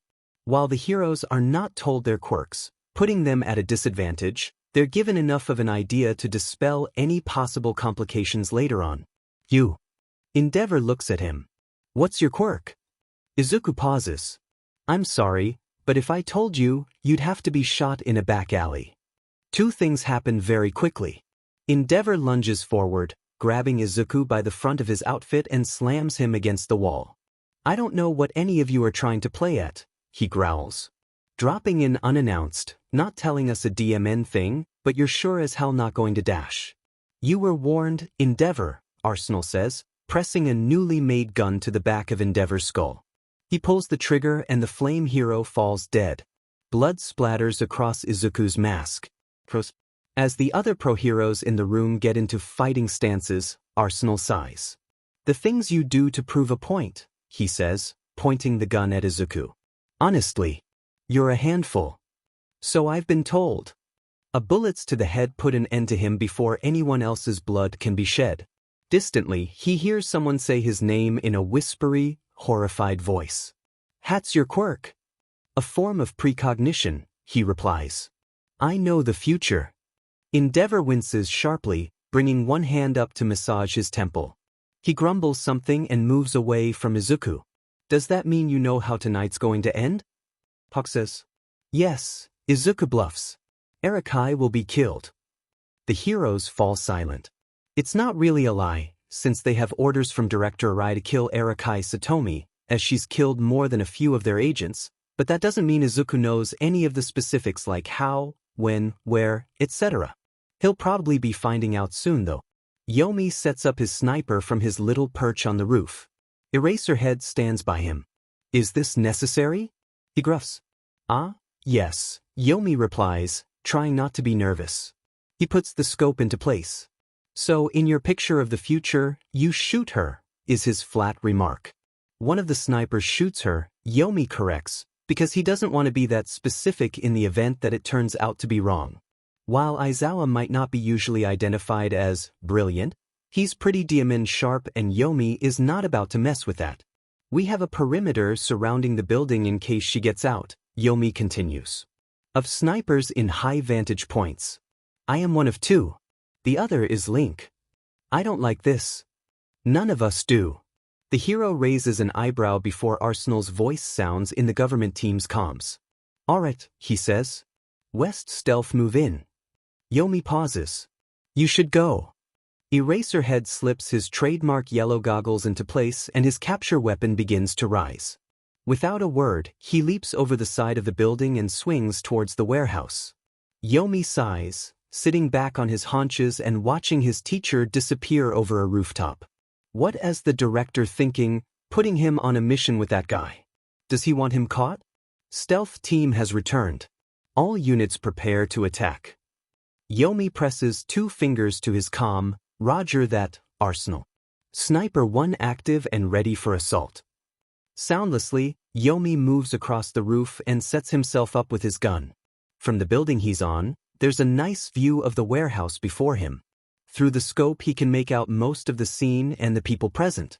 Arakai is battling Eraserhead, and next to them, Yomi freezes. Yomi to Arsenal, we have a problem. What? Yomi explains the situation. For the next few minutes, the comm is alight with colorful words and annoyed questions. We can't pull out of the mission. What the hell are we going to do? So what? We've got orders to kill the gang. If is she? I've got a better question. Why the F is she here? Damn it. Distantly, Yomi notices the presence of someone behind him. Well, ain't that some? Next thing he knows, Yomi's crashing through the warehouse skylight, staring wide-eyed at the shadowy villain who'd managed to sneak up on him. You're really cute when you're bloody, Izuku. Great, I'm going to die again. Before he knows what's happening again, Hawks swoops down and catches him barely 5 feet before the ground. Oh, be a little more careful, little guy. I'm barely shorter than you, Yomi thinks, but he just nods.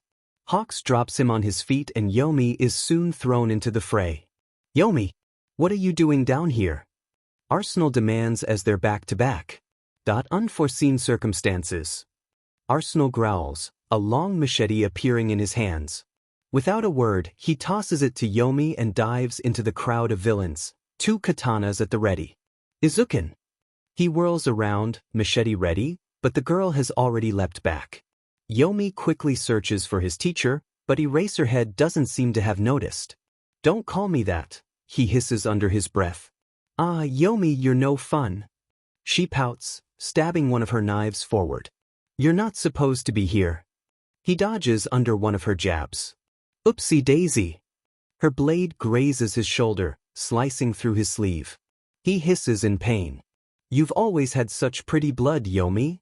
He chops the machete at the back of her hand, causing her to drop the knife. The girl hops back, cradling her now bloody hand. So mean. A smirk spreads across her face. Better watch out. Yomi doesn't trust her not to stab him in the back when he turns around, but he does anyway, and sees Arakai lunging at Eraserhead, whose back is turned. Arakai's bloody knives shoot towards the underground hero. Time moves in slow motion. As he turns, Eraserhead blinks, the red fading from his eyes. Surprise blossoms on his face as the knives come within mere centimeters of contact. Arakai suddenly falling back, blood spurting in an arch from the center of her forehead.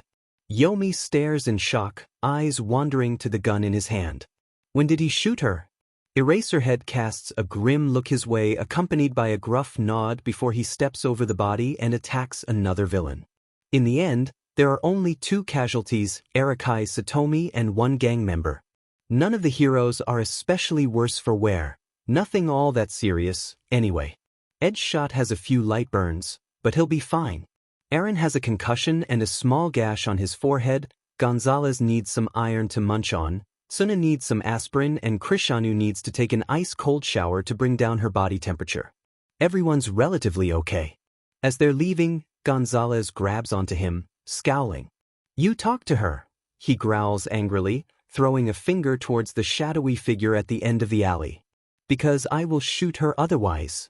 Great. Dump this one on me, why don't you? Izuku thinks as he approaches the girl. He gestures to the roof above and she giddily nods. They climb the fire escape that reaches the roof. Arsenal said you're here, Izuku says. You're lucky you got away without the heroes noticing. You killed my blood bank, Toga pouts. I had to. But where am I going to get pretty blood now? Toga holds up her knife with her uninjured hand. Are you going to give me some? Izuku is intimately aware of how infuriating it can be to talk to Toga, and it's probably that reason Gonzalez told him to deal with this. He pauses, trying to not react to the girl's antics. You're supposed to be undercover. I am. She insists. But the League's slow to trust. I've gotta bide my time. Why not have a little fun while I wait? You're supposed to keep your head down, Toga. She cups his face, smiling brightly. Izuku, I'm working on it. A girl's gotta have some fun eventually. Without warning, she yanks his mask down and pecks him on the cheek before disappearing over the roof's ledge. I'll see you soon. Izuku's left a stuttering mess as he fumbles to put his mask back. I hope no one saw that. Aizawa stares, incredulous, at the rooftop scene he's just witnessed between Yomi and a girl he'd assumed was a villain, but is more likely an informant. He's too far away to see any defining features when she pulls his mask down, but the government agent's blush is clear. Still, that girl looks a little older than his first-year class, so how old does that make Yomi? I don't get paid enough for this. Bonus. After Endeavor is shot, Arsenal says something and levels his gun at Yomi, one of his fellow agents, a casual killer intent in his eyes. Shoyuta springs forward in an attempt to stop more bloodshed, but the weapon goes off before he can do anything about it. Yomi falls back, the bullet having blown away part of his head. None of his fellow agents look very disturbed, though Mimic looks a tad sick. Fighting a disgusted response, Shoyuta removes the mask from the small body and freezes. Green curls slick with blood. Freckled cheeks torn apart by the bullet's trajectory, sprinkled more with blood than freckles. Wide emerald eyes glassy and open, accepting and peaceful. The underground hero pukes, and then he remembers nothing. Shuta's head snaps forward like he's been awoken from a nap. That Yomi is talking to Endeavor about his quirk, a precognitive one. It'll be helpful for the mission. He doesn't know where this misplaced feeling of dread and nauseousness comes from. Shoyuta meets Yomi's white-eyed mask and the feeling increases, but increeps a sense of familiarity and fear. Just who is this kid? When the mission's over, the bad feeling hasn't gone away, but it's found its subject, Midoriya. Shoyuta hurries to the kid's apartment as fast as he can, only briefly catching a strange interaction between a blonde high school girl and Yomi. He knocks on the greenette's door 3 times. No answer. He knocks another. 3 times. No answer. Trying to ignore the panic rising in him, this indescribable feeling of something being very, very wrong, Shota jiggles the doorknob a bit. But, of course, Midoriya's smarter than that. He knocks for another 5 minutes.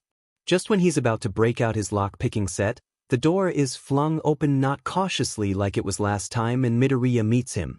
The boy is almost fully dressed, which is strange, because he should definitely be asleep right now, but Shuta's not one to judge.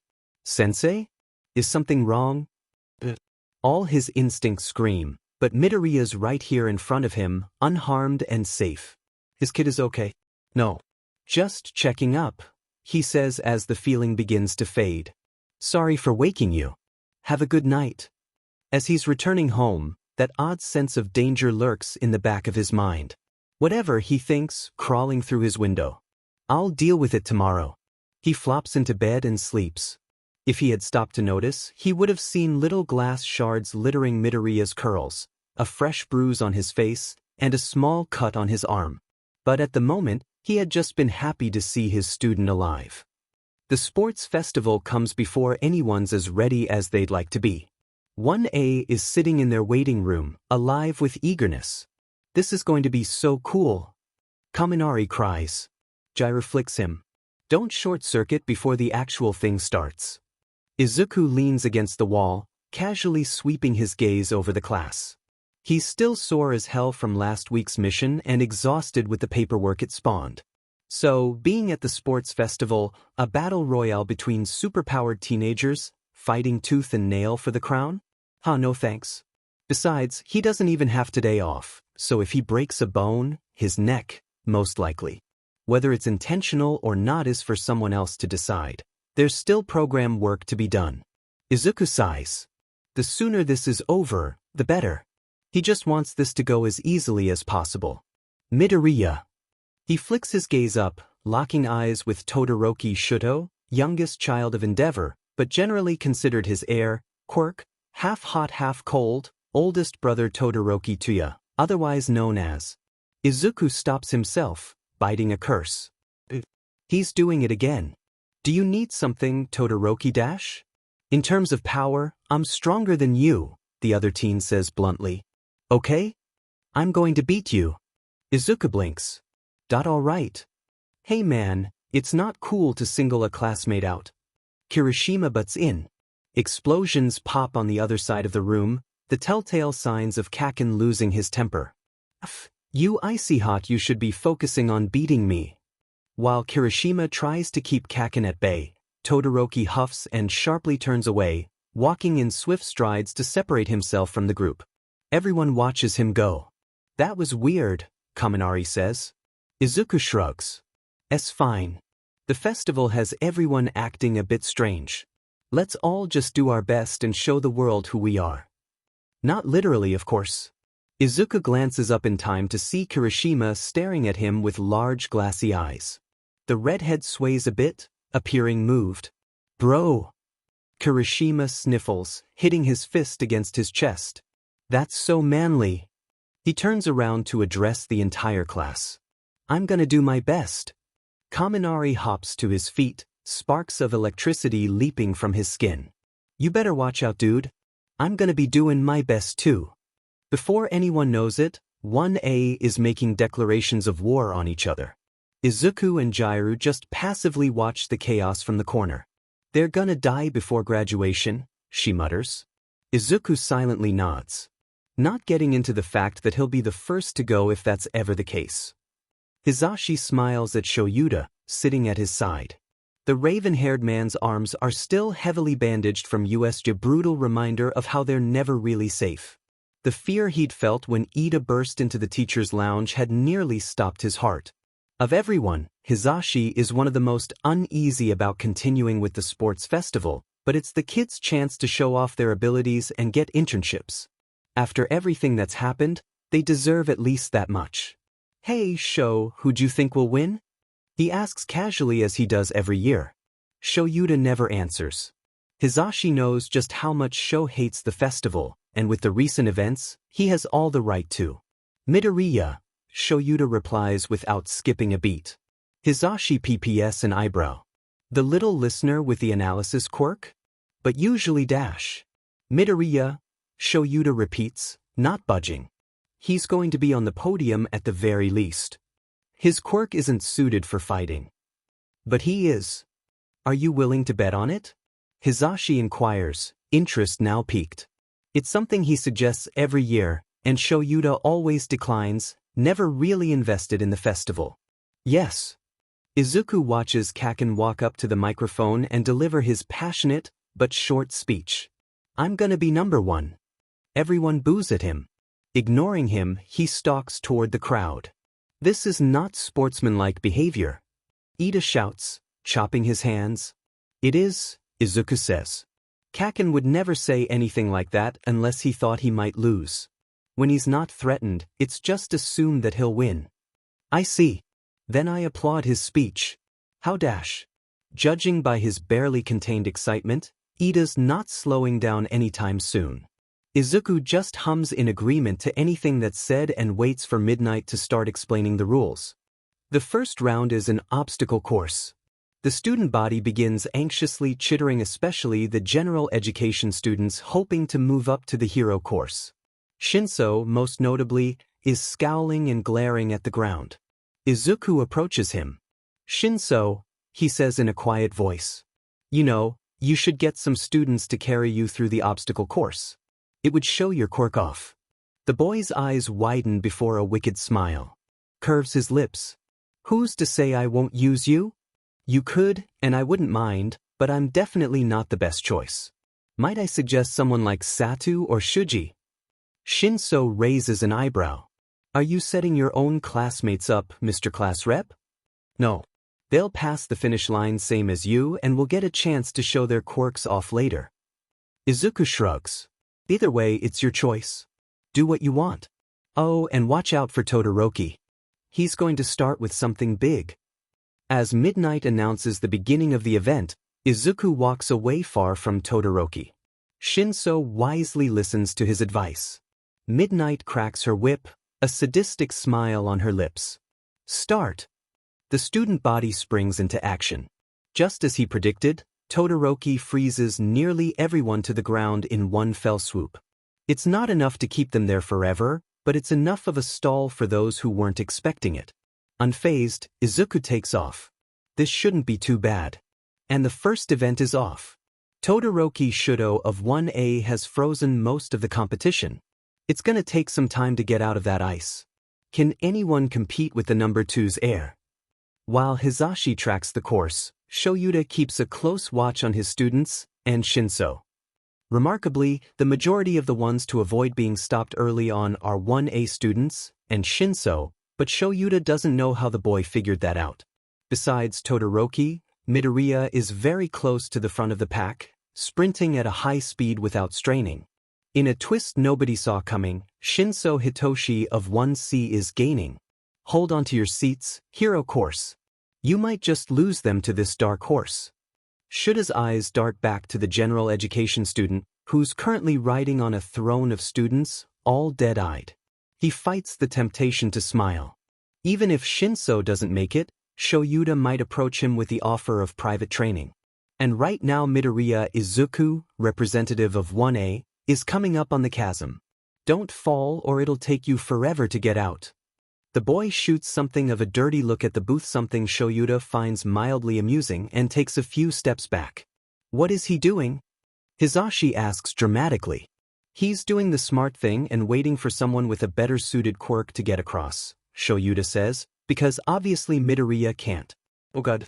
The crowd gasps as Midoriya sprints forward at high speed and leaps off the cliff, sailing through the air. And Midoriya is airborne. But will he make it? Hizashi's statement is less of an announcement and more of an actual question.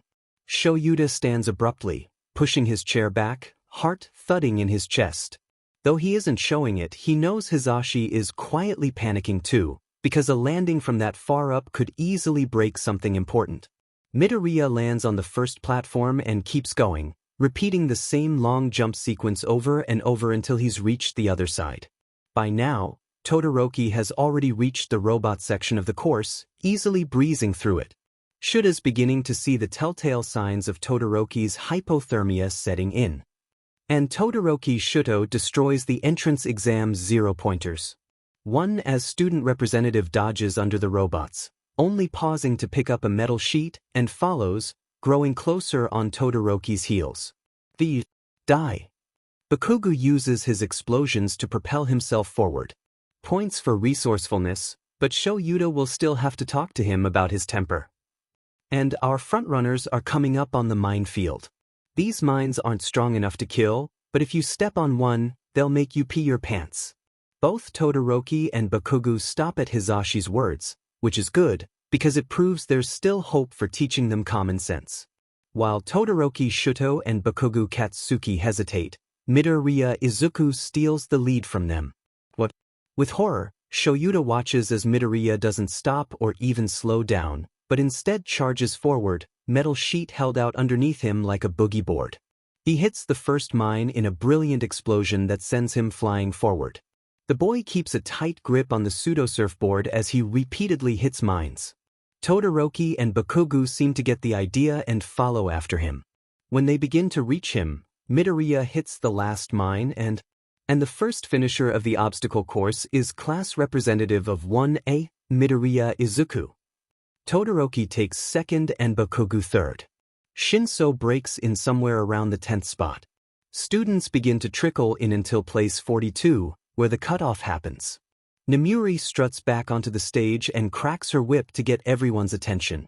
Alright, to those who made it, congratulations. To those who didn't, better luck next time. Please return to your seats. For the rest of you, the next event will be a cavalry battle. You will work in teams for this 2 to 4 people in a group. There must be a rider and a horse in every team. You may work with anyone and you gain points by stealing their headbands. Each headband is a certain amount of points dash. Shoyuta tunes the woman out until the kids begin moving into groups. Some of them are obvious: Yaoyorozu, Todoroki and the rest of their team, the self-proclaimed Baku Squad, etc. What he's more interested in is who Midoriya Izuku will team up with as the #1 spot. Uraraka singles him out almost immediately. The group builds to 4 Uraraka, Tokoyami and a support corps student, Hatsum. Tokoyami is made the rider and the other 3 are the horses. Begin. The cavalry battle is going well. For the most part, no one makes a grab for their 10 million points. Then, at the last minute, Todoroki's team zeroes in on them.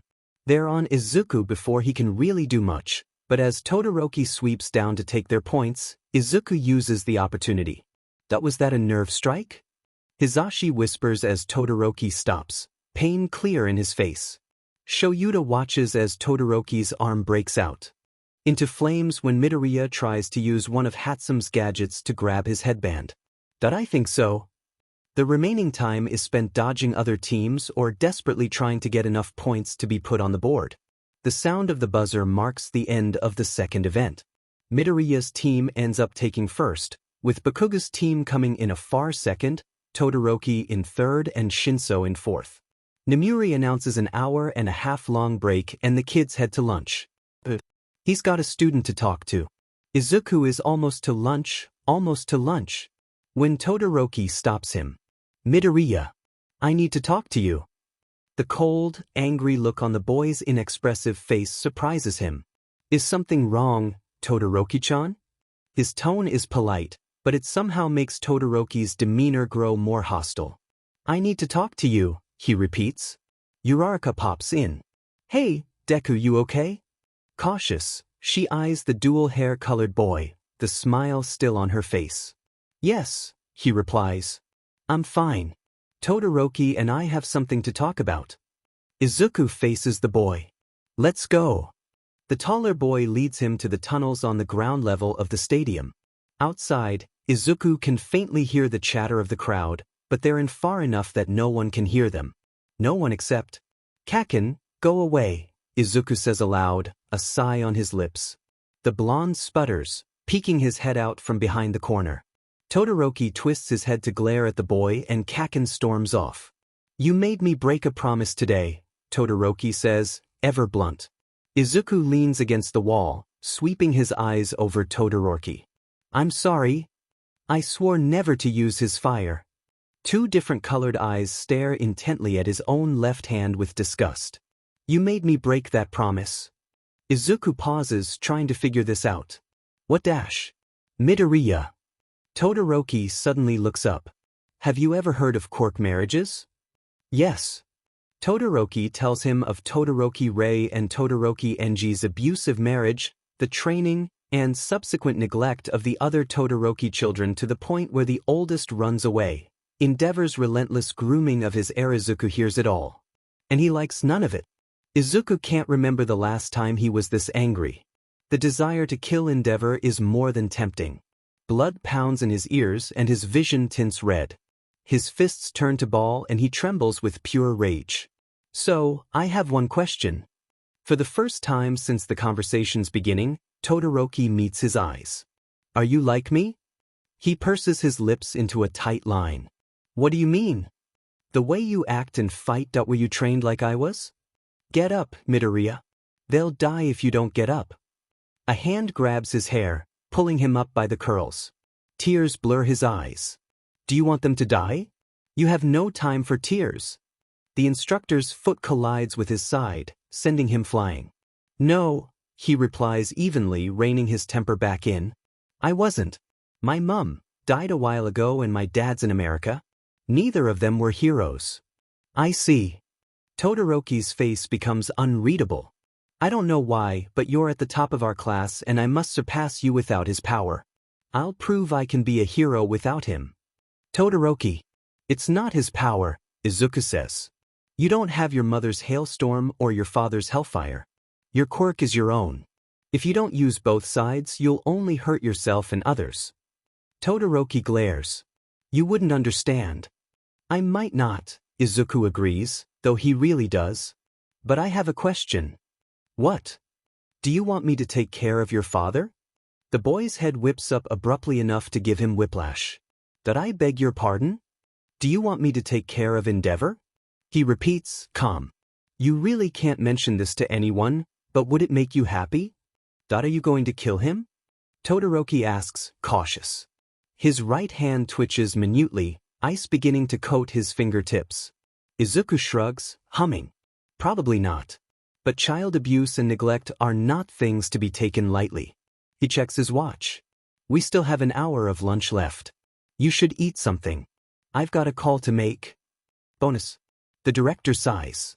No, Midoriya, we cannot assassinate the number 2 hero. Izuku paces the roof, cursing.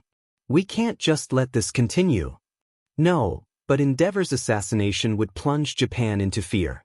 They'd be out looking for us. We can't drag him out into the public court, because then Japan's faith in heroes would waver. But don't worry, Midoriya. I have a plan. Write a report on his crimes and I will handle this. Yes, sir.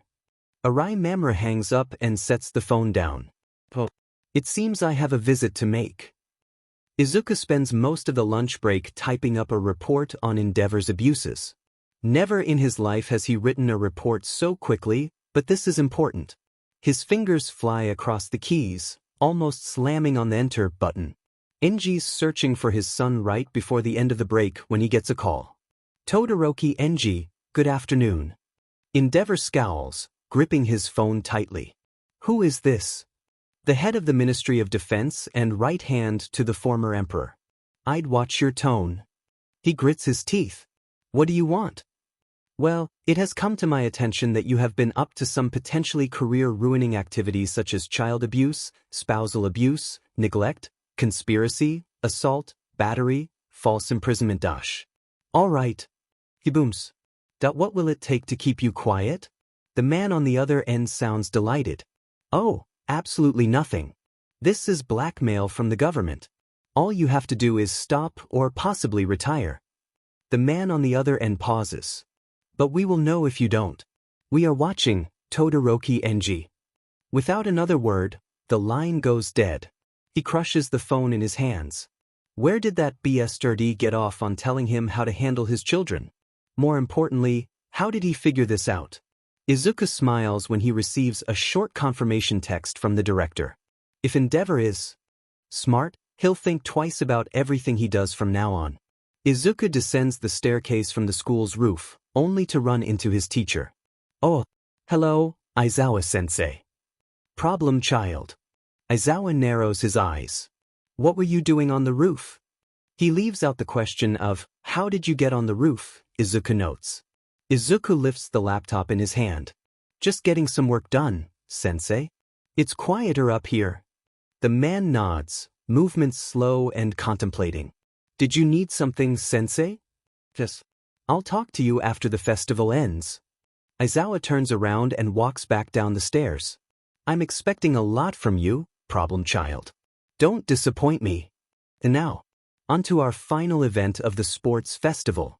The battle tournament. The crowd goes wild. Hey, Deku. Ochako pushes her way to her friend. Deku.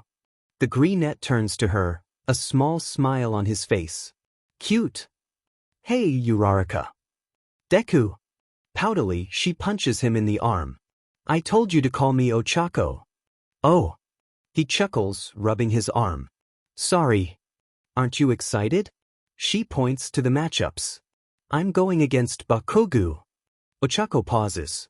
He's kinda scary, but this is a great chance to prove myself. You'll do great, he says. Just a tip, Kaken always starts with a right hook. It's his signature move. How do you know? The boy taps his temple with his finger. My quirk. Oh. She nods vigorously. Thanks. And good luck. It looks like you're up first. What? Deku looks at the matchups. Oh. I'm against Shinso. Hitoshi thinks the second he sees who he's going against. Goodbye, hero course. All right, listeners. If you're not in the first fight, clear the arena floor. Everyone but he and Midoriya leave. The other boy flashes him a smile and waves. He can't help but do the same in return. Damn it, Midoriya. With a sigh, he resigns himself to his fate. But hey, if Hitoshi's gonna get his butt kicked, at least it's by a friend. They line up in the middle, Midnight standing between them. On the left we have Shinso Hitoshi, the dark horse of the General Education Department. On the right, we have Midoriya Izuku, the class representative of the infamous 1A, well known for their battle prowess and power. Hitoshi glares at the announcer's booth. Biased much? Ready. Begin. Hitoshi is on his back, staring at the sky with the wind knocked out of him. Midoriya's head pops into his vision. You okay, Shinso? How? He breathes while the greenette goes to help him up. A smirk curves the boy's lips. I'm sure you'll figure it out.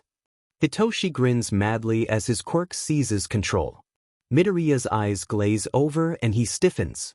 You did that on purpose, he accuses, though he knows Midoriya can't really reply. Walk out of bounds.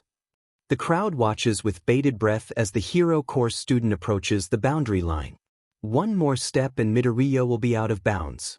The greenette raises one of his feet to take another step and then he stops. The tension bleeds from Midoriya's shoulders as he calmly pivots and faces Hitoshi. That was really cool, Shinso, he says earnestly, before he moves across the field at what should have been an inhuman speed. How the hell? The boy flies at him in a flash or green and blue, tackling Hitoshi before he can get too far. Within 30 seconds the smaller boy has him pinned. Shinso Hitoshi, can you move? Midnight. He tries to squirm, but his arm is twisted at a painful angle and Midoriya's knee is digging into his back. No, he finally admits. Midoriya Izuku wins. He will advance to the next round. At those words, the pressure lifts from Hitoshi's back. That was a great fight, Shinso.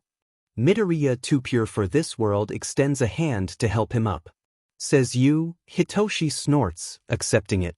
Since when were you so strong? Midoriya laughs and shrugs. Come on. I think Ida's match is next. Aren't you going to watch? Yagi asks, pointing to the fight, if can even be called that, between young Ida and young Hatsum. Nizu hums, paws tapping away at the keys of his laptop. Busy. But you always watch the dash. Nizu holds up a paw, smile straining. Yagi, I will watch the video later. There are more pressing things at the moment. The hero is silent. Is it about the traitor? Nizu doesn't answer, instead staring at his work. Midoriya Izuku traitor? Well, I'm sure you'll figure it out, old friend. You always do. Yes, Yagi. I hope I will. Mamoru drums his fingers against the desk, spending the rare free time he has watching the UA Sports Festival.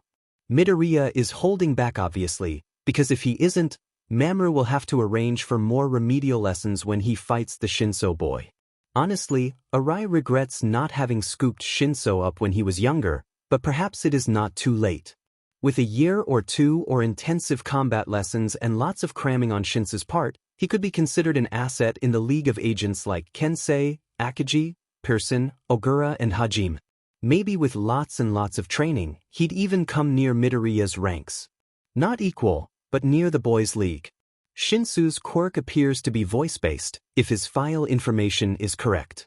That makes his control quirk much more versatile than Idu's. Midoriya, Mamoru reasons, was a lucky find. There's a reason his quirk is a government secret. While it may not have the potential to level cities like Kensei or shut down senses like Hajime, time quirks are extremely rare and very fickle. They are lucky it's so easy to activate Midoriya's quirk.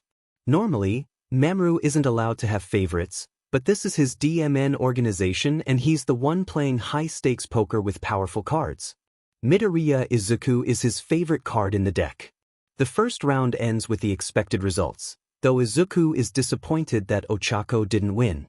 The second round bracket pits him against Todoroki, which is far from ideal, as he is one of the few classmates Izuku has that he's not sure he can beat. I'm gonna go see how Ochako is doing, Izuku announces, standing. Shinso nods. When he arrives, Ochako is talking to someone and crying, so he decides to leave her be. And first up in the second round, we have the son of the number 2 hero, Todoroki Shudo against the analytical mind of Midoriya Izuku. Guess he's up now. Hurriedly walking through the halls, Izuku has the misfortune of running into Endeavor. Wait. Izuku pauses mid-step, glancing back at the flaming dumpster. Is there something I can help you with? You're not much, but try to give my Shudo a good fight. Despite the overwhelming urge to give Endeavor the middle finger, Izuku manages to restrain himself. Shudo isn't yours, Izuku says seriously. And please keep your hands off him. I get upset when my friends are hurt. The smugness from the hero's face fades. Is that a threat? He growls. Izuku can feel the slight increase in temperature. Only if you interpret it as one. Now, I have a match to go to. Have a good day, Endeavor. Izuku bows before briskly walking away. And here is one of the highlight fights of the sports festival.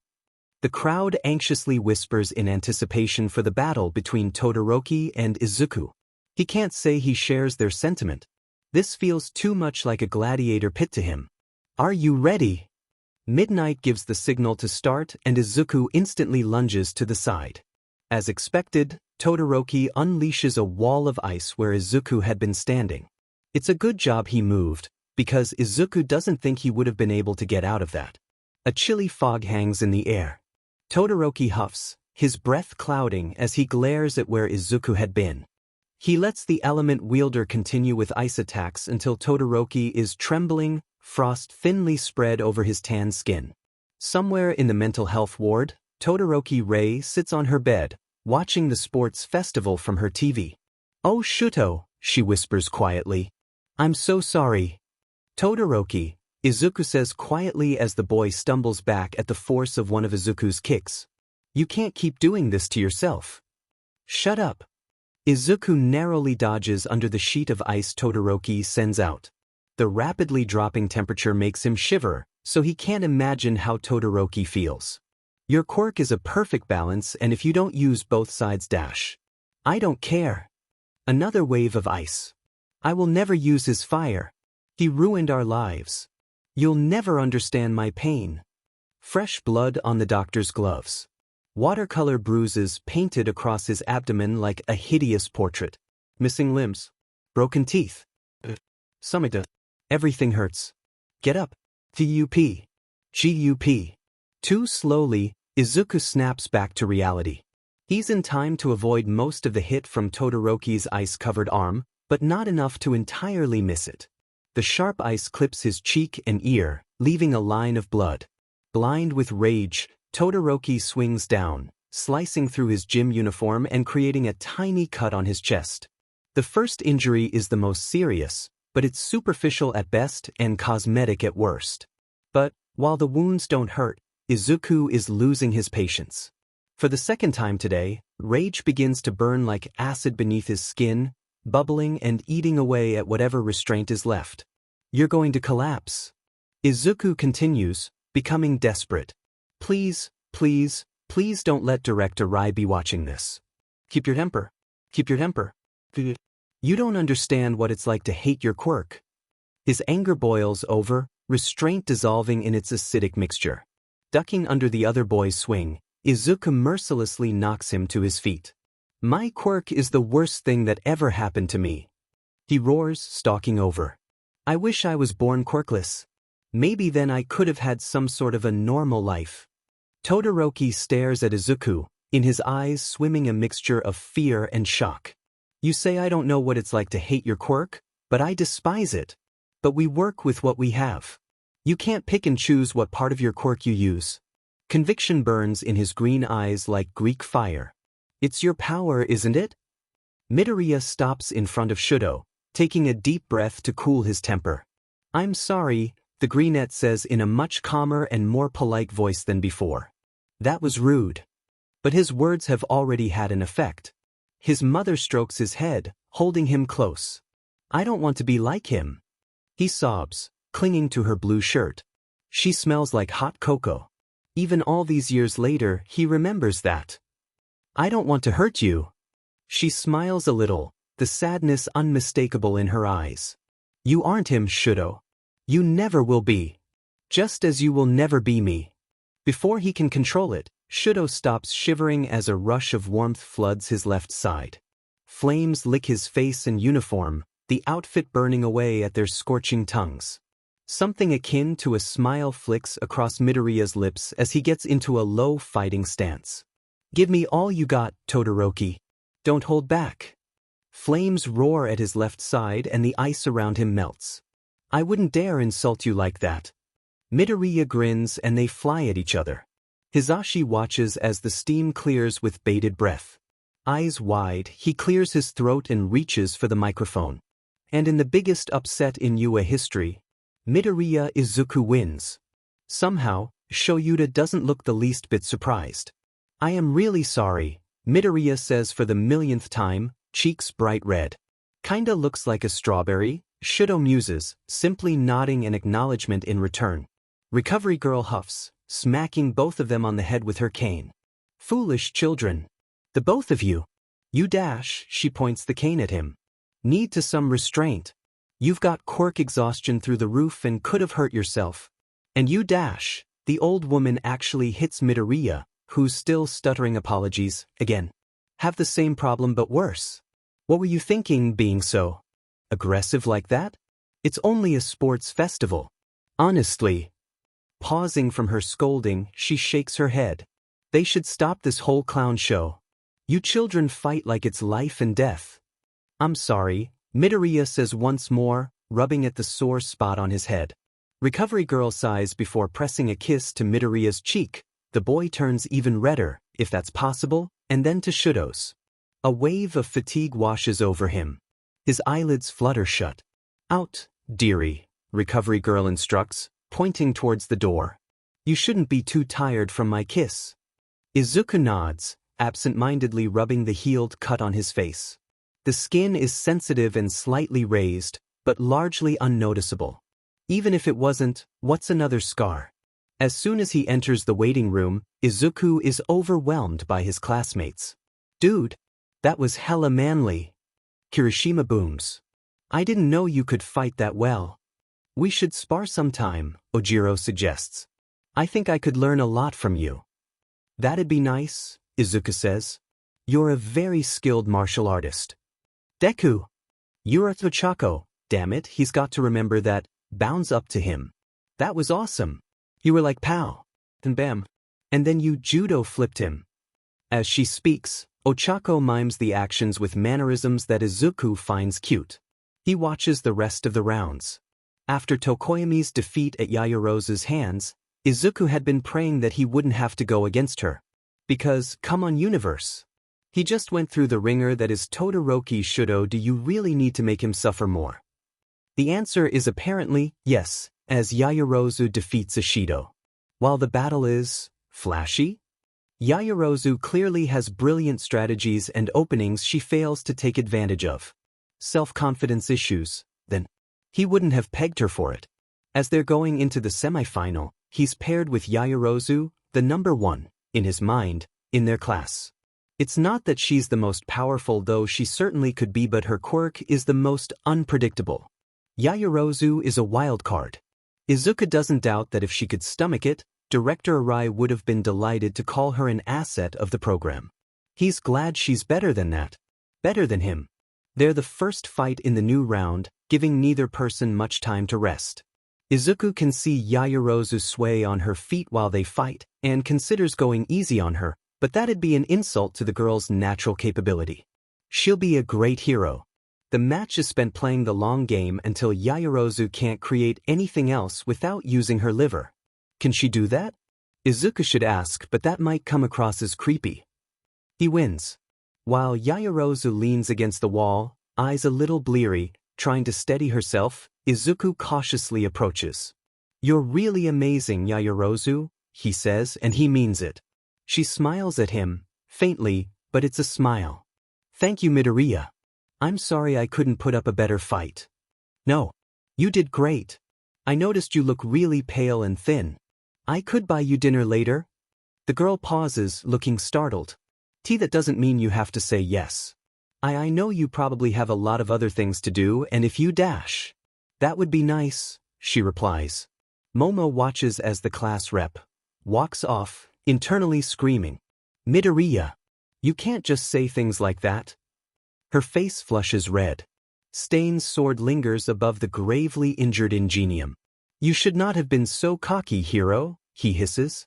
I might have considered you worthy if you didn't insist on protecting the fakes.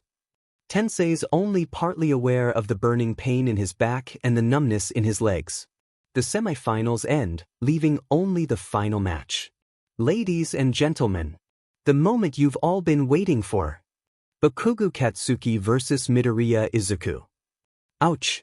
Deku rubs his slightly scraped knee, his eyes large and teary. Katsuki rolls his eyes. You'll be fine, he says, wiping some of the blood away. God, do I always have to protect you? Deku flashes one of those million-watt smiles. You're gonna be a hero, Kaken. You have to protect everyone. He averts his eyes. Yeah. Guess I do. The greenette hops up and runs to something. Kaken, look at this. Deku stares wide-eyed at a butterfly. It's just some stupid bug, Deku. But even he gets close to observe the butterfly's beauty. Not that he really cares. Auntie and Mom are over closer to the playground, talking on the bench and casting the occasional glance towards them to make sure they haven't died yet. It's so pretty. Deku's annoying voice sounds absolutely starstruck, like he hasn't seen a FNG butterfly before. Looks at its wings. Idiot. It's a monarch. Kaken reaches out, but the butterfly flies away to a different flower. Hey, come back. Kaken, be careful. Don't tell me what to do. He shouts as the butterfly gets farther away. His pursuit of the butterfly takes him to the creek on the edge of the playground territory. Some stupid rock moves so he trips, and that is the only reason. It's the rock's fault. And tumbles into the water, dousing himself in frigid liquid. Kaken. The quick pitter-patter of feet comes to a stop in front of him. Deku holds his hand out to help him up, like he didn't learn his lesson last time. Are you okay? You dash. His anger dies on his tongue when he's overwhelmed by the genuine concern and care in the nerd's eyes. I dash. Then he notices the butterfly perched on Deku's shoulder. The same one he'd been chasing but never saw. It just came to Deku. Anger bubbles back up in Katsuki's chest. Don't effing touch me, Deku. He smacks the greenette's hand why. Hurt fractures Deku's smile. Katsuki doesn't care. He wants Deku gone. I didn't mean it, Katsuki whispers, balling his fists. His mom has a black funeral outfit on and she's glaring at the graves before them. His dad is outright crying, which makes sense. He'd known Auntie long before Mom did. They grew up together. Katsuki refuses to cry, despite the tears in his eyes. It's been a week since the villain attack. A week since Auntie is killed. 6 days since Deku is pronounced missing. 2 days since the search ends and Deku's declared dead. Funny how things can change in a matter of days. Let's go, Squirt, Mom says softly, patting him on the shoulder. Katsuki raises his head and turns to leave when he sees something resting on Deku's grave, a monarch butterfly. Just like the one from many months before. Katsuki knows it can't be the same one, but if there's a chance that it is. Maybe Deku's still alive. Years pass and Katsuki learns to move on and forget. Only the first part of that statement is true. How can he forget the nerd, the quirkless wimp who wanted to be a hero? Katsuki visits the graves every once in a while, usually when he's feeling guiltier than usual. All the things he would say to Deku if he was still alive. The amount of times he would apologize just to see the greenette's stupid FING face. For a long time, he thinks he'd be happy to see Deku again, but when he shows up halfway through their first year of junior high, Katsuki only feels rage. Deku acts like nothing happened, like Auntie didn't die, like Uncle didn't fall apart at his family's deaths. He asks the idiot where he'd been all these years. Deku just shrugs and keeps writing analyses in that dumb notebook. He acts as if Katsuki shouldn't care, like he's dumb for wanting to know about it. But Katsuki's not stupid. This Deku acts differently. He's more reserved, more cautious and a hell of a lot more jumpy. And yet he still wants to be a hero. He refuses to stay safe, because he apparently hasn't lost enough. Katsuki despises him. Katsuki wants to beat Deku into the ground so he won't ever think about getting up. He wants to end this Deku. But he never wants him gone again. Hey bro. I think you're up. Katsuki glances up from his musings to see that stupidly red spiked hair. Shitty hair grins at him. Growling, Katsuki wipes his towel across his forehead and throws it at shitty hair. Whatever. He stalks toward the arena floor, palms smoking. Deku stands across the field, wearing that weird but Buddha smile. Not the right smile. The old Deku never smiled like that. The smile is tired but peaceful, accepting, even. He hates it. The final match. Who will emerge the champion? Bad boy powerhouse Bakugo Katsuki or tactical genius Midoriya Izuku? That should be FING obvious. Midnight smiles and cracks her whip. Begin. Katsuki lets loose a barrage of explosions in an attempt to stun Deku before rushing in. He swings left, after being caught off guard by Round Face. He's not making the mistake of punching right again, at the first sight of the nerd. Deku dodges with unexpected grace. He's not the same Deku. This one isn't a klutz, and kicks him in the stomach before he can react. Arai Mamoru grins in delight at the prospect of recruiting Bakugo Katsuki. Then he realizes it's been tried before, and Bakugo Katsuki failed the test. What a shame, he thinks. The boy's got such potential. The air is forced from his lungs and Katsuki leaps away. Deku lunges forward, but he sets an explosion off to keep the nerd back.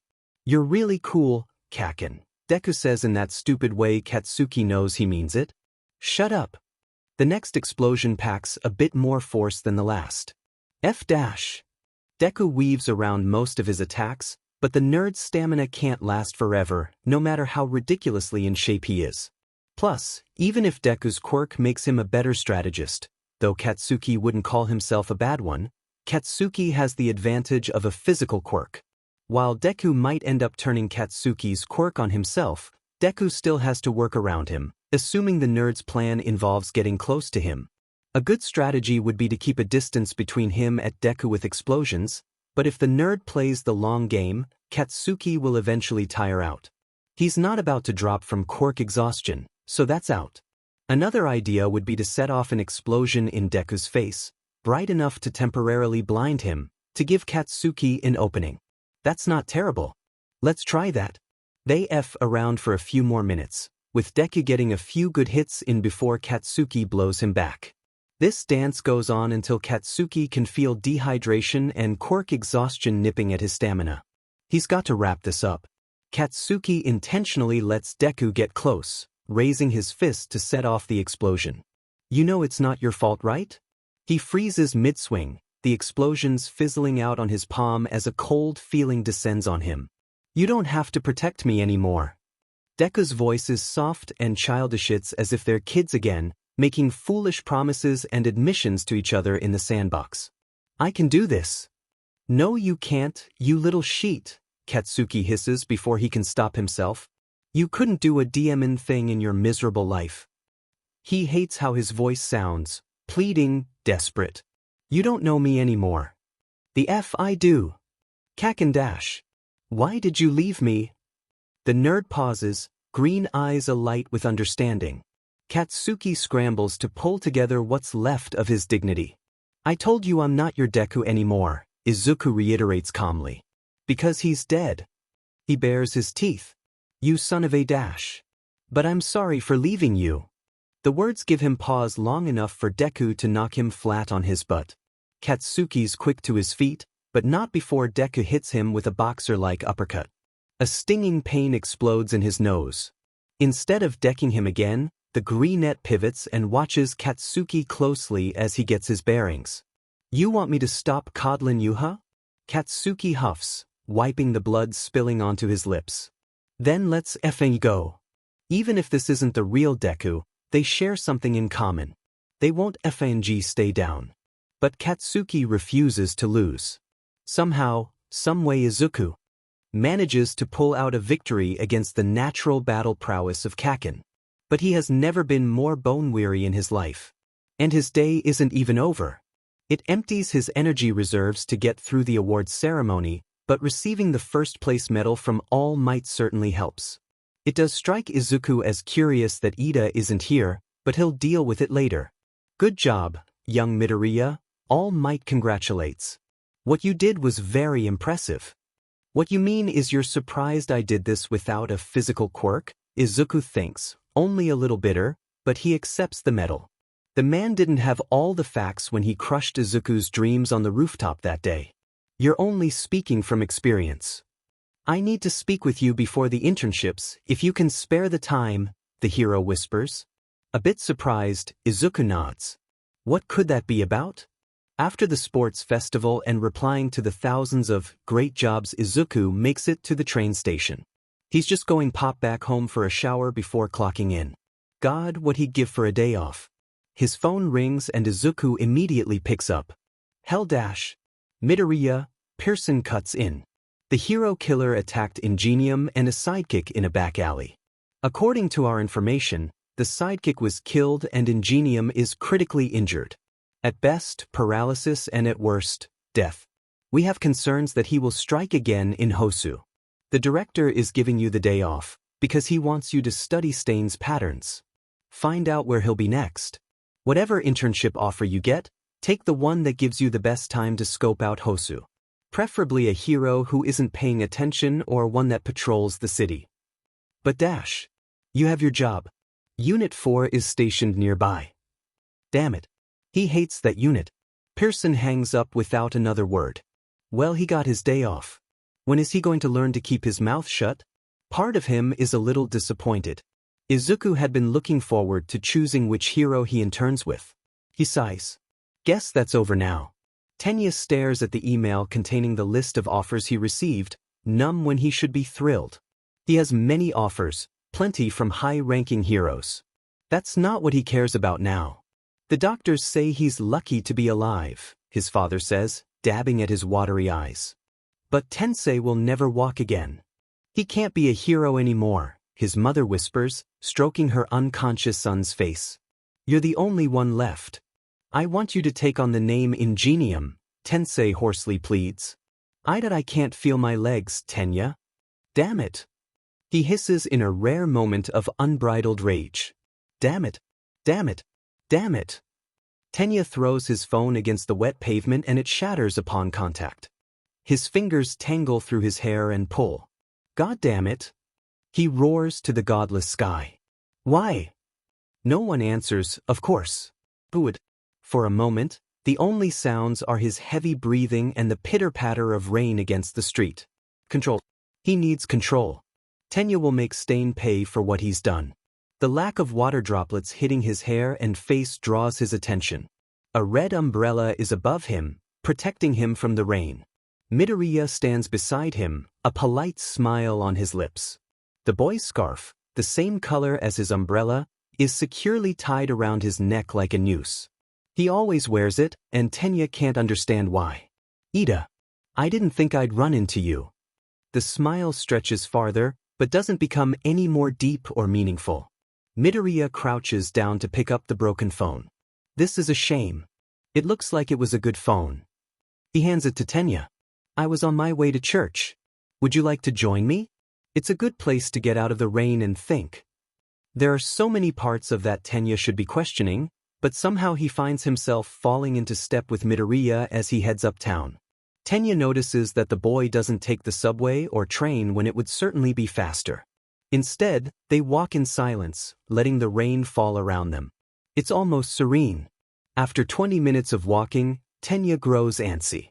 How much longer are we from reaching our destination? He asks, sounding like an impatient child speaking to an adult. Not much longer, Midoriya cryptically replies before halting in front of a large building. This is it. Tenya wonders how he didn't see it earlier, looking up at the cathedral-like church. I wasn't aware they had churches like these in Japan. There are a few, Midoriya replies dismissively as they climb the stone stairs.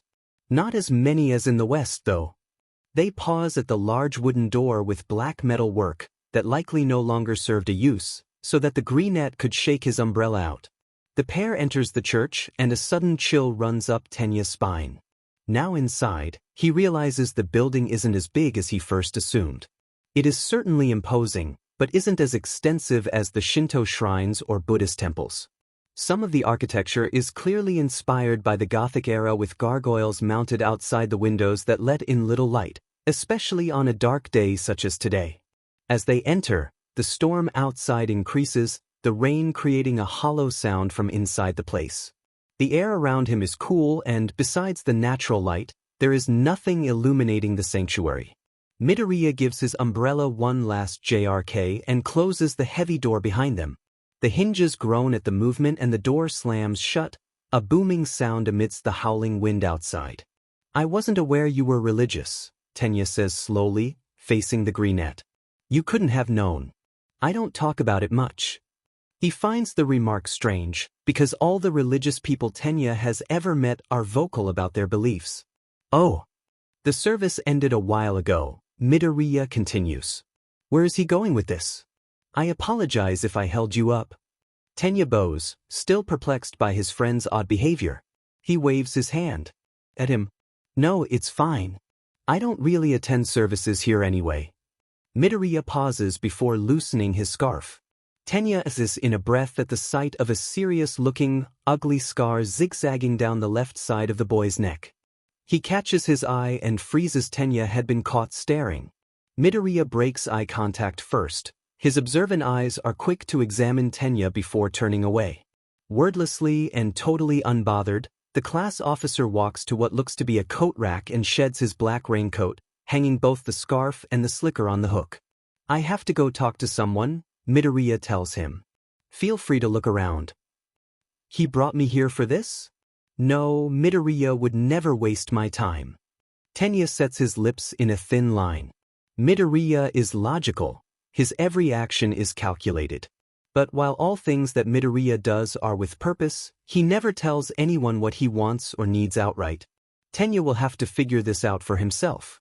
The other UA student disappears into a small box with a curtain. Tenya takes this as his signal to roam. He paces the empty halls, greeting the occasional passing church worker. This place feels so empty, so lonely, but maybe that's because hardly anyone's here.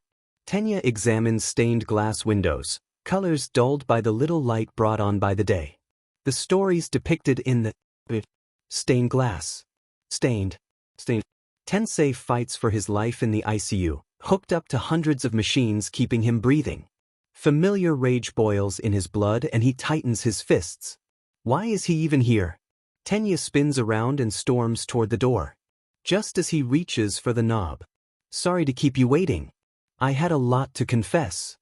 Midoriya's calm and apologetic voice carries across the front of the church, bouncing off the stone walls. "We can go now." The boy reaches for his scarf and jacket, slipping the black raincoat on and draping the scarf over his shoulders on either side. Draping it, not wrapping it around his neck like he usually does. Scar in full view, Midoriya opens his umbrella and brushes past Tenya, opening the door. It's raining harder outside than it was before they arrived, he notes. Midoriya stops halfway down the church steps, his free hand rubbing at the lightning-shaped mark on his neck. "One of my best friends was shot on these steps," he announces out of the blue. The sudden admission startles Tenya. "What?" Everything Midoriya does is intentional. "She helped me after my mom died. Yuki was one of the best people I ever knew." There's a distinct sadness in his voice when the boy peers at the rained-on steps as if they're still slick with blood. "She didn't deserve it. The first bullet clipped me, that's where I got this scar.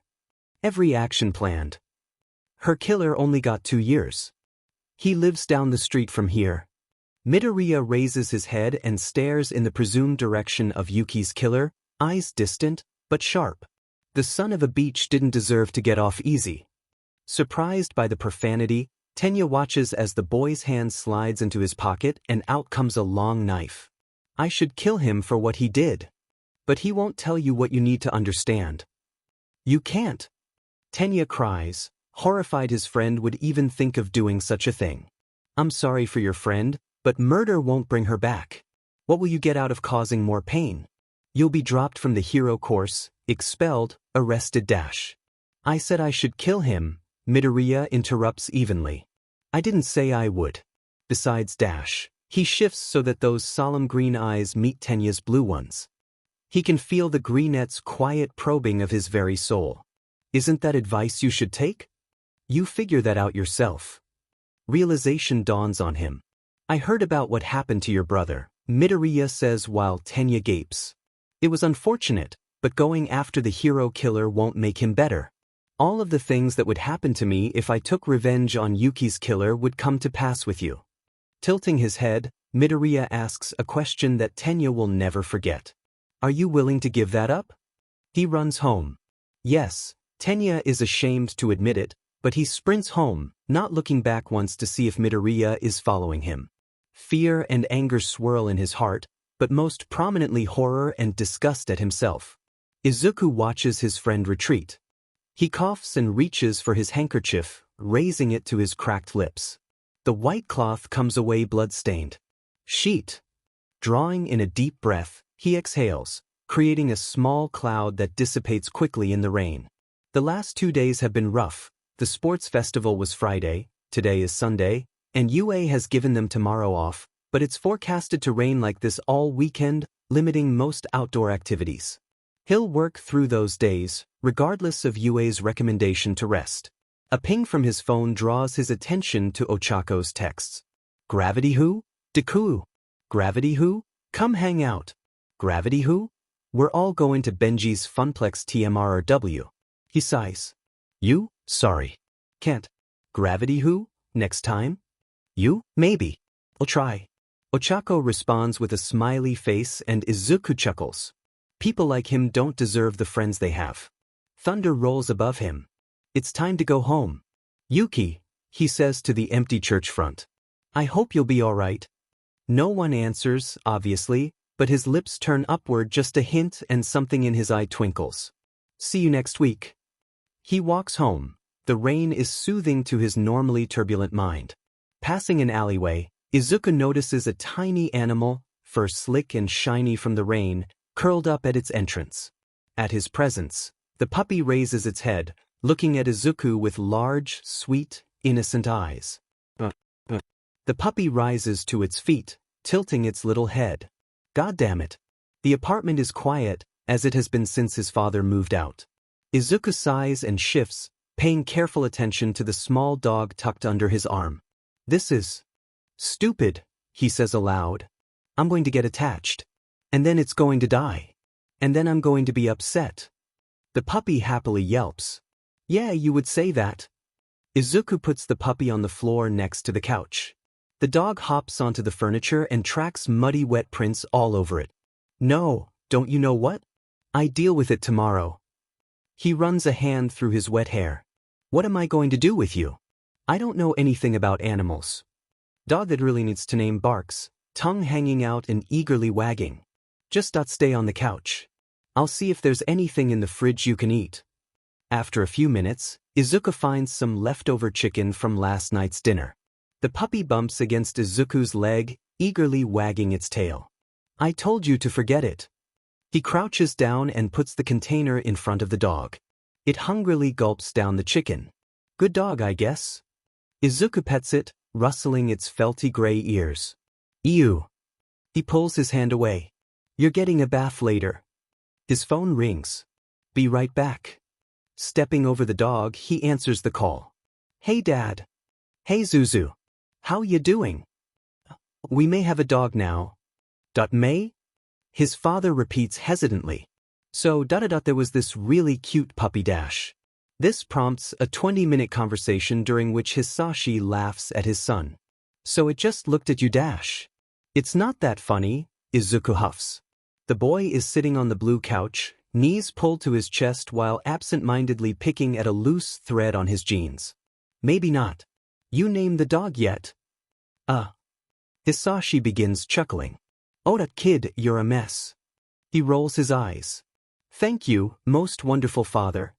Hey, did I tell you how you got your name? Baby naming sites? Izuku guesses. Mom.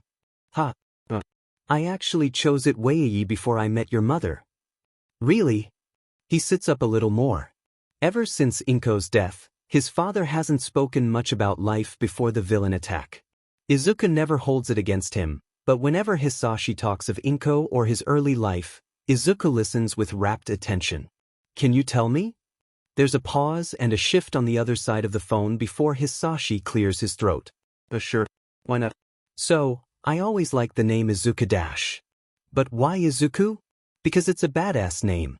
That's why. What about Deku is badass? Look, Katsuki is a little beach dash. Dad. What? I'm being honest. He ruined the perfectly good name I chose. And I was so excited to teach you how to curse Dash. Dad Dash. Inko was not thrilled, let me tell you that Dash. I can't wait until you're 20. We're going out for shots. I don't really think Dash. We're doing it. It is a Midoriya man tradition. The serious tone in which his father speaks makes Izuku burst out laughing. He feels lighter than he has in weeks. No, it isn't. They talk for nearly 2 hours. Conversation bounces from family, to life, to little things that annoy them both. Eventually, the talk lulls in the late hours of the night. Good night, Izuku, his dad says. Izuku yawns, eyelids hanging heavily over his eyes. Good night, Dad. Have a good day tomorrow. I'm really proud of you. Hisashi's voice is sweet and fatherly in Izuku's ears. Thanks, Dad. For a moment, he's 5 years old again and Hisashi is tucking him into bed and kissing him on the forehead. The line disconnects when his dad hangs up. He stares at the phone for a few moments before yawning and curling up on the couch. The puppy lazily trots over to him, climbs onto the furniture and falls asleep under his arm. Its tiny nuzzle rests against his chest and the paws are tucked under its body. Izuku sighs again, but it's fond. Even if everything is going to pieces around him, in these brief happy moments, he can rest. These are the offers you received, Aizawa-sensei drawls, gesturing to the board. As you can see, some of you have more offers than others. Didn't Midoriya win the festival? Ashido asks, pointing toward the board. Kirishima nods. But Todoroki has the most. Mineta smirks. Bakugu, how does it feel to come in fourth? Tsu smacks the boy with her tongue while explosions bloom in Bakugu's palms. Shudo couldn't care less. He did beat Midoriya in offers by a margin of about 20, but there are other things occupying his mind. His SPRM donor of a father hasn't dragged Shudo to the gym for training session since the sports festival. In fact, the man refuses to so much as look at him. Not that Shudo minds, but with what Midoriya said that it can't be a coincidence. Shudo is entertaining the idea that Midoriya Izuku is a secret agent or something. It would make perfect sense with the boy's ninja-like moves, his blank demeanor and marksmanship. Maybe the Imperial Scholars Program is just a front and it's actually some government agency that trains kids to be spies or something. Conspiracy. It has to be a conspiracy. He steals a glance back at Midoriya, watching the exhausted boy carefully. Midoriya keeps scratching at something on his neck, the red scarf he usually wears is missing. Shudo leans back just enough to catch sight of a scar slicing down the left side of his neck.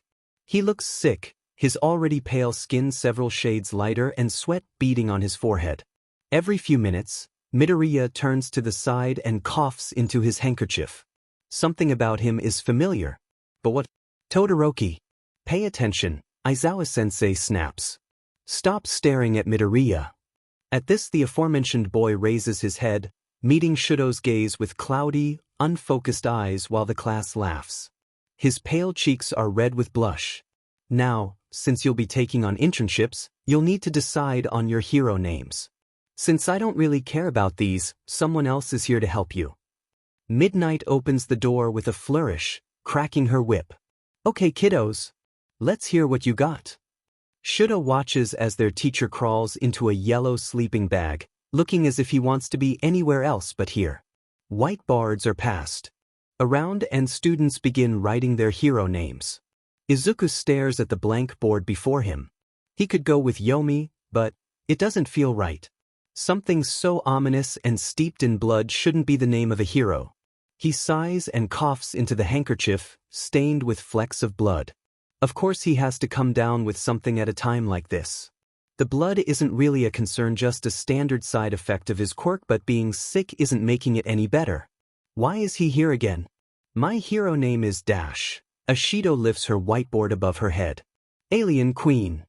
That's a bit too villainous sounding, Midnight says, shaking her head. Try again. Who's next? Moi will go next. Aoyama prances up the aisle. I cannot stop twinkling. The 18-plus heroine pauses, tapping her chin. Try and shorten it by making cannot a contraction. But it's fine. That's where the standard is? Ashido heads up again, presenting her new name, Pinky, which actually makes the cut. Thankfully, Tsu restores some semblance of sanity by announcing her hero name, the rainy season hero, Froppy. This prompts others to share their hero names. Izuku hears some rather creative ones. The stun gun hero, Charge Bolt by Kaminari. The petting hero, Anima, by Kuda. Tentacle by Shuji. Uravity, by Ochako, a favorite of his. And Kriati, by Yaoyorozu. There are many others. Tokoyami's choosing of the Lord of the Night's name is certainly fitting, but there are also some plainer ones, like Invisible Girl, Hagakure, Tailman, Ojiro, and Sugarman, Satu. But in the end, he has no idea what he wants to be called. Okay, we only have a few left. No, Bakugo, you cannot be called King Explosion Murder. No, you cannot change it to Lord Explosion Murder. So, Todoroki Ida, Midoriya. Let's hear him. Izuku watches as Ida, conflicted, takes on his first name as a hero alias. He assures them it will be changed soon. Todoroki does the same. Izuku stares at the whiteboard, tapping his pen. What could he do? How could he define his hero career and legacy in a name? Painerd. Stop taking so FNG long, Kaken snaps. If you're having trouble with your name, you could always go by your childhood hero name, Izuku suggests innocently, only to have an explosion aimed at him. F off. The blonde proceeds to fume for a minute before storming up to the podium and shouting that his hero name is Ground Zero, and, if any of you assholes have a problem with it, say it to my FING face. Midoriya. You're the last one. Like I need a reminder. He could go personal. Something to do with his mother or Kino. Inko has the same letters as Kino, but in a different order, so if he were to call himself Kino, it would be paying homage to his deceased friend and mother. Slowly he advances to the podium. My hero name, he says in a voice he himself hardly recognizes. Where did this confidence come from? Is the everlasting hero, Kino? There's a pause. It's a good name, but why Kino and why everlasting? Midnight. It's really kinda depressing. Izuku begins rubbing his neck scar, a nervous habit he needs to drop. My mum's name was Inko and my best friend's name was Kino. They both died and well, I thought it would be a nice way to remember them. It's stupid, but... He looks up. To me, they'll always be with me. I want to be that kind of person to other people. Silence sweeps the room and Izuku drops his head. When he looks up, the entire class is on their feet. That's so manly. Kirishima shouts, a single tear trailing down his cheek. You go, Deku. Taco cheers. Midnight smiles and nods, allowing him to go back to his seat. Hey, Deku. Izuku turns and meets the red eyes of Kaken, the only person to remain seated. That name isn't totally stupid. Auntie would've that she would've liked it. A warm feeling stirs in his chest, causing a smile to bloom on his lips. Thank you, Kaken. He twists away, cheeks aflame. Whatever, you weirdo. Izuku doesn't take offense at the words. The bell rings and Izuku shoulders his book bag. Midoriya. Come here. Aizawa-sensei climbs out of his sleeping bag. You look terrible. I'm just sick, Izuku replies. I couldn't afford to miss today. You've been coughing all day. Go to recovery, girl. But dash. Don't argue with me, problem child, Aizawa growls, writing him a pass. Go see the old woman. Izuku doesn't object. The way to the infirmary is familiar to him, as is every way out of the infirmary and every possible place to hide. For example, the drop from the window isn't far enough to kill, so if he needs to, that escape route isn't the worst. That's probably not healthy. Izuku stops outside of the infirmary, hesitating for a second. The pause is so routine, it's become second nature for him to just wait a moment before entering the lab infirmary. Taking a deep breath, he pushes the door open. Recovery girl? What is it this time? The old woman grumbles, hobbling toward him. Aizawa-sensei, he said to Dash. Uselessly, he holds the pass out. She snatches it and quickly reads it over before shaking her head. That mother hen. Recovery girl whips her sharp gaze up to assess him. You look sick, she says. It's nothing, he replies, listless. I can go. No. Might as well do a checkup so one, as resident worrywart won't come breathing down my neck. She waves him toward the operation table, a table, like the ones in the doctor's office. Harmless. Sit. He obeys, trying to suppress the anxious dart of his eyes or the minute twitch in his fingers. He's fine. He has always been fine. The older woman takes his temperature and mutters to herself as she works. You're a little feverish, but it's nothing too serious, she muses. Drink plenty of water and don't push yourself too hard in heroics today. I won't, Izuku promises, reaching for his handkerchief. He coughs and hops off the table, starting towards the door. Is that blood? The soft surprise and horror carries well in her voice. Midoriya, come back. With robotic movements, Izuku complies. Recovery girl holds her hand out, as if asking for his handkerchief. He hands it over instantly, anything that will get him out of here faster. She frowns as the splotches of blood on the cloth confirm her suspicions. How long has this been going on? I went to the doctor last week, he says, trying to keep his voice even. She said it's just an infection. Pursing her lips together, recovery girl nods. Mention these things to your teacher, silly boy, she scolds, shaking her cane at him. And let me know immediately if you have any shortness of breath or lightheadedness. Yes, ma'am. She fixes him with a glare. I'm serious. Yes, ma'am. They hold each other's gaze for a minute before the hardness fades from her expression.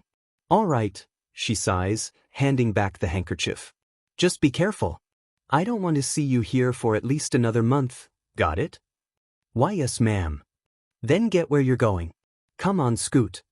Izuku zips out of the infirmary, throwing a thank you over his shoulder. The day of internships comes too quickly. Shudo's decided to intern with Endeavor Flaming Dumpster. He may be, his father has immense control over his flames, second to none, but of course, his thoughts are on his class representative. Ever since the sports festival, there's been an inkling, a faded memory that has something to do with Midoriya Izuku that he just can't recall. Perhaps Midoriya isn't who he's thinking of, maybe it's his plain face or odd demeanor. It's something about the way he holds himself, though, the tired acknowledgement and beaten, yet determined light in his dark eyes that strikes a chord with Shudo, because he knows they've met before. Will you be all right, Todoroki? Midoriya asks in a low voice, startling Shudo as he appears out of nowhere. I'll be fine. My father hasn't tried to train me since, he trails off. The sentence doesn't need to be finished. The greenette quietly nods and then faces the train track before him. You're interning with Manuel? Yes. Midoriya doesn't look at him, only at the oncoming train.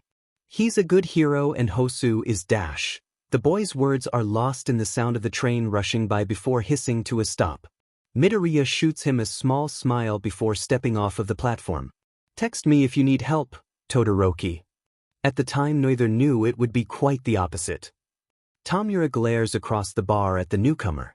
Stain returns his gaze, ranting about how he will bring heroes down, all heroes except All Might and some NPC named Yomi that he's never heard of.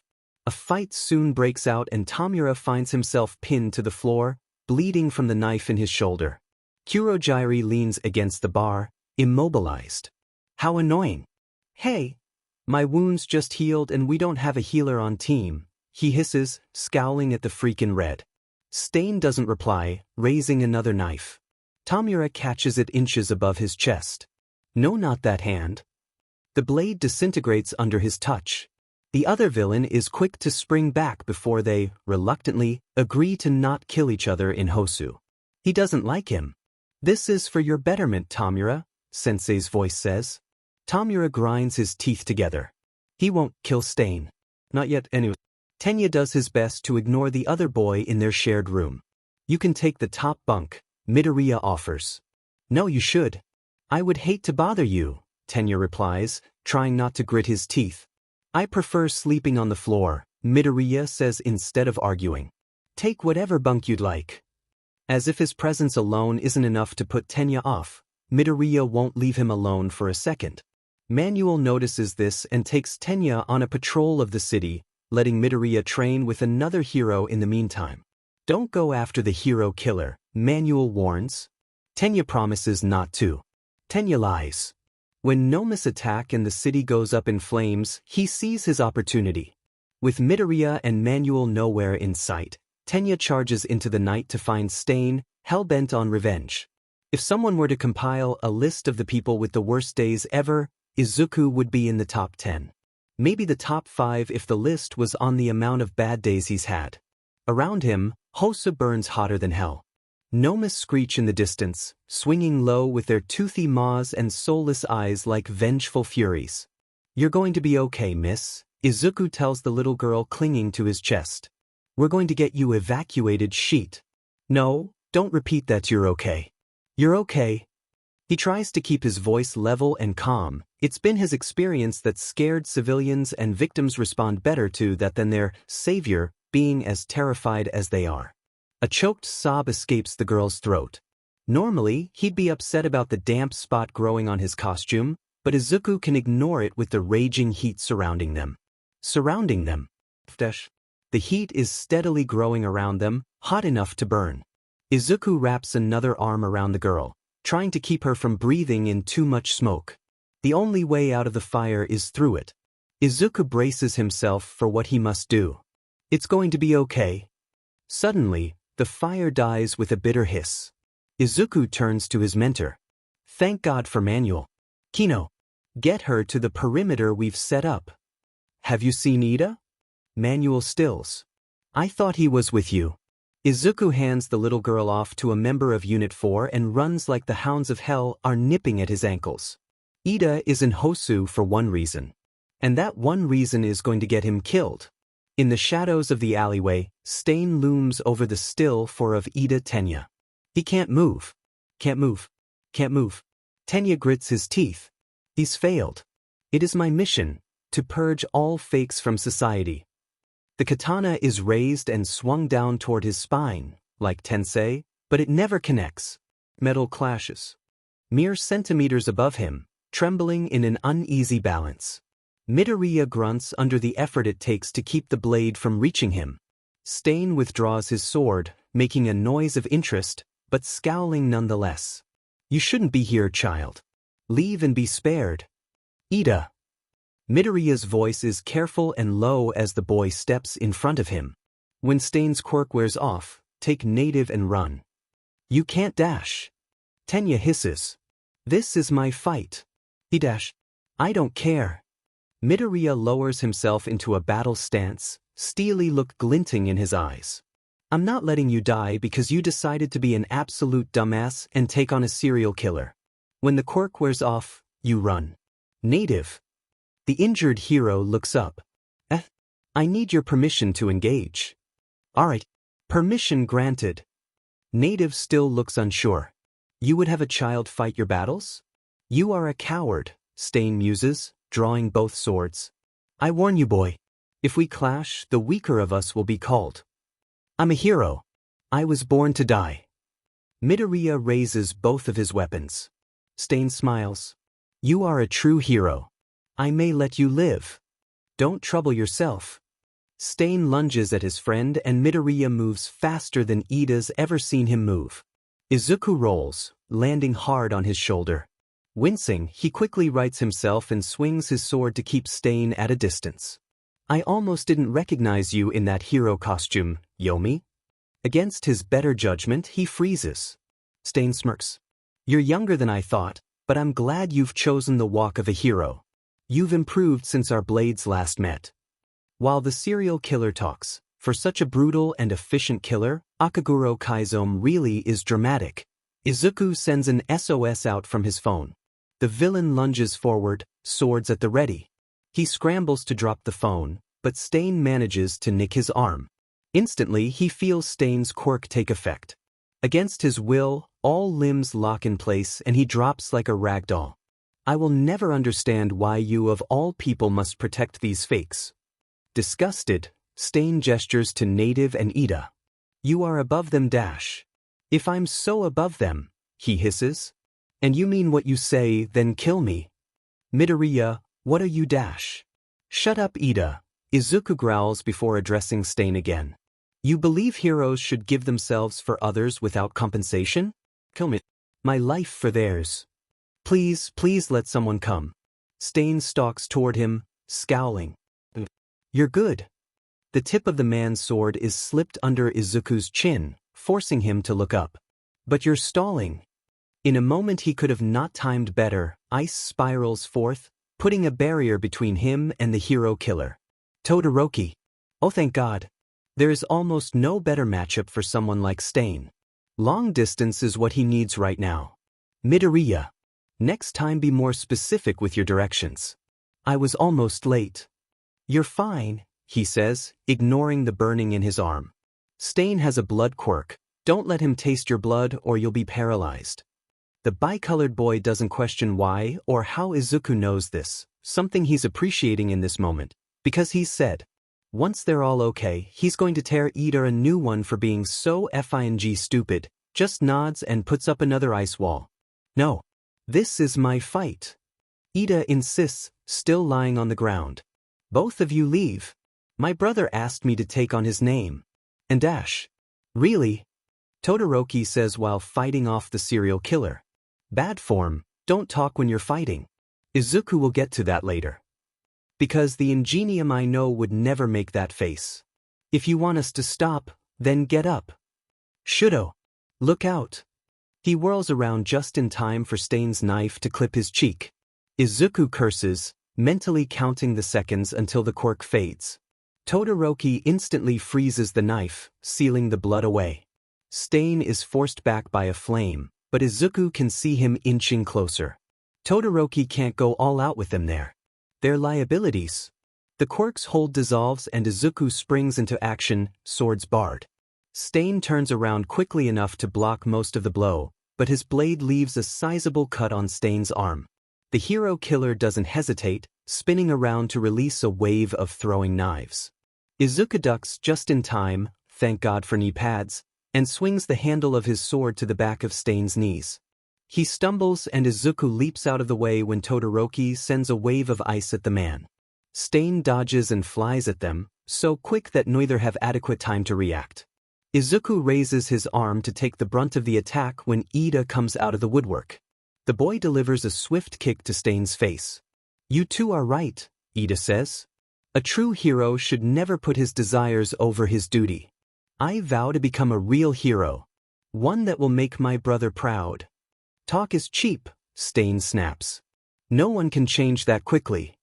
Izuku will have to agree with that statement, but Ida is making a promise to be better. Nothing like that happens overnight. He'll take what he can get. But right now, they've got a Stain-sized problem on their hands that needs to be dealt with immediately. Todoroki freezes Ida's engines at his request while Stain springs off the wall towards Izuku, their swords clashing. Bright blue flames explode out of the engines as Ida flies toward them, his foot slamming into Stain's chest. Stain brings his sword down, stabbing Ida in the shoulder as he moves beneath him, but Todoroki sends a warning flare of fire between them. Before he can do any more damage, Izuku leaps down onto Stain and slams his head against the concrete. The villain doesn't get back up. He breathes a sigh of relief and lowers his swords. It's over. Disarming Stain is tedious, seeing as the man has a ridiculous amount of blades on him. While Izuku pulls daggers from Stain's shoes, he notices Ida reaching for the knife in his shoulder. Don't touch that, he snaps, not turning back. Make it worse. Ida purses his lips. Midoriya I dash. Don't. The tone of his voice is clipped and icy. Izuku knows he's being harsh, but right now he's so far past having any of it. Todoroki and Native work to restrain Stain after they're confident they have all the weapons. Dragging him behind them, they exit the alley looking for help. Tenya. Kino. Manuel and a group of pros appear. Are you okay? One of the sidekicks freezes. Is that the hero killer? She whispers. Sensei. Ida falls into a bow, favoring his right shoulder. This is all my fault. Please do not penalize my classmates for my error. The hero stares at Ida for a moment before sighing. We'll talk about it later. You three need medical attention. There's a screech. Someone hits the ground and suddenly Izuku's airborne, staring down at the street below. He twists around just enough to see a winged Nomo flying him away. He's so frustrated he could cry. God damn it, Tsubasa! He cries. The ground's getting farther away, but the Nomo's grip is unrelenting, its claws wrapped tightly around Izuku's ribs. The angle at which he's hanging won't allow him to cut himself free, so there's only one option. Izuku reaches for his knife. Tsubasa shrieks and they begin plummeting toward the street. A pair of arms quickly wrap around him and pull him away from the Nomu, depositing him semi-gently onto the street. Stain stands with his back to him, blade in hand. Jesus Christ, how many of those did he carry? This world is polluted with fakes, he whispers in a husky voice. From the ground, Izuku can see his classmates and the pro-heroes standing several yards away, frozen. Both this sham-filled society and the villains who wield their power in the name of petty mischief will be the targets of my purge.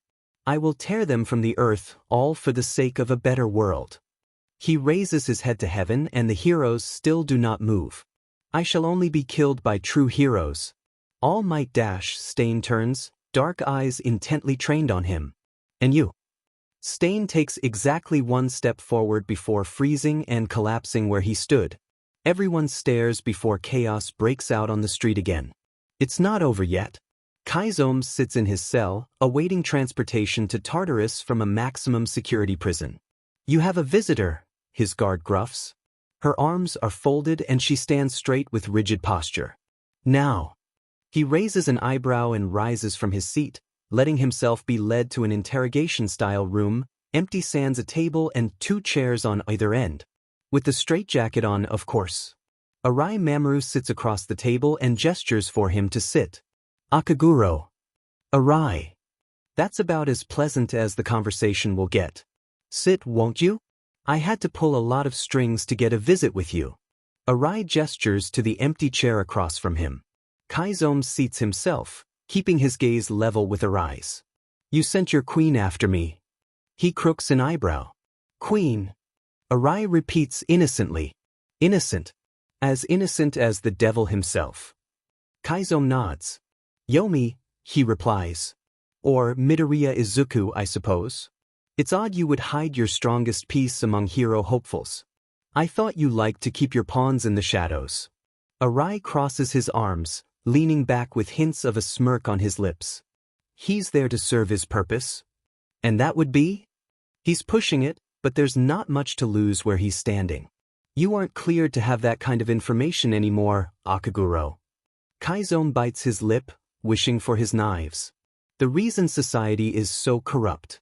The reason heroics are nothing but a farce. The reason he even took on this name and became who he is today. Is because of this man. Arai places his folded hands on the table, staring intently through Kaizomi's eyes. You know, if you wanted, you could take your position back. With conditions, of course, until you could be trusted, but you would be a great hand-to-hand combat instructor for us, Arai offers. And besides, you would get to meet Midoriya, who you seem so interested in. You would have a hand in shaping, oh, how did you put it? A real hero. He grits his teeth. There isn't. The director is nothing if not an opportunist. What kind of person wouldn't take a way out from his current situation? One with morals. No, I will take the punishment I am given, he replies. If it is what society thinks I deserve, then it is what I deserve for now. Arai leans back. You've always had a twisted sense of justice. You're one to talk, he thinks, but doesn't voice his opinion. Kaizomi may be bold, but he isn't stupid. He's already facing a life sentence to Tartarus, a minimum of 50 years. One wrong step around the director and he could be serving his sentence on the bottom row of the prison, where the worst of the worst are kept. They pause, staring across the table at the other.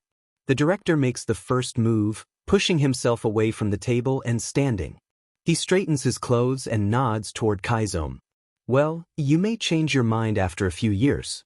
Have a good life, Kaizome. The door opens and shuts with a click. A few minutes pass before his guard comes in.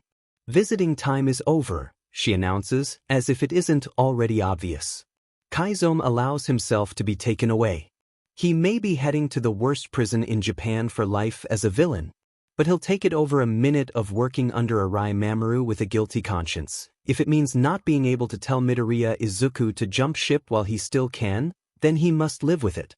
There are things one must learn by themselves. Even if it's almost too late. Tenya stares down at his bandaged hands balled tightly in his lap. Todoroki has been picked up by his sister and one of Midoriya's friends is coming to get him. His parents don't say a word to him as they wheel him out of the hospital. Midoriya stares him down in the rain on the steps of the church. Are you willing to give that up? Made his decision, and Tenya is only lucky to make it out without real consequences. The cover Midoriya had made up about Native clearing them for engagement is all that's keeping him from losing his career as a hero. Midoriya. The boy had warned him explicitly, come to the same agency just to stop him, and he still went after Stain. He's a fool. A complete and utter idiot. Why did he think this would change anything? You have a meeting with your teachers tomorrow, his mother says. Oh, this. Yes, mother, he replies quietly. It's not something he's looking forward to. His parents help him into the car, some of Midoriya's harsh words still bouncing around in his mind. I tried to tell you. Why don't you effing listen? You think your family wants to mourn your death? That we want to go to your funeral? What if someone died? Newsflash, you're not the only one who's lost someone. You're lucky enough to still have your brother. Midoriya had cried at that one. Tenya isn't sure what he meant. Pearson signs him out of the hospital. You handled the situation decently, he says, not happy or sad about it. Everything went to shit when Ida disappeared, Izuku grumbles, rubbing his bruised cheek. Complications happen. You need to learn how to work around them. The matter-of-fact statement makes Izuku want to roll his eyes, but Pearson probably wouldn't appreciate that, so he keeps his eyes front. By the way, we're getting an apprentice. Izuku raises an eyebrow. An apprentice? Yeah. Name's Shimizu Katsumi. He's a second year in junior high from Yokohama. When does he get in? Today. I think Kenji and Naomi are showing him around. Naomi?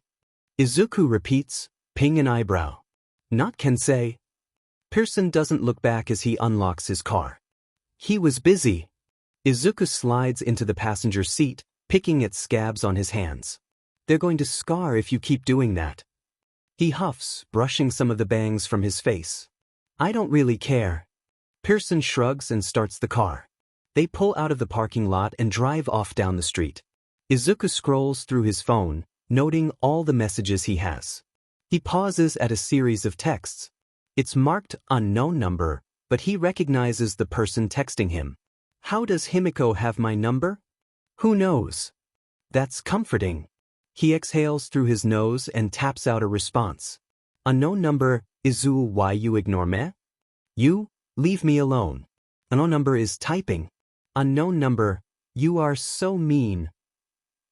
He snorts, a smile gracing his lips for a moment before a frown clouds his expression. You shouldn't be contacting me. You could get in trouble. Unknown number is typing. Unknown number, who cares? It's for love.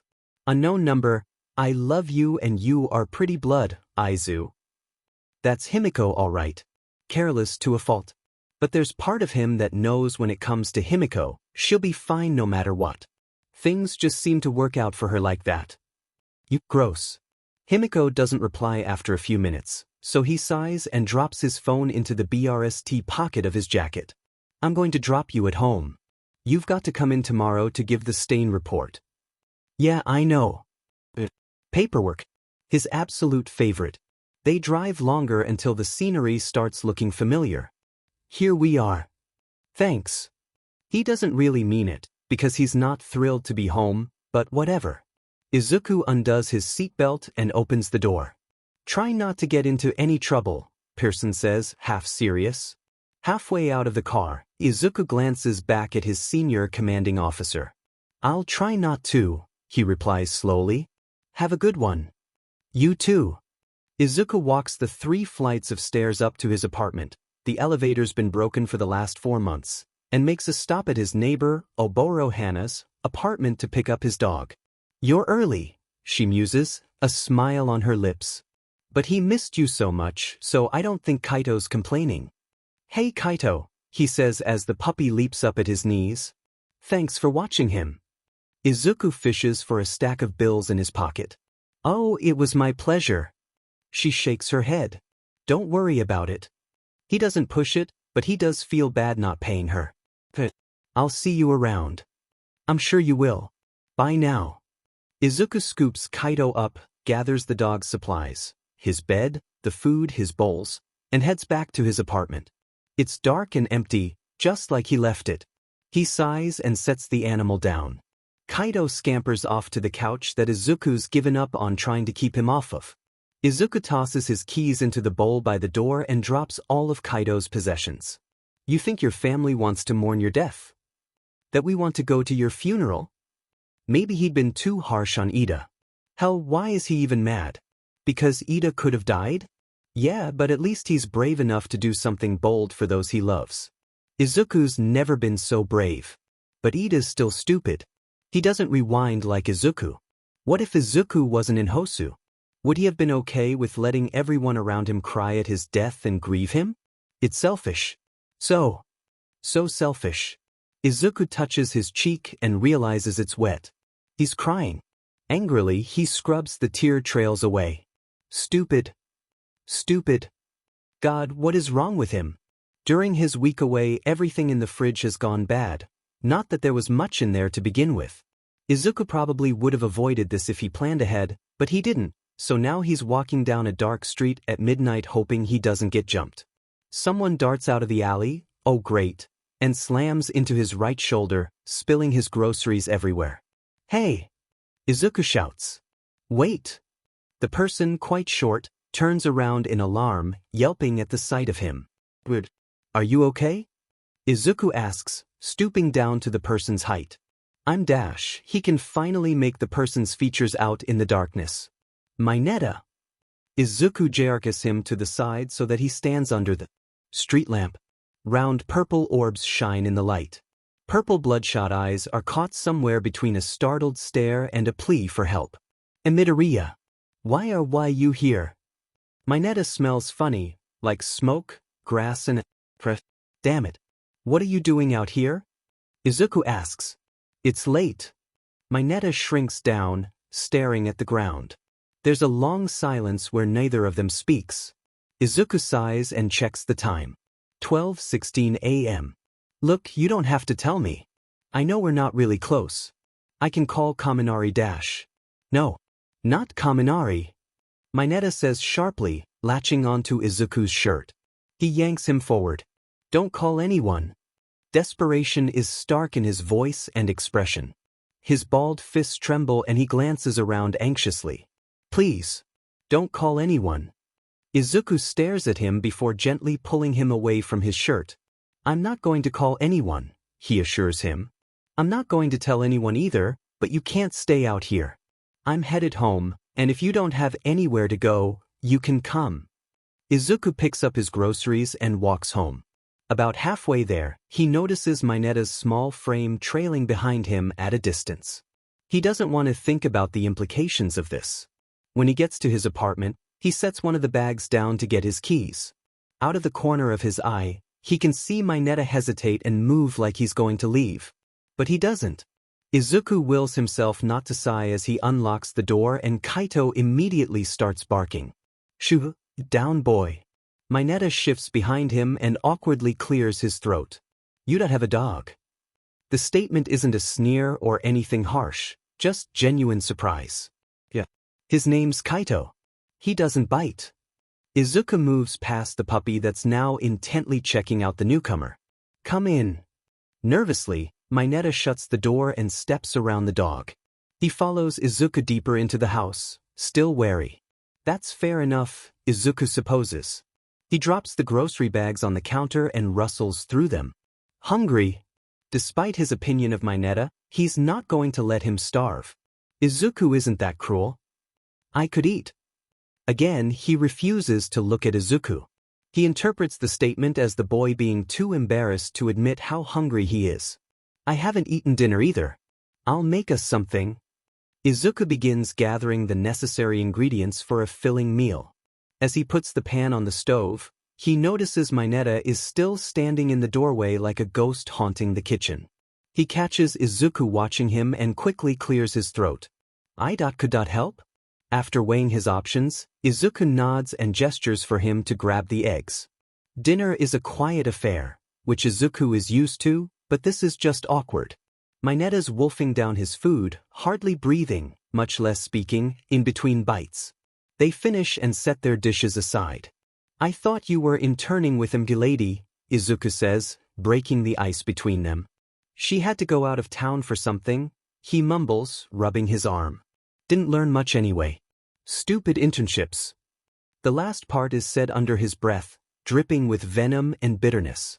Izuku is tempted to point out that Mineta went to Mgilady because of her assets and not for what she could tell him as a hero.